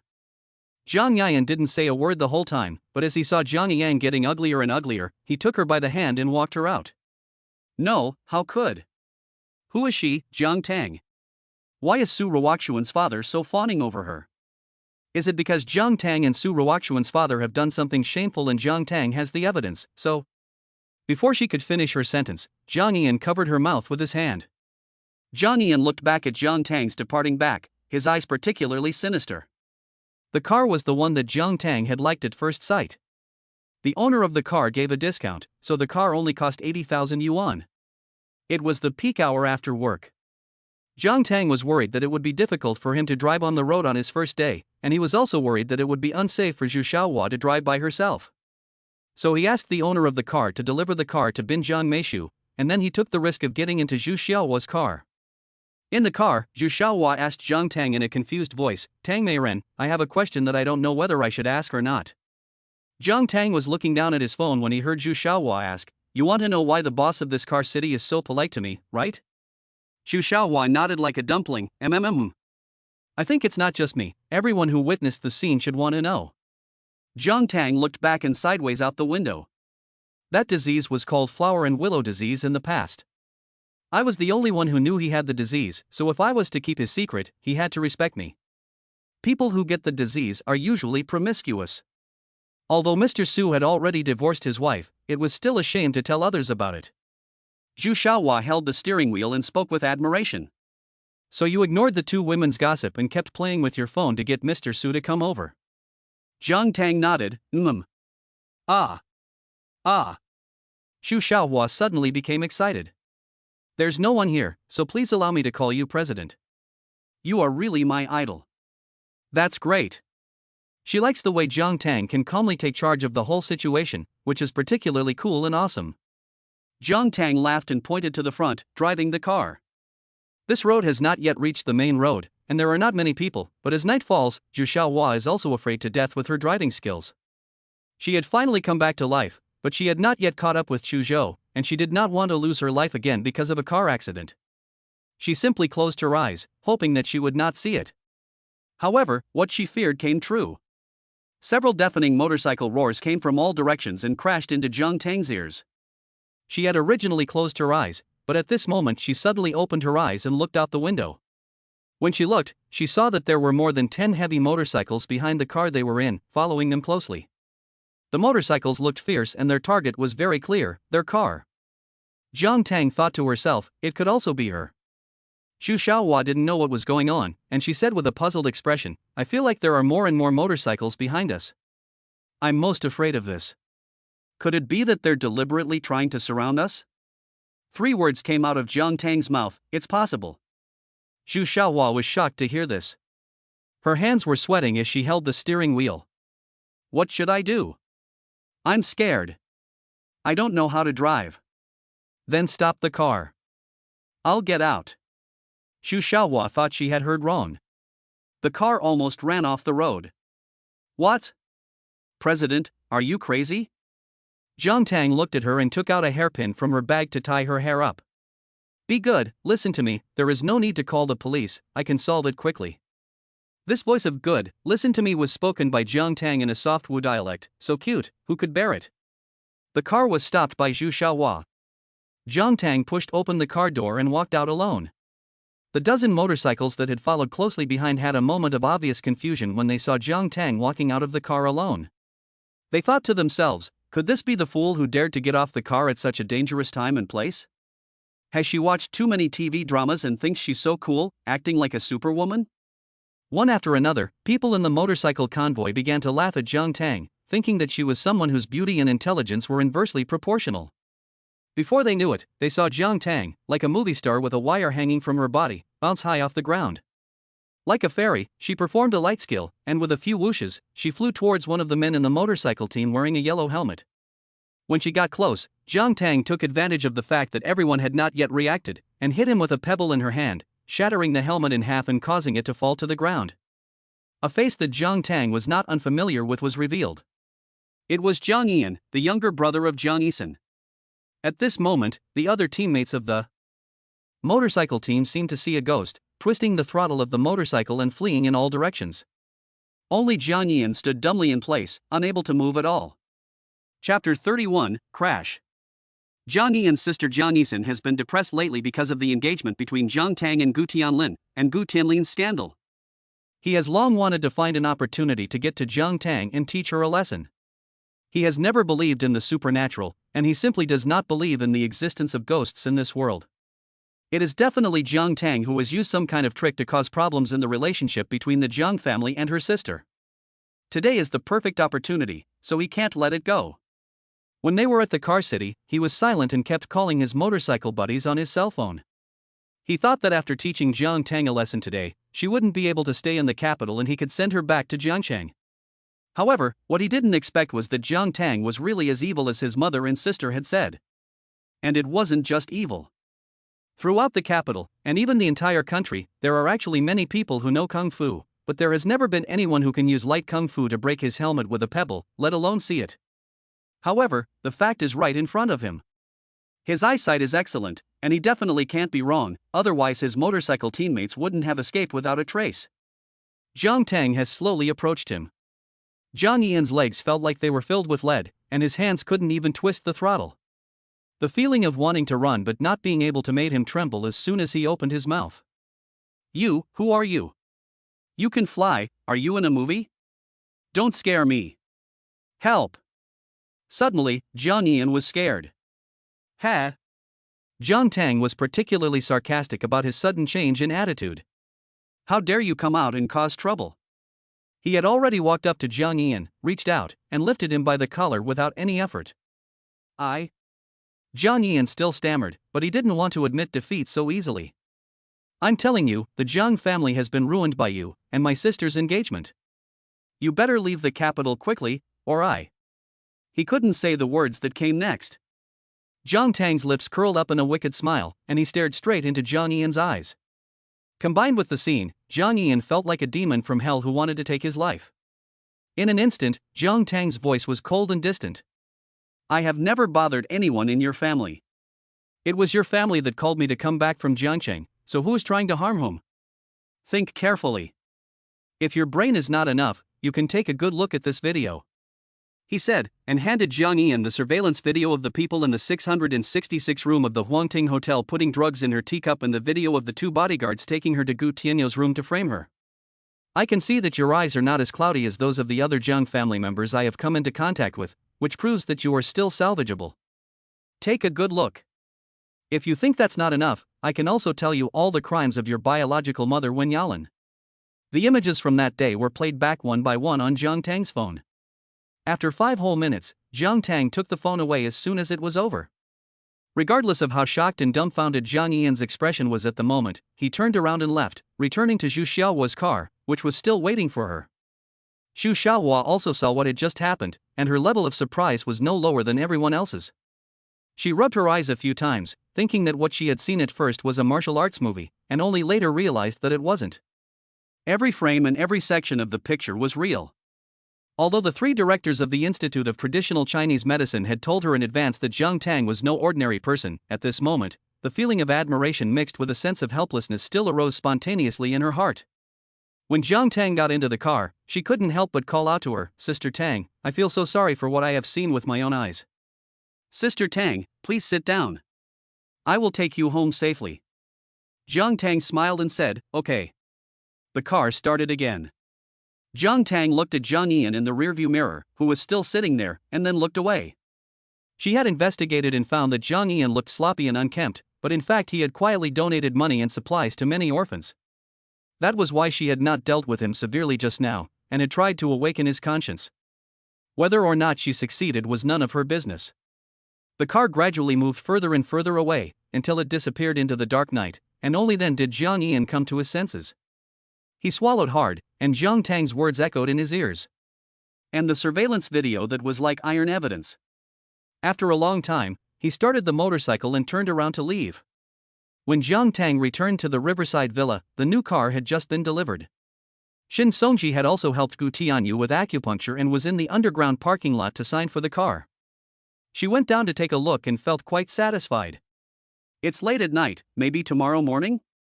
Shin Songji was still not very confident about Jiang Tang driving. After all, it had been a year since she got her driver's license, and she hadn't touched a car in that time. Compared to Shin Songji, Jiang Tang was bursting with confidence. She could tame wild horses on the prairie back then, and the same was true for a machine controlled by humans. "Give me your hand. Give me the keys. Then, I'll sit in the passenger seat and help you navigate?" Shin Songji reluctantly reached out and asked. "No. I remember." She wanted to explore it herself.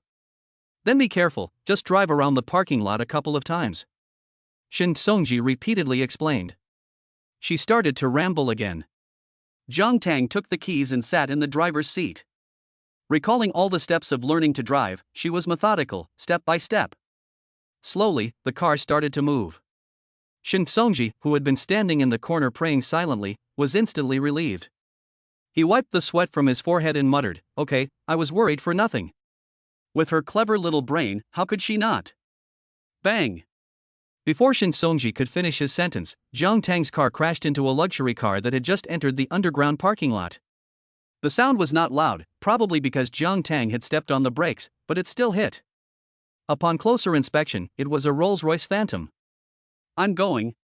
Shin Songji was so scared that his lips turned white, and he ran over in 2 or 3 steps. He didn't care whether it was a luxury car or not, he was just worried that something might happen to his cousin. Tang tang, tang tang. Inside the Rolls-Royce Phantom, Gao Li was sitting in the driver's seat. He turned his head to look at Chu Zhou in the back seat. Before he could finish his sentence, Chu Zhou pushed open the car door and got out. He was so anxious that it was like his house was on fire. Chapter 32. Mr. Chu, I can offer myself to you. Gao Li was puzzled. No, how did their boss become so nosy? It wasn't until he got out of the car and saw Shin Songji shouting at Jiang Tang in the car that he realized. It turned out that the person who had hit their car was Miss Jiang. Shin Songji patted on the car window. "Tang Tang, Jiang Tang, are you okay? Open the door." Tang. Chu Zhou also came over, pushed Shin Songji away a little, and asked him if she was inside. Shin Songji, yes, this is the car she just bought. But she hasn't driven since she got her license. How come this car, which is less than 100,000, has such a tight peephole that you can't see anyone? Chu Zhou's face showed a lot of anxiety when he heard this. He knocked on the car window with his hand and said, "Jiang Tang, can you hear me? Jiang Tang, respond to me." He then walked over to the front windshield and looked inside, only to find Jiang Tang lying face down, not sure if he had fainted or what. Now, his heart was even more panicked. Jiang Tang, Jiang Tang. Gao Li, find the tools. You, call the property management and the car repair shop. Chu Zhou was giving instructions, and the latter part was directed at Shin Songji. Gao Li had never seen Chu Zhou panic like this before, so he quickly opened the trunk of the Rolls-Royce and found the emergency tools inside. "Master, I found it. Here you go." Jiang Tang's new car was an electric car, so there was no keyhole on the door handle. Chu Zhou took the tools in his hands and aimed them at the gap in the car door. However, at this moment, Jiang Tang, who had been silent until now, opened the door a crack. The key had fallen off, and the unlocking key was on top of it. After searching for a while, he finally found it. The 3 people present at this moment let out a sigh of relief. Especially Chu Zhou, the feeling of irritability in his heart completely disappeared, and he put down the tools in his hand and took 2 steps back. When Jiang Tang came out, her expression on her face became a little more contemptuous. "Miss Jiang, are you sure your driving skills are suitable for the road?" Jiang Tang looked at the car she had hit. Although it was not serious, she had braked in time, but she was also embarrassed. She lowered her head, walked up to Chu Zhou, and said in a weak tone, "I'm sorry. I didn't mean to do it. I'm a bit rusty, but I promise it won't happen again. How about I pay for your car?" She looked up at Chu Zhou. "Can you afford it?" Chu Zhou asked. He had investigated and found that the boss behind Jian and Tang was Jiang Tang. The house in Binjiang Meishu was bought before Jian and Tang was established and when it was still profitable. Jiang Tang smiled awkwardly and looked at Shin Songji subconsciously. Shin Songji pretended to know nothing and looked away, acting as if he had nothing to do with it and not to be found. He. Jiang Tang knew she was in the wrong and held her hands together tightly, looking thoughtful. The next second, she took another step forward, suddenly standing on her tiptoes and leaning into Chu Zhou's ear. With a soft voice that only the 2 of them could hear, "Mr. Chu, if you don't mind, I can offer myself to you." It was clearly past the beginning of autumn, and the weather in the capital had already cooled down quite a bit. But after Jiang Tang said this, Chu Zhou inexplicably felt hot and dry. He never expected that under such a tense atmosphere, Jiang Tang could also come up with such a solution that made him unable to respond. How could there be such a girl who would take advantage of the situation to be a rascal? His Adam's apple rolled slightly, and in a voice that only the 2 of them could hear, "Miss Jiang, girls should still be a little more reserved. After saying that, he took 2 steps backwards, widening the distance between him and Jiang Tang, and walked towards the elevator, taking the safe route. Gao Li, Miss Jiang is fully responsible for this.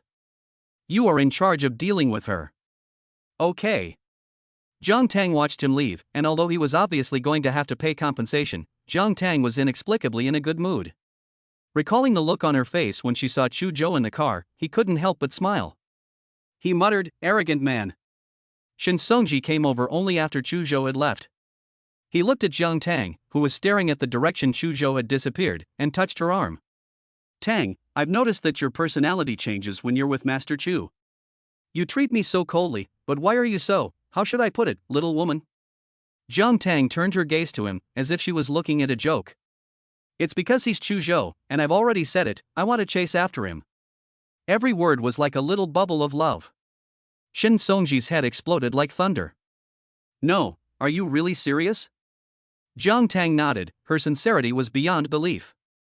Gao Li, who was waiting for the car insurance surveyor, couldn't help but laugh when she heard this. She thought that Jiang Tang, the eldest daughter of the Jiang family, was really suitable for their family's boss. One is restrained, and the other is outgoing in front of their family's boss, and inexplicably aloof in front of others. After a while, the car insurance surveyor calculated the approximate price, and Gao Li handed Jiang Tang the quotation. Miss Jiang, this is the quotation. Jiang Tang had just backed the car into the garage, and miraculously, it was a particularly good back. As soon as she got out of the car, she saw the quote that Gao Li had handed her. It was calculated so quickly? It was calculated so quickly because she was afraid she would run away. She had used all her savings to buy the car in front of her. Gao Li was particularly nice to Jiang Tang. Yes, Miss Jiang. Jiang Tang took the quote, thinking that Gao Li, especially Chu Zhou, was very familiar with her, and it wouldn't be too expensive. But she was wrong. Her eyes widened like a pair of copper bells when she saw the estimate. First, she asked Gao Li, 300,000? That's more expensive than my new car? Are you sure? Is that all you've got? Gao Li nodded, looking like a little smart aleck, and said, I've already had the surveyors break the bones. He could have let Jiang Tang off the hook, but he had selfish motives and wanted to give her and their family more opportunities to get to know each other. Jiang Tang was about to cry, looking at Shin Songji, is it really 300,000? Shin Songji, what else? It's a top-of-the-line Rolls-Royce Phantom, and I'm charging you 300,000 as a friend's price plus a broken bone. Jiang Tang felt like her heart was being cut with a knife. She picked up her bag and took out 200 yuan from it, which she stuffed into Gao Li's hand. Please tell your father that I will pay him 200 yuan a day in installments. Of course, if he doesn't think I'm sincere, you can tell him that he can consider the terms I mentioned. Gao Li was very happy. Miss Jiang, don't worry. I absolutely support you, and I will definitely tell your father what you said. An hour later, on the top floor of the Riverside Villa. After washing up, Chu Zhou, with his muscular upper body covered only by a pure white towel, stood in front of the French windows. The water droplets on his upper body had not yet completely dried, and two of them slid down his muscular chest, creating a direct tension. He looked sideways at the 200 red 100 yuan bills on the island table, and then looked up and drank the red wine in his hand. Chapter 33 He is not suitable for love. Gao Li brought the 200 yuan that Jiang Tang had paid in installments and the words. The phrase, I can offer myself to you, echoed in Chu Zhou's ears. His eyes were gloomy and deep, looking out at the thousands of lights in the capital at this moment. It was a beautiful scene that made him feel relaxed, but he was indifferent. He asked himself, I think Jiang Tang is really beautiful. Every feature of her face, every inch of her skin, even the hair on her head, is in accordance with my aesthetic standards. In the past, I have never seen anyone who deserves such a high evaluation. Moreover, her personality and style of behavior are very different from those of many other women, and she is very free and easy. She is beautiful like a piece of flawless jade. Because of this, he could not drag her to his side. Not to mention the Chu family, which was as deep as a dragon's den and a tiger's lair, and the group of competitors who were eyeing his position. Just the thousands of enemies he had made in the army over the years, if he wasn't careful, Jiang Tang, who he had dragged to his side, could become a threat to him. It didn't matter if she threatened him, but what about Jiang Tang? She was really good at martial arts, but there were people outside and there were people outside. He is not without self-confidence to keep a person safe for a lifetime, yes. But what if So, for the rest of his life, he is fine on his own. He is not suitable for love, for him these are too extravagant. He does not need it, nor can he have it. As for Jiang Tang, she is suitable for finding someone who can give her a comfortable life. Thinking of this, somehow, my heart is blocked to death. At the same time, a Chinese garden in one of the most established wealthy areas of the capital. It is quaint and majestic. Especially under the cover of darkness, it is tinged with a mysterious atmosphere. This is the old Chu residence. Xu Yun sat with red eyes next to the kind but dignified old lady Chu, with a sobbing voice. "Grandma, this is what Chuzhou's men did to me. How can we be relatives from the same bloodline? I am still his eldest cousin, and he didn't even give me the opportunity to meet him. Not only that, but he also allowed his assistant to humiliate me mercilessly, and kick me out of the Chu group in front of everyone. I am your eldest granddaughter. Everyone in the capital knows that you love me the most. Chuzhou is clearly slapping your face in doing this." Xu Yun said very seriously, full of grievances, trying to get the sympathy of Madame Chu, and asking her to settle the matter with her investment company and Gu Tianlin's scandal. Xu Yun sighed, and the old lady gave her a tissue. She spoke in a commanding tone. "That's enough. Don't cry. Crying won't solve the problem."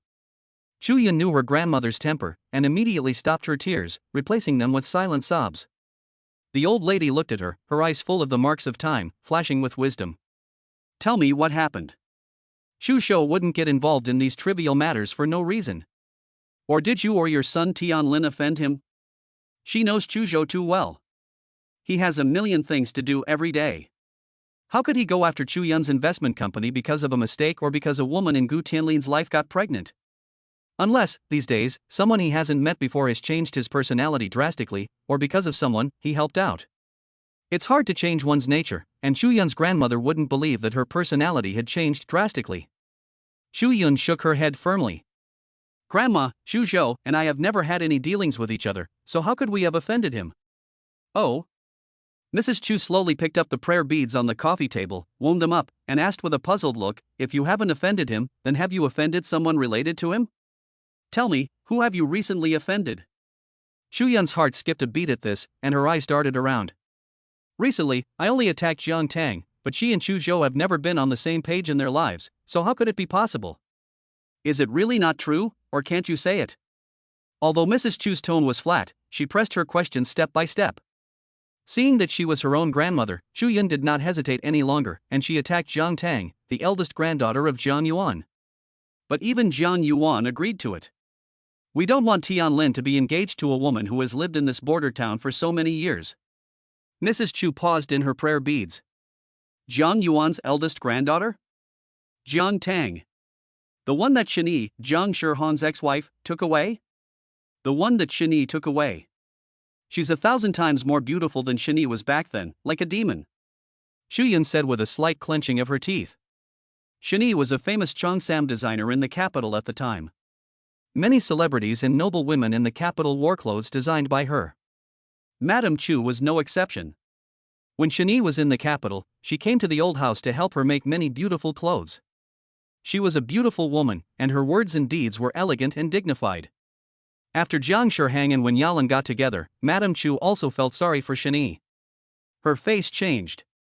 If it was Shini's daughter, she probably wouldn't be that bad. "What did you do to her? Tell me the truth. Otherwise, I don't know how to help you." Xu Yun bit her teeth again and told the old lady everything that happened that night. It was probably like this. Jiang Tang not only did not appear in Gu Tianyou's bed, but when he left the Royal Court Hotel and returned home, serious things happened. Up to now, the market value of the Gu Group's stock has fallen a lot. The old lady Chu has been in the circle of the rich for many years and is definitely a woman of great wisdom. She did not complain about Jiang Tang because of what Xu Yun and Jiang Yuan did. Instead, when she heard the name of the hotel, a change occurred in her pupils.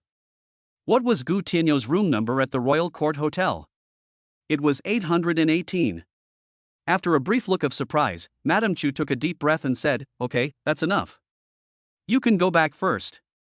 I know the general situation, and I will talk to Chuzhou, but whether it will work out is not up to me. You know, Chuzhou has always been hard to deal with and unreasonable. If Madame Chu is willing to help, Xu Yun is confident that Chuzhou will not refuse to help. She is grateful and tearful." Good, Thank you, Grandma, thank you. After Chu Yun left, Madame Chu's face became more solemn.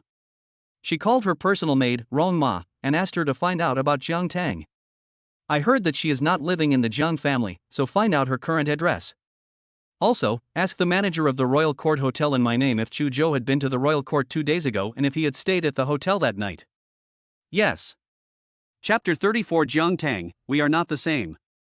Old Madame Chu had several trusted people who were loyal and extremely experienced, and who were well known in the capital. After all, her qualifications were there, and she was Chu Zhou's grandmother, so no one dared to neglect her in the capital. Everyone is respectful of her.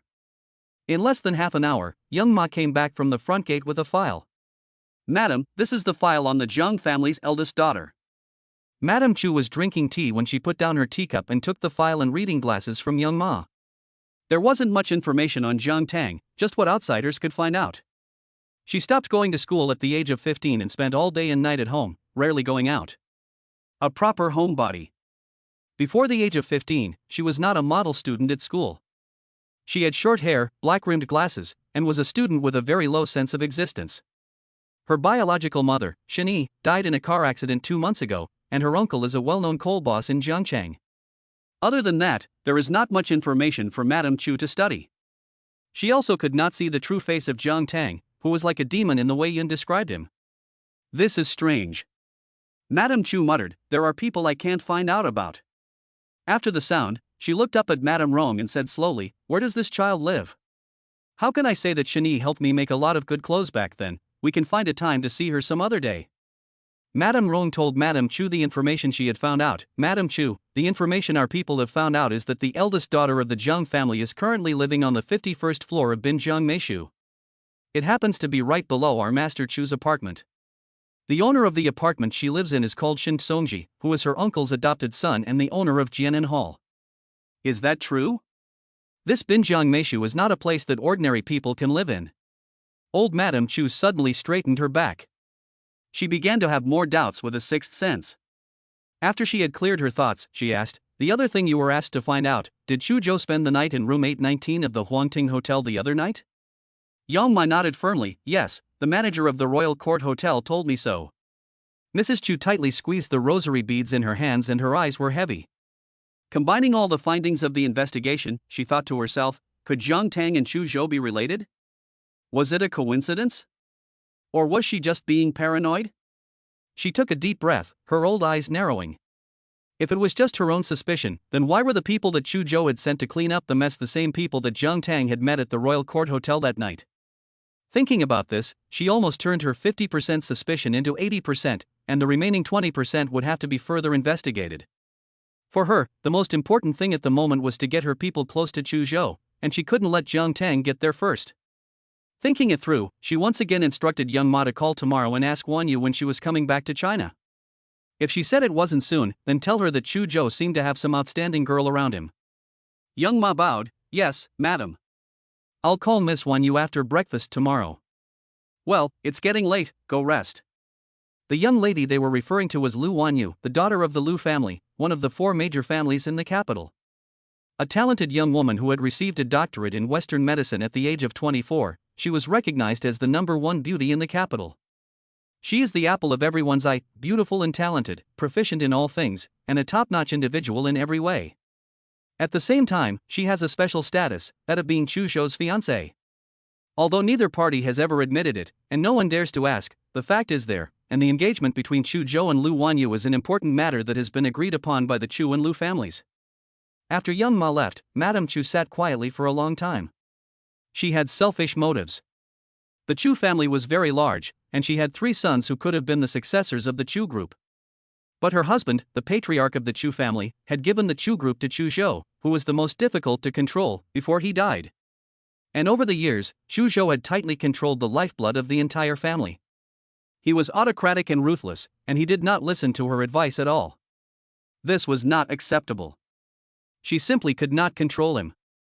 Therefore, she must install her own people around him as soon as possible to change him.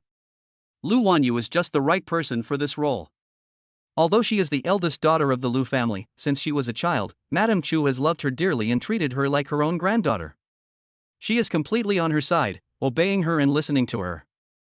In the future, if Lu Wanyu becomes a couple with Chu Zhou, she will definitely communicate with Madame Chu about everything, big and small. This is exactly what Madame Chu wants. In the end, if conditions permit, she also wants to take back the ownership of the Chu group step by step and give it to her beloved youngest son. The morning sun rises in the east, and it's another day. Today is the weekend, and Zhang Tang doesn't need to go to work. However, she still got up early to get ready to go to the postpartum center to see her sister He Xiaoyun, as she had promised He Xiaoting. When it was almost time, she left the house with her bag. It was as if heaven had arranged it so that when the elevator doors opened, they gave Zhang Tang a surprise early in the morning. She looked at Chu Zhou, who was standing inside the elevator with a dignified expression on his face, and raised an eyebrow at him. Chu Zhou was thinking the same thing. On weekends, no one but him usually had to go to work, and he never expected to see her dressed up and looking so beautiful so early in the morning. In the elevator, the two of them stood side by side. One was almost 1.9 meters tall, and the other was 1.75 meters tall in high heels. The mirrored elevator doors reflected their figures, and to be honest, they looked exceptionally well matched. Chu Zhou glanced at her, deliberately averting his gaze. Zhang Tang had no intention of averting his gaze at all, and looked at her openly and squarely. His eyes wandered all over Chu Zhou's body. Seeing Chu Zhou's heart fluttering, he couldn't help but warn him, "Take your eyes off me. It's not lewd, it's just too direct. It's blocking my chest." Zhang Tang smiled and said, "You are too beautiful. It's not my fault. It's my eyes that can't help but look at you." Chu Zhou. What is it that makes you cry and laugh at the same time? I think this is it. Early in the morning, he was fooled by a girl. He calmed himself down a bit and looked at the elevator as it was about to arrive at the parking lot on the first floor. His voice was hoarse and low, and he immediately said his name, Zhang Tang. "Ha?" Zhang Tang looked up at him, flashing her pair of peach blossom eyes. "What's wrong?" Chu Zhou turned her head and looked into her eyes. "Don't always try to get close to me. We're not the same." Chapter 35, I'm going to get close to you. As soon as the words left his mouth, the elevator stopped at the first floor. The moment the elevator door opened, Chu Zhou left first, leaving Zhang Tang standing alone in the elevator. Her expression was not as bleak as expected, as if what Chu Zhou said was not important to her. Seeing that the elevator door was about to close again, she reached out to block it and left her spot. When she walked out of the elevator lobby, Chu Zhou's car passed in front of her, and she looked into his eyes through the dark privacy film until all she saw was the back of his car. Yesterday, she clearly hit Chu Zhou's car, but today, it was as if she had opened up the meridians of the body. Under Zhang Tang's control, the car left the underground parking lot nimbly. In the black and noble Rolls-Royce Phantom, Gao Li and Gao Liang, sitting in the front row, could clearly feel the low pressure from Chu Zhou. The two glanced at each other in the corner of their eyes, afraid of being discovered, and quickly withdrew. Immediately, Chu Zhou's voice came from behind them, telling them to pack up and move to Tangyuan starting today. Tangyuan is Chu Zhou's private estate, located on the mountainside of the Dragon's Backbone in the capital, with beautiful scenery by the mountains and rivers. The Dragon's Backbone was a good place for the ancient royal family to escape the summer heat. Nowadays, it has been bought by Chu Zhou, and a group of mansions for billionaires has been built at the foot of the mountain. Because after the manor was completed, the surrounding tangerines would bloom every spring, so when he was asked to name it, he took the name Tangyuan. It is strange to say now. The tangerine in Tangyuan happens to be the same tangerine as Zhang Tang, the eldest daughter of the Zhang family. I don't know what kind of damn fate would make such a coincidence. After Chu Zhou finished talking to Gao Li about moving to Tangyuan, he realized that the word Tang just happened to be the same as Zhang Tang's. Suddenly, his temples throbbed twice. He pinched them to relieve the pain. The two in front of him dared not ask him why he was moving, and could only remind him of other important matters. "Master, the helicopter to the north is ready tonight." Chu Zhou pressed his index finger against his forehead, and nodded to indicate that he understood. The next second, he emphasized that the things on the riverside side did not need to be moved, and that they could go directly to Tangyuan tonight. Yes. This time, Gao Li and Gao Liang both answered together. After they had finished, the two brothers had different thoughts. They had been by Chu Zhou's side for so many years, and even Gao Liang, with his simple mind, knew that Chu Zhou's sudden move had absolutely nothing to do with Zhang Tang. Otherwise, they would have been living happily. Zhang Tang drove the car with ease on the main roads of the capital. In front of her was a traffic light, and she stopped. Everything had been fine until now, when Chu Shou's words when leaving the elevator came back to her more and more clearly. Don't always try to get close to me. We're not the same. Not the same? Ha! Jiang Tang involuntarily lowered her breath, as if she were cold and frosty. All the scenes of Chu Shou being nice to her in the last life flashed past one by one, and each frame was precious.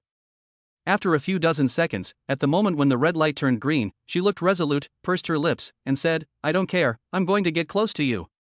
The car started again and headed for the destination. After a short while, it stopped at the entrance of the Bowen Postpartum Care Center on the shore of the Mo Lake in the capital. He Xiaoting had been waiting here for a long time, stretching his neck and looking around. God knows how nervous he was. He had hardly closed his eyes to sleep all night. When his sister He Xiaoyun told him to come down and pick her up, he was so happy that he was no different from a monkey on a mountain. When Jiang Tang got out of the car, he jumped up and down to come to her side. Miss Jiang, you really came. I was worried all night that you wouldn't come. Jiang Tang took out the gift that Shin Songji had put in the trunk last night. Where is your sister? Take me in.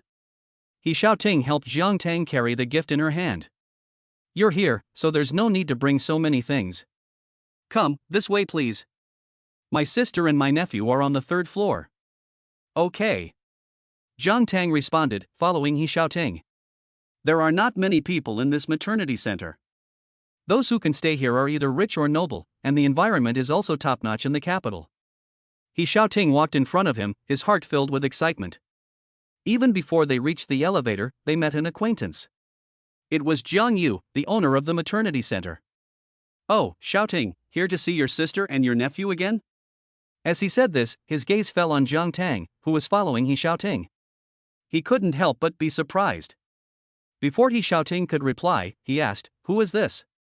He didn't say anything, but he had heard from Gao Li that Jiang Tang's relationship with the Jiang family was not very clear, so he first looked at Jiang Tang.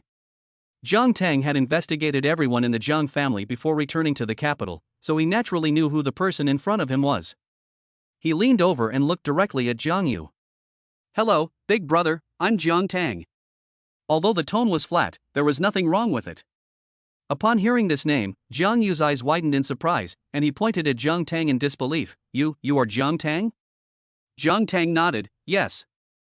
Jiang Yu was dumbfounded, and his mind kept running through the words he was going to say next, but no matter how he ran them through, he felt like his head was blank. Jiang Yisan called him again last night to complain about the marriage contract, saying that the Gu family patriarch was very authoritarian and insisted that it had to be Jiang Tang. She said that Jiang Tang's return had disrupted many of her plans, and that she was affected by this and had no mood at all as the semester at the University of Beijing was about to begin. As she spoke, she also made Jiang Yu feel a lot of disgust towards Jiang Tang's return. He thought that he would have to find a day to meet Jiang Tang and persuade her to give up the marriage contract. He never expected to meet her face to face today. The thousands of words that he had already organized in his heart seemed to have disappeared completely when he saw her. He just kept staring at her. Jiang Tang frowned slightly in displeasure, and he only realized what had happened after he coughed lightly. He apologized repeatedly, saying, I'm sorry, Jiang Tang. I was rude for a moment. Let me formally introduce myself to you. I'm your brother Jiang Yu, and I'm also the owner of this maternity center. Jiang Tang smiled again, but all she could say was a single word, Chapter 36, Meeting Brother Jiang Yu. His attitude was excessively cold, but it was also in line with her image. A word of was like a topic terminator, and the space where the three people were suddenly became quiet. Jiang Yu looked at her and seemed to be very different from ordinary people. For a moment, he didn't know what to say, and looked at He Xiaoting. He Xiaoting understood. That Miss Jiang, I'm afraid my sister will go crazy if she waits too long. Okay. Jiang Tang replied, and without saying a word to Jiang Yu, he took the lead and started walking. Perhaps this behavior seemed disrespectful to Jiang Yu, who stared at Jiang Tang's departing back and hissed, how come he looks just like Chu Zhou? He didn't think much about it and turned to leave. However, after taking a few steps, he stopped again and looked back at the people who had already disappeared with He Xiaoting on the 1st floor. He asked himself and answered himself, no, how did Jiang Tang get to know He Xiaoting and make him act like a lackey? He Xiaoting is the leader of the 4 young masters in the capital. Except for being more restrained in front of Chu Zhou, he doesn't have to look at other people's faces when he's outside. Why is he acting like a Grand Chamberlain today when he's with Jiang Tang? Could it be? His pupils suddenly widened. Could it be that Jiang Tang was the doctor who delivered He Xiaoyun on the plane? When the sound stopped, he slapped his head hard, thinking that he was crazy to have such thoughts. He said to himself again, how could this be possible? How could someone who dropped out of school at the age of 15 have such abilities? He was crazy, and he shouldn't have a filter on Jiang Tang just because she was good looking. On the third floor, He Xiaoting took Jiang Tang out of the elevator. He always kept his mind open, and after thinking about it, he still spoke up. Jiang, you asked me the other day who helped my sister give birth on the plane. But don't worry, I won't tell him without your consent. Okay. Jiang Tang felt that she had not misjudged the person. He Xiaoting looked a bit more active in personality, but he was definitely a particularly loyal person. She said, thank you. He Xiaoting shyly scratched his head, we are family, there is no need to be so polite. He Xiaoyun's confinement suite was the most front-facing VIP suite. When He Xiaoting led Jiang Tang to open the door and enter, she was pacing back and forth in front of the bed. When she saw the door open, she visibly shuddered and looked in the direction of the door. When she saw Jiang Tang, tears immediately overflowed from her eyes. She cried as she walked towards the door to hug Jiang Tang. My benefactor, I've finally found you after so many days. I haven't been able to eat or sleep well since I left you. I've been thinking about you day and night. It's all my fault for being such a useless brother. I've finally found you. Don't run away from me again. At this point, He Xiaoyun was almost hanging on to Jiang Tang. Jiang Tang? What's wrong with being too enthusiastic? Just as her sister is, she finally understands why He Xiaoting is so active. It turns out that she is like her sister. It's good. In this era of chaos, it is definitely a good thing to associate with more people who have no heart or lungs. Seeing his sister like this, He Xiaoting also felt ashamed. He stepped forward and pulled He Xiaoyun away. Sister, it's over, don't scare the benefactor away. After being pulled by He Xiaoting, He Xiaoyun finally got off Jiang Tang's body and wiped her tears and snot with her sleeve. I'm sorry, benefactor, I'm so embarrassed. Did I scare you? Unlike when she met Jiang Yu, Jiang Tang's eyes were smiling, no. This smile directly attracted He Xiaoyun, who patted her thigh and said, benefactor, you're so handsome. I only regret that I'm a woman, otherwise I would definitely chase after you. Jiang Tang again. After a while, she looked around the room. Where is the baby? Is it still in the incubator? Yes, I'll let Xiaoting take you to see it later. The doctor said that all the indicators are good, but it's safer to stay for a few days to observe. Jiang Tang agreed with the doctor's approach, which was right. You should go to bed and lie down, don't stand up all the time. She was looking at it from a TCM perspective.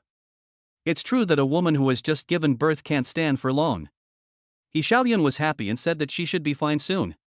He Xiaoyun's brother He Xiaoting admired Jiang Tang from the bottom of his heart.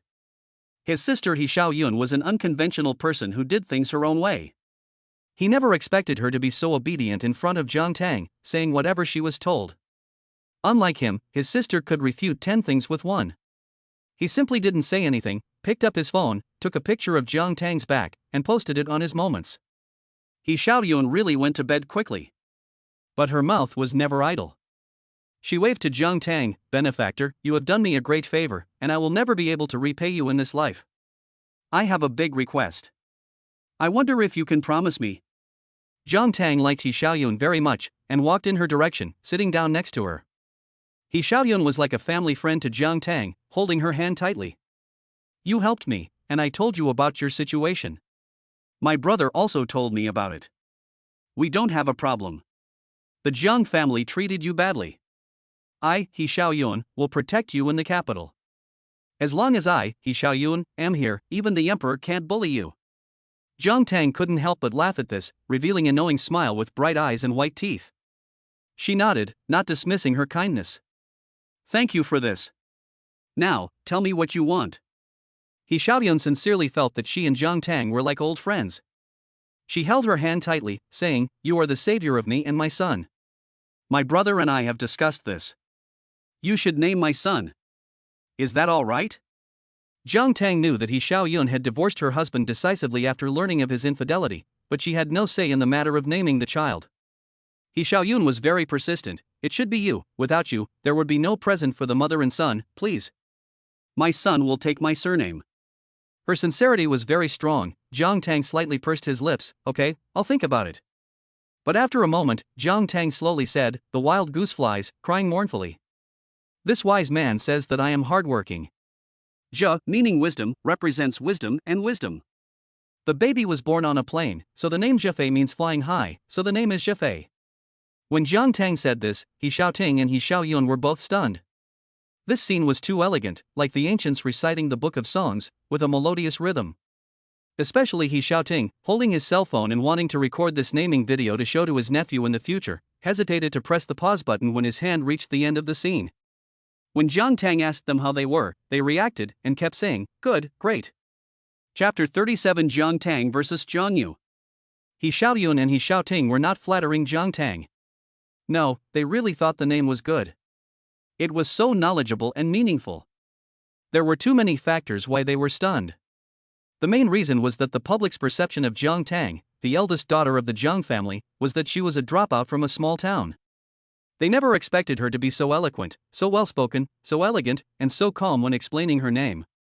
They were so impressed that they didn't believe any of the rumors about her, and only believed what they saw. Another post from He Xiaoting's WeChat account was a video of Jiang Tang naming He Zhefei. Like the previous post, which was just a picture, this post also showed Jiang Tang's back. The text accompanying the video was, how can one not love such a goddess? Such a goddess, it's not too much to offer her body to you. He Xiaoting dared not say such bold things to Jiang Tang, and he dared only to express his thoughts and emotions in his own circle of friends. However, he had a wide circle of friends, and many of his friends in WeChat saw the video he posted. They left comments, saying, He Xiaoting, who was born single, is in demand. Who is this young lady? She has a thin waist and a sexy back. Congratulations, He Xiao. The screen was basically full of comments, and it was very lively. In the end, Xu Zhou also saw this video. He didn't need to click on the video to see who the person in the video was. He could see the person's back in the small picture at a glance. Not to mention the good voice that made him dry his mouth after opening the video. He immediately turned off the video, put the phone aside, and buried his head in the new documents. Gali stood in front of him, still waiting for him to respond to what the old lady of the Chu family said about him stopping Gu Tianlin and Chu Yun. Seeing that he didn't say anything for a long time, his face gradually became serious, and he also sensibly closed his mouth and left quietly. In the postpartum center, Jiang Tang looked at He Zhefei. Although he was still in the incubator, he was already much fairer than when he was born on the plane. He waved his little hand and grabbed at the air, and it was clear that he would be a cheerful little boy like his mother and uncle. The new mother needed to rest more, so Jiang Tang did not stay long. According to the customs left by the ancestors, he stuffed another red envelope into He Xiaoting and said, I won't bother your sister in the suite. This is the red envelope I gave your nephew. I'll trouble you to give it to your sister later. Ah, this. He Xiaoting looked a little flustered. This is not good. You came here with gifts and red envelopes. That's it. Jiang Tang didn't want to be evasive in a place like the postpartum center, so his tone became much colder and more commanding. He Xiaoting was extremely obedient in an instant. Then I will thank you on behalf of my nephew. Jiang Tang nodded and looked at the time. It's almost time, so I'll leave first. I'll walk you out. Thank you. Jiang Tang did not refuse. Just as the two were about to turn and walk towards the elevator, Jiang Yu appeared again. He shouted to stop Jiang Tang, wait, Jiang Tang. Jiang Yu is a member of He Xiaoting's circle of friends, and naturally, he has also seen the video that named him. In the past, if he had seen it, he would have ignored it. After all, He Xiaoting's circle of friends did not name names. But now it's different.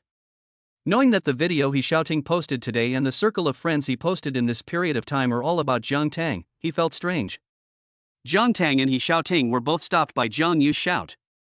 After turning his head, Jiang Tang looked at Jiang Yu, who was staring at him. Can we talk? Jiang Yu's attitude was not bad. After a while, the back garden on the first floor of the maternity center. Under the pavilion by the lake. A gentle and elegant man and a beautiful woman, sitting opposite each other, a beautiful scene, not a bad picture. Jiang Yu asked someone to pour a cup of coffee for Jiang Tang. I don't know what you like to drink, so I'll have someone arrange it for you. If you don't like it, I'll have someone change it for you. Jiang Tang picked up the coffee, and every move was pleasing to the eye. No, the coffee is fine. Compared to the countless Chinese medicines she had tasted, coffee was nothing. She brought the coffee to her lips, took a sip, and then put the cup back on the table. Jiang Yu met her with the same expression, and only then did he believe that she could really drink coffee. Originally, he had thought that coffee was not popular where she had lived before.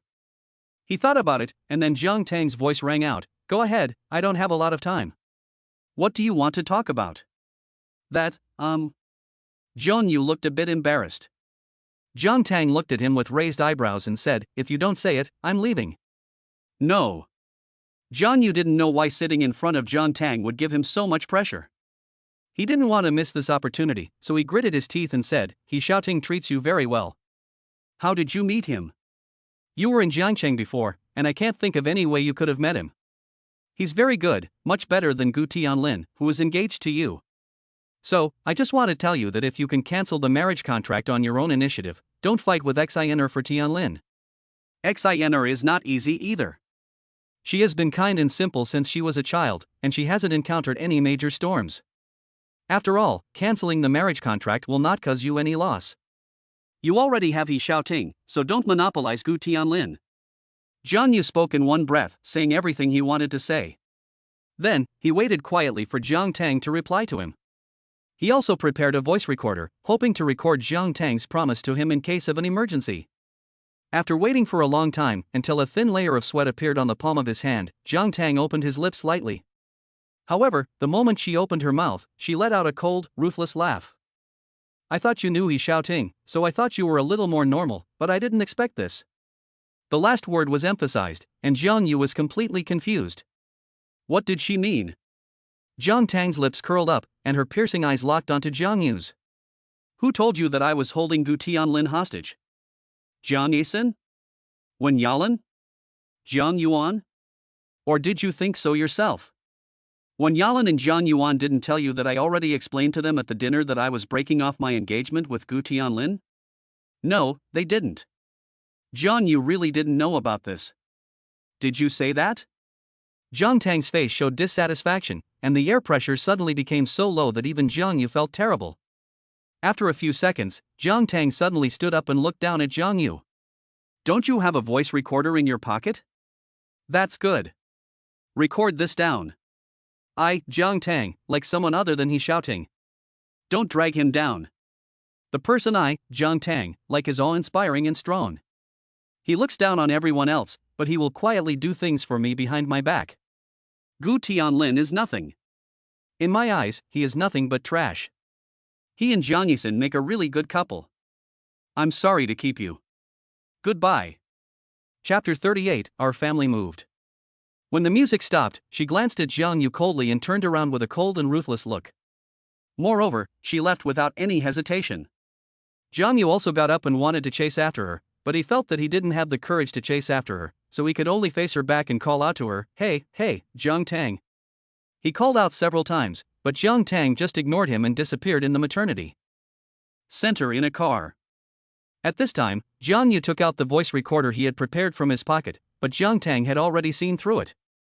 He frowned and couldn't figure it out. Does she have X-ray vision? Or did she see him accidentally reveal a flaw? Otherwise, how could she see the voice recorder hidden in his pants pocket? This Jiang Tang is completely different from what he heard from Jiang Yisan, and it is also very different from the information they initially investigated. Strange. He couldn't help but mutter. Jiang Yisan was someone he had known since childhood, and he knew her personality best. She was obedient and sensible, so there was no way she would say anything inappropriate.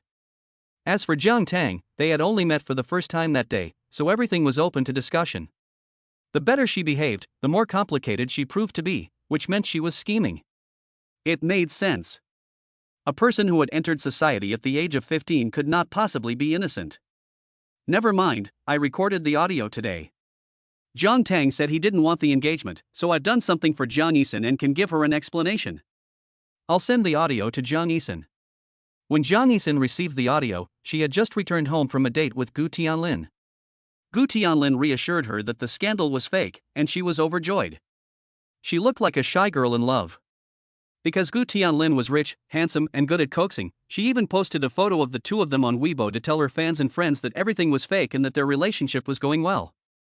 As for Gu Tianlin's engagement and other things, she would give everyone a perfect explanation later.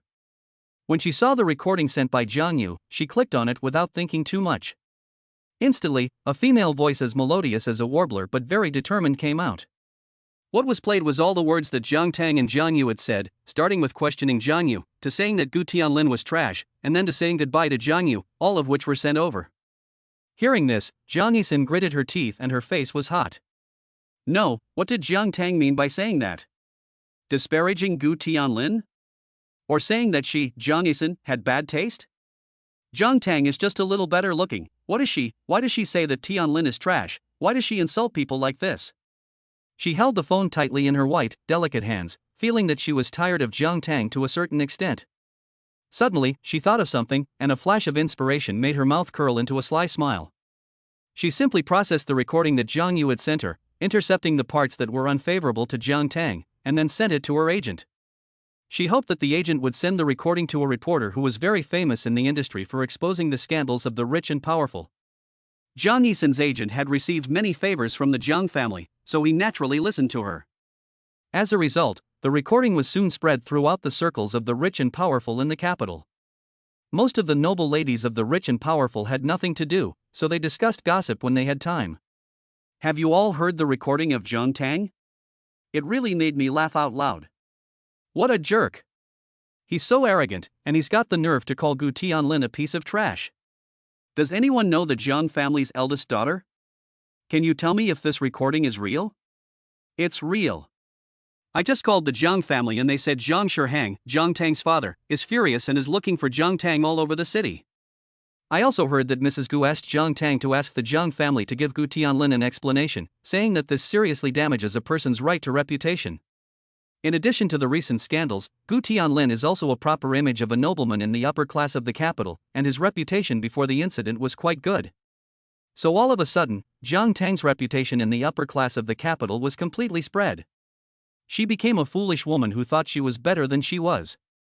Many people wanted to meet Jiang Tang in person to see what kind of woman she was and what kind of capital she had to say such ridiculous things that made people laugh.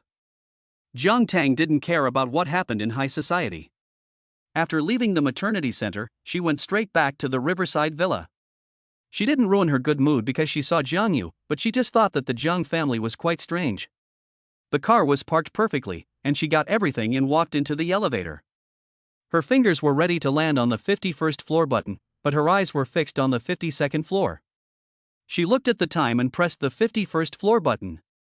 As the elevator slowly ascended, she found Gao Li's chat box and sent him a message. Message, second installment, remaining balance 299,600 yuan. After sending this message, Jiang Tang suddenly realized that she had WeChat accounts for both Chu Zhou's assistants, but she had not added Chu Zhou himself. She sighed, well, some things are too much.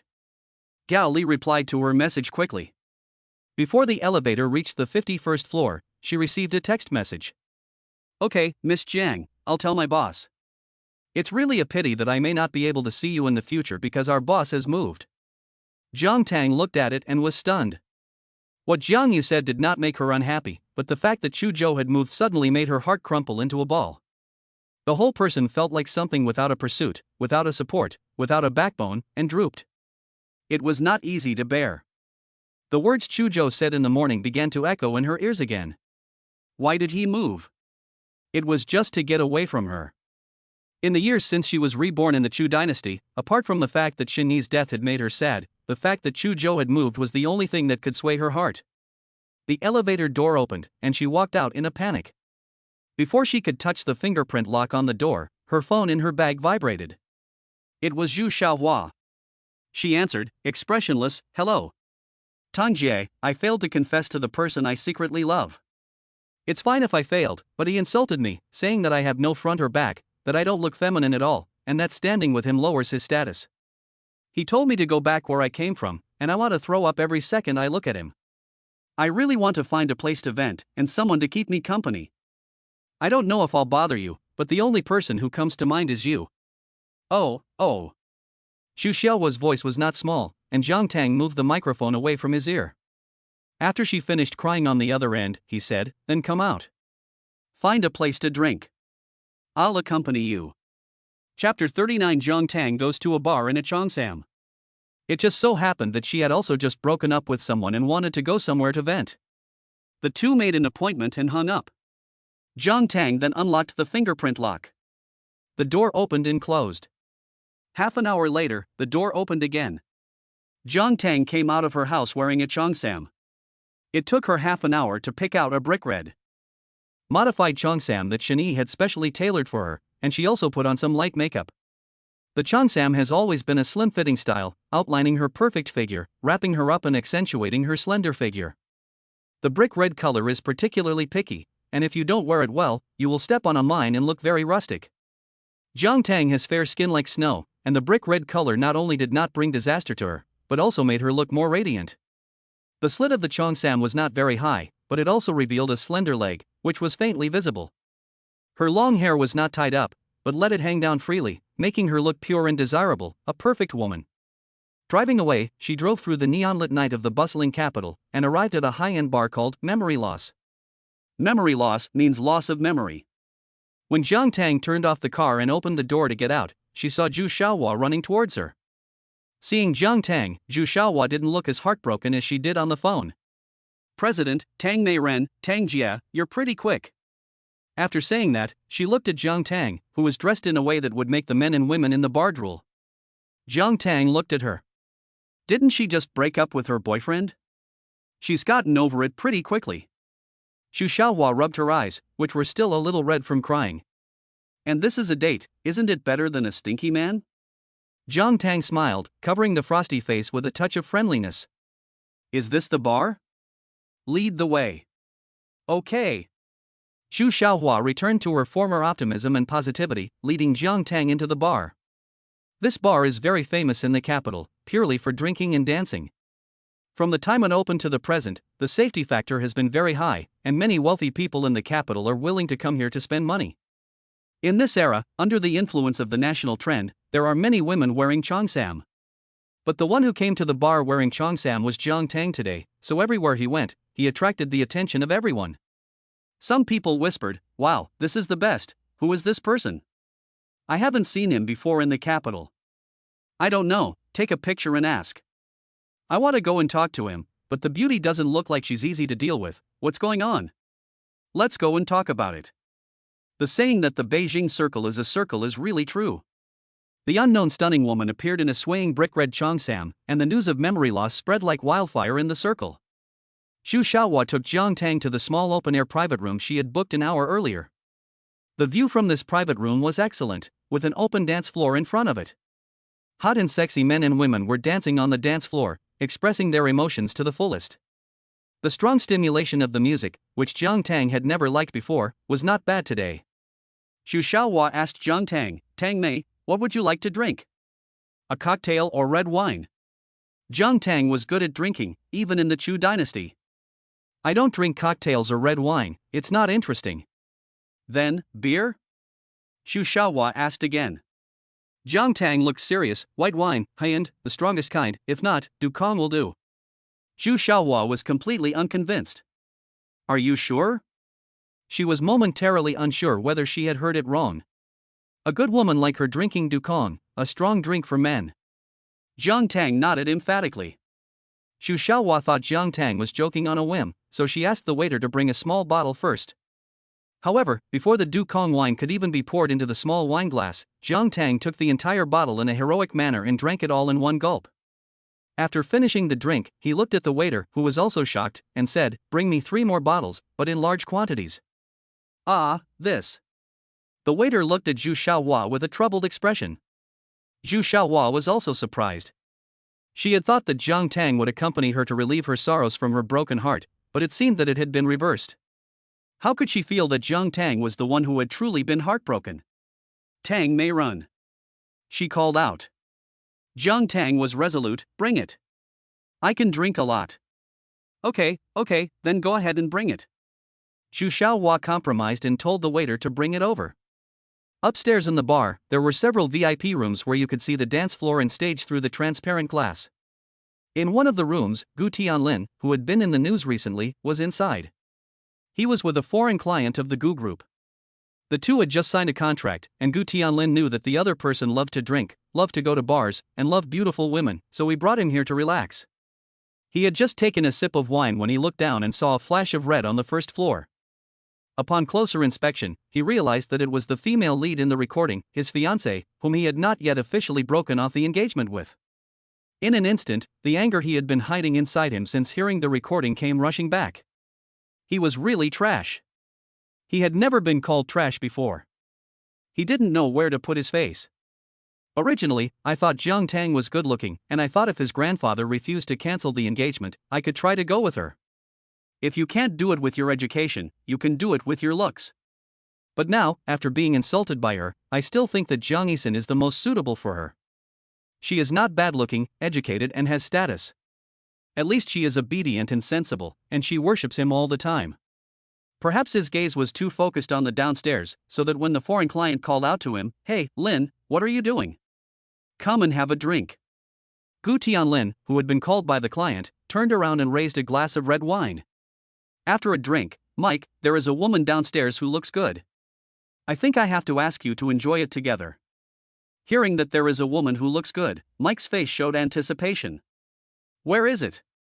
Gu Tianlin pointed to the direction where Jiang Tang was downstairs. "Nah.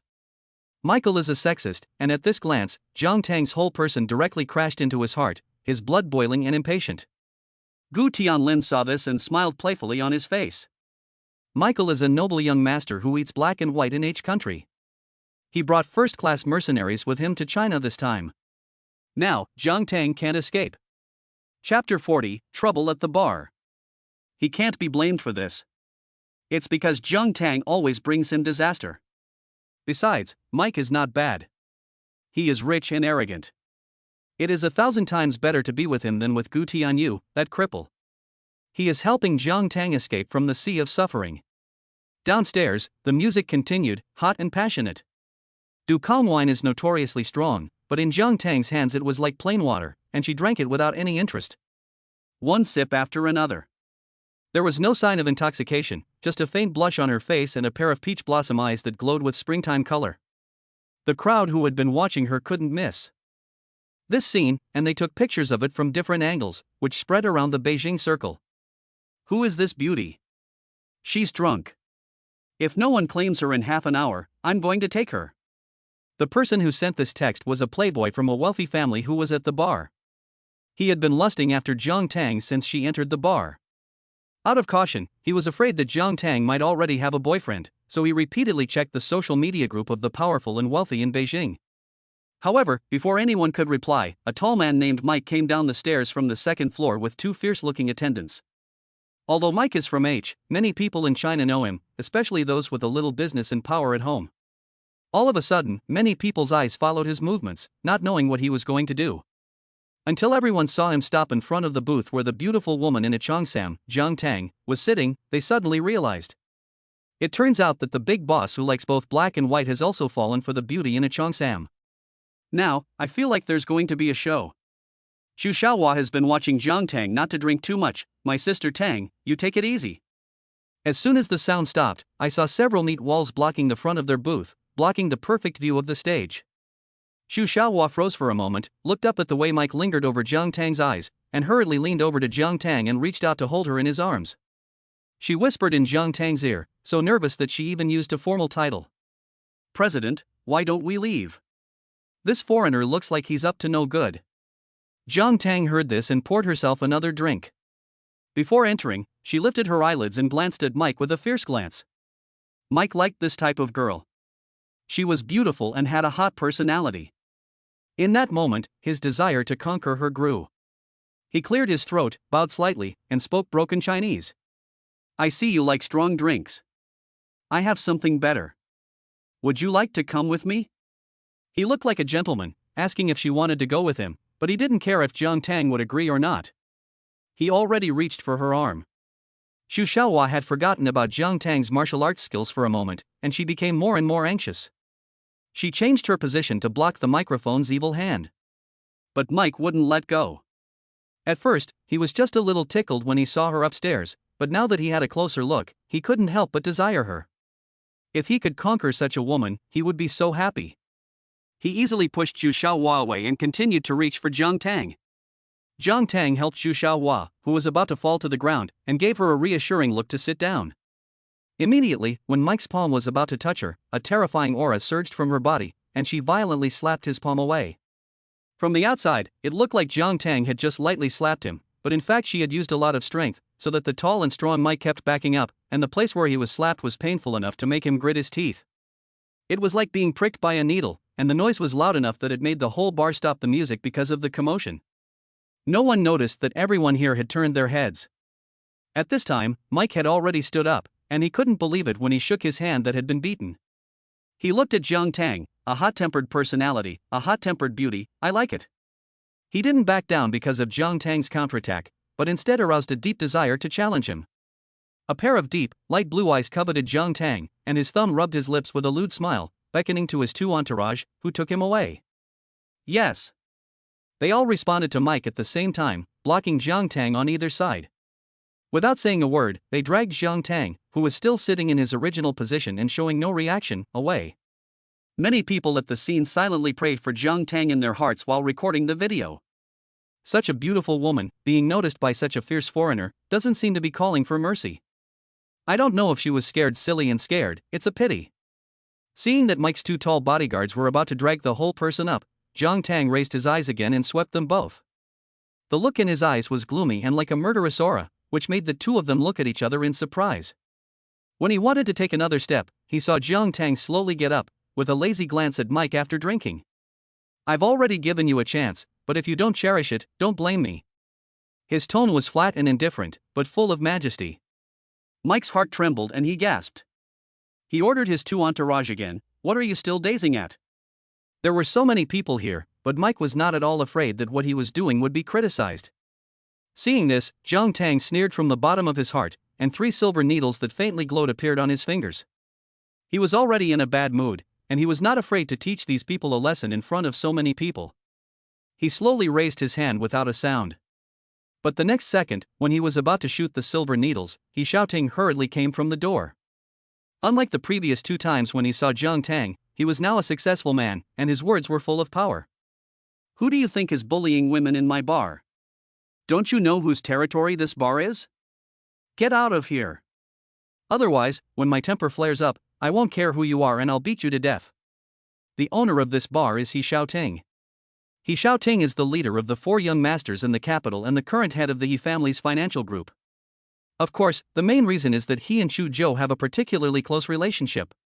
So whoever meets him has to give him a little face. When Jiang Tang saw people coming and heard that this was He Xiaoting's territory, he didn't want to cause too much trouble, so he withdrew the silver needle from his fingertips and sat back down in his seat. As for Mike, he naturally knew He Xiaoting and knew that he was very close to Chu Zhou. He didn't dare offend Chu Zhou, so he ignored Jiang Tang and calmed down a lot. Mr. He, I didn't expect you to come over suddenly. Do you want to have a drink together? I'll treat you. He Xiaoting gave him a disgusted look and said, my sister taught me not to drink with strangers.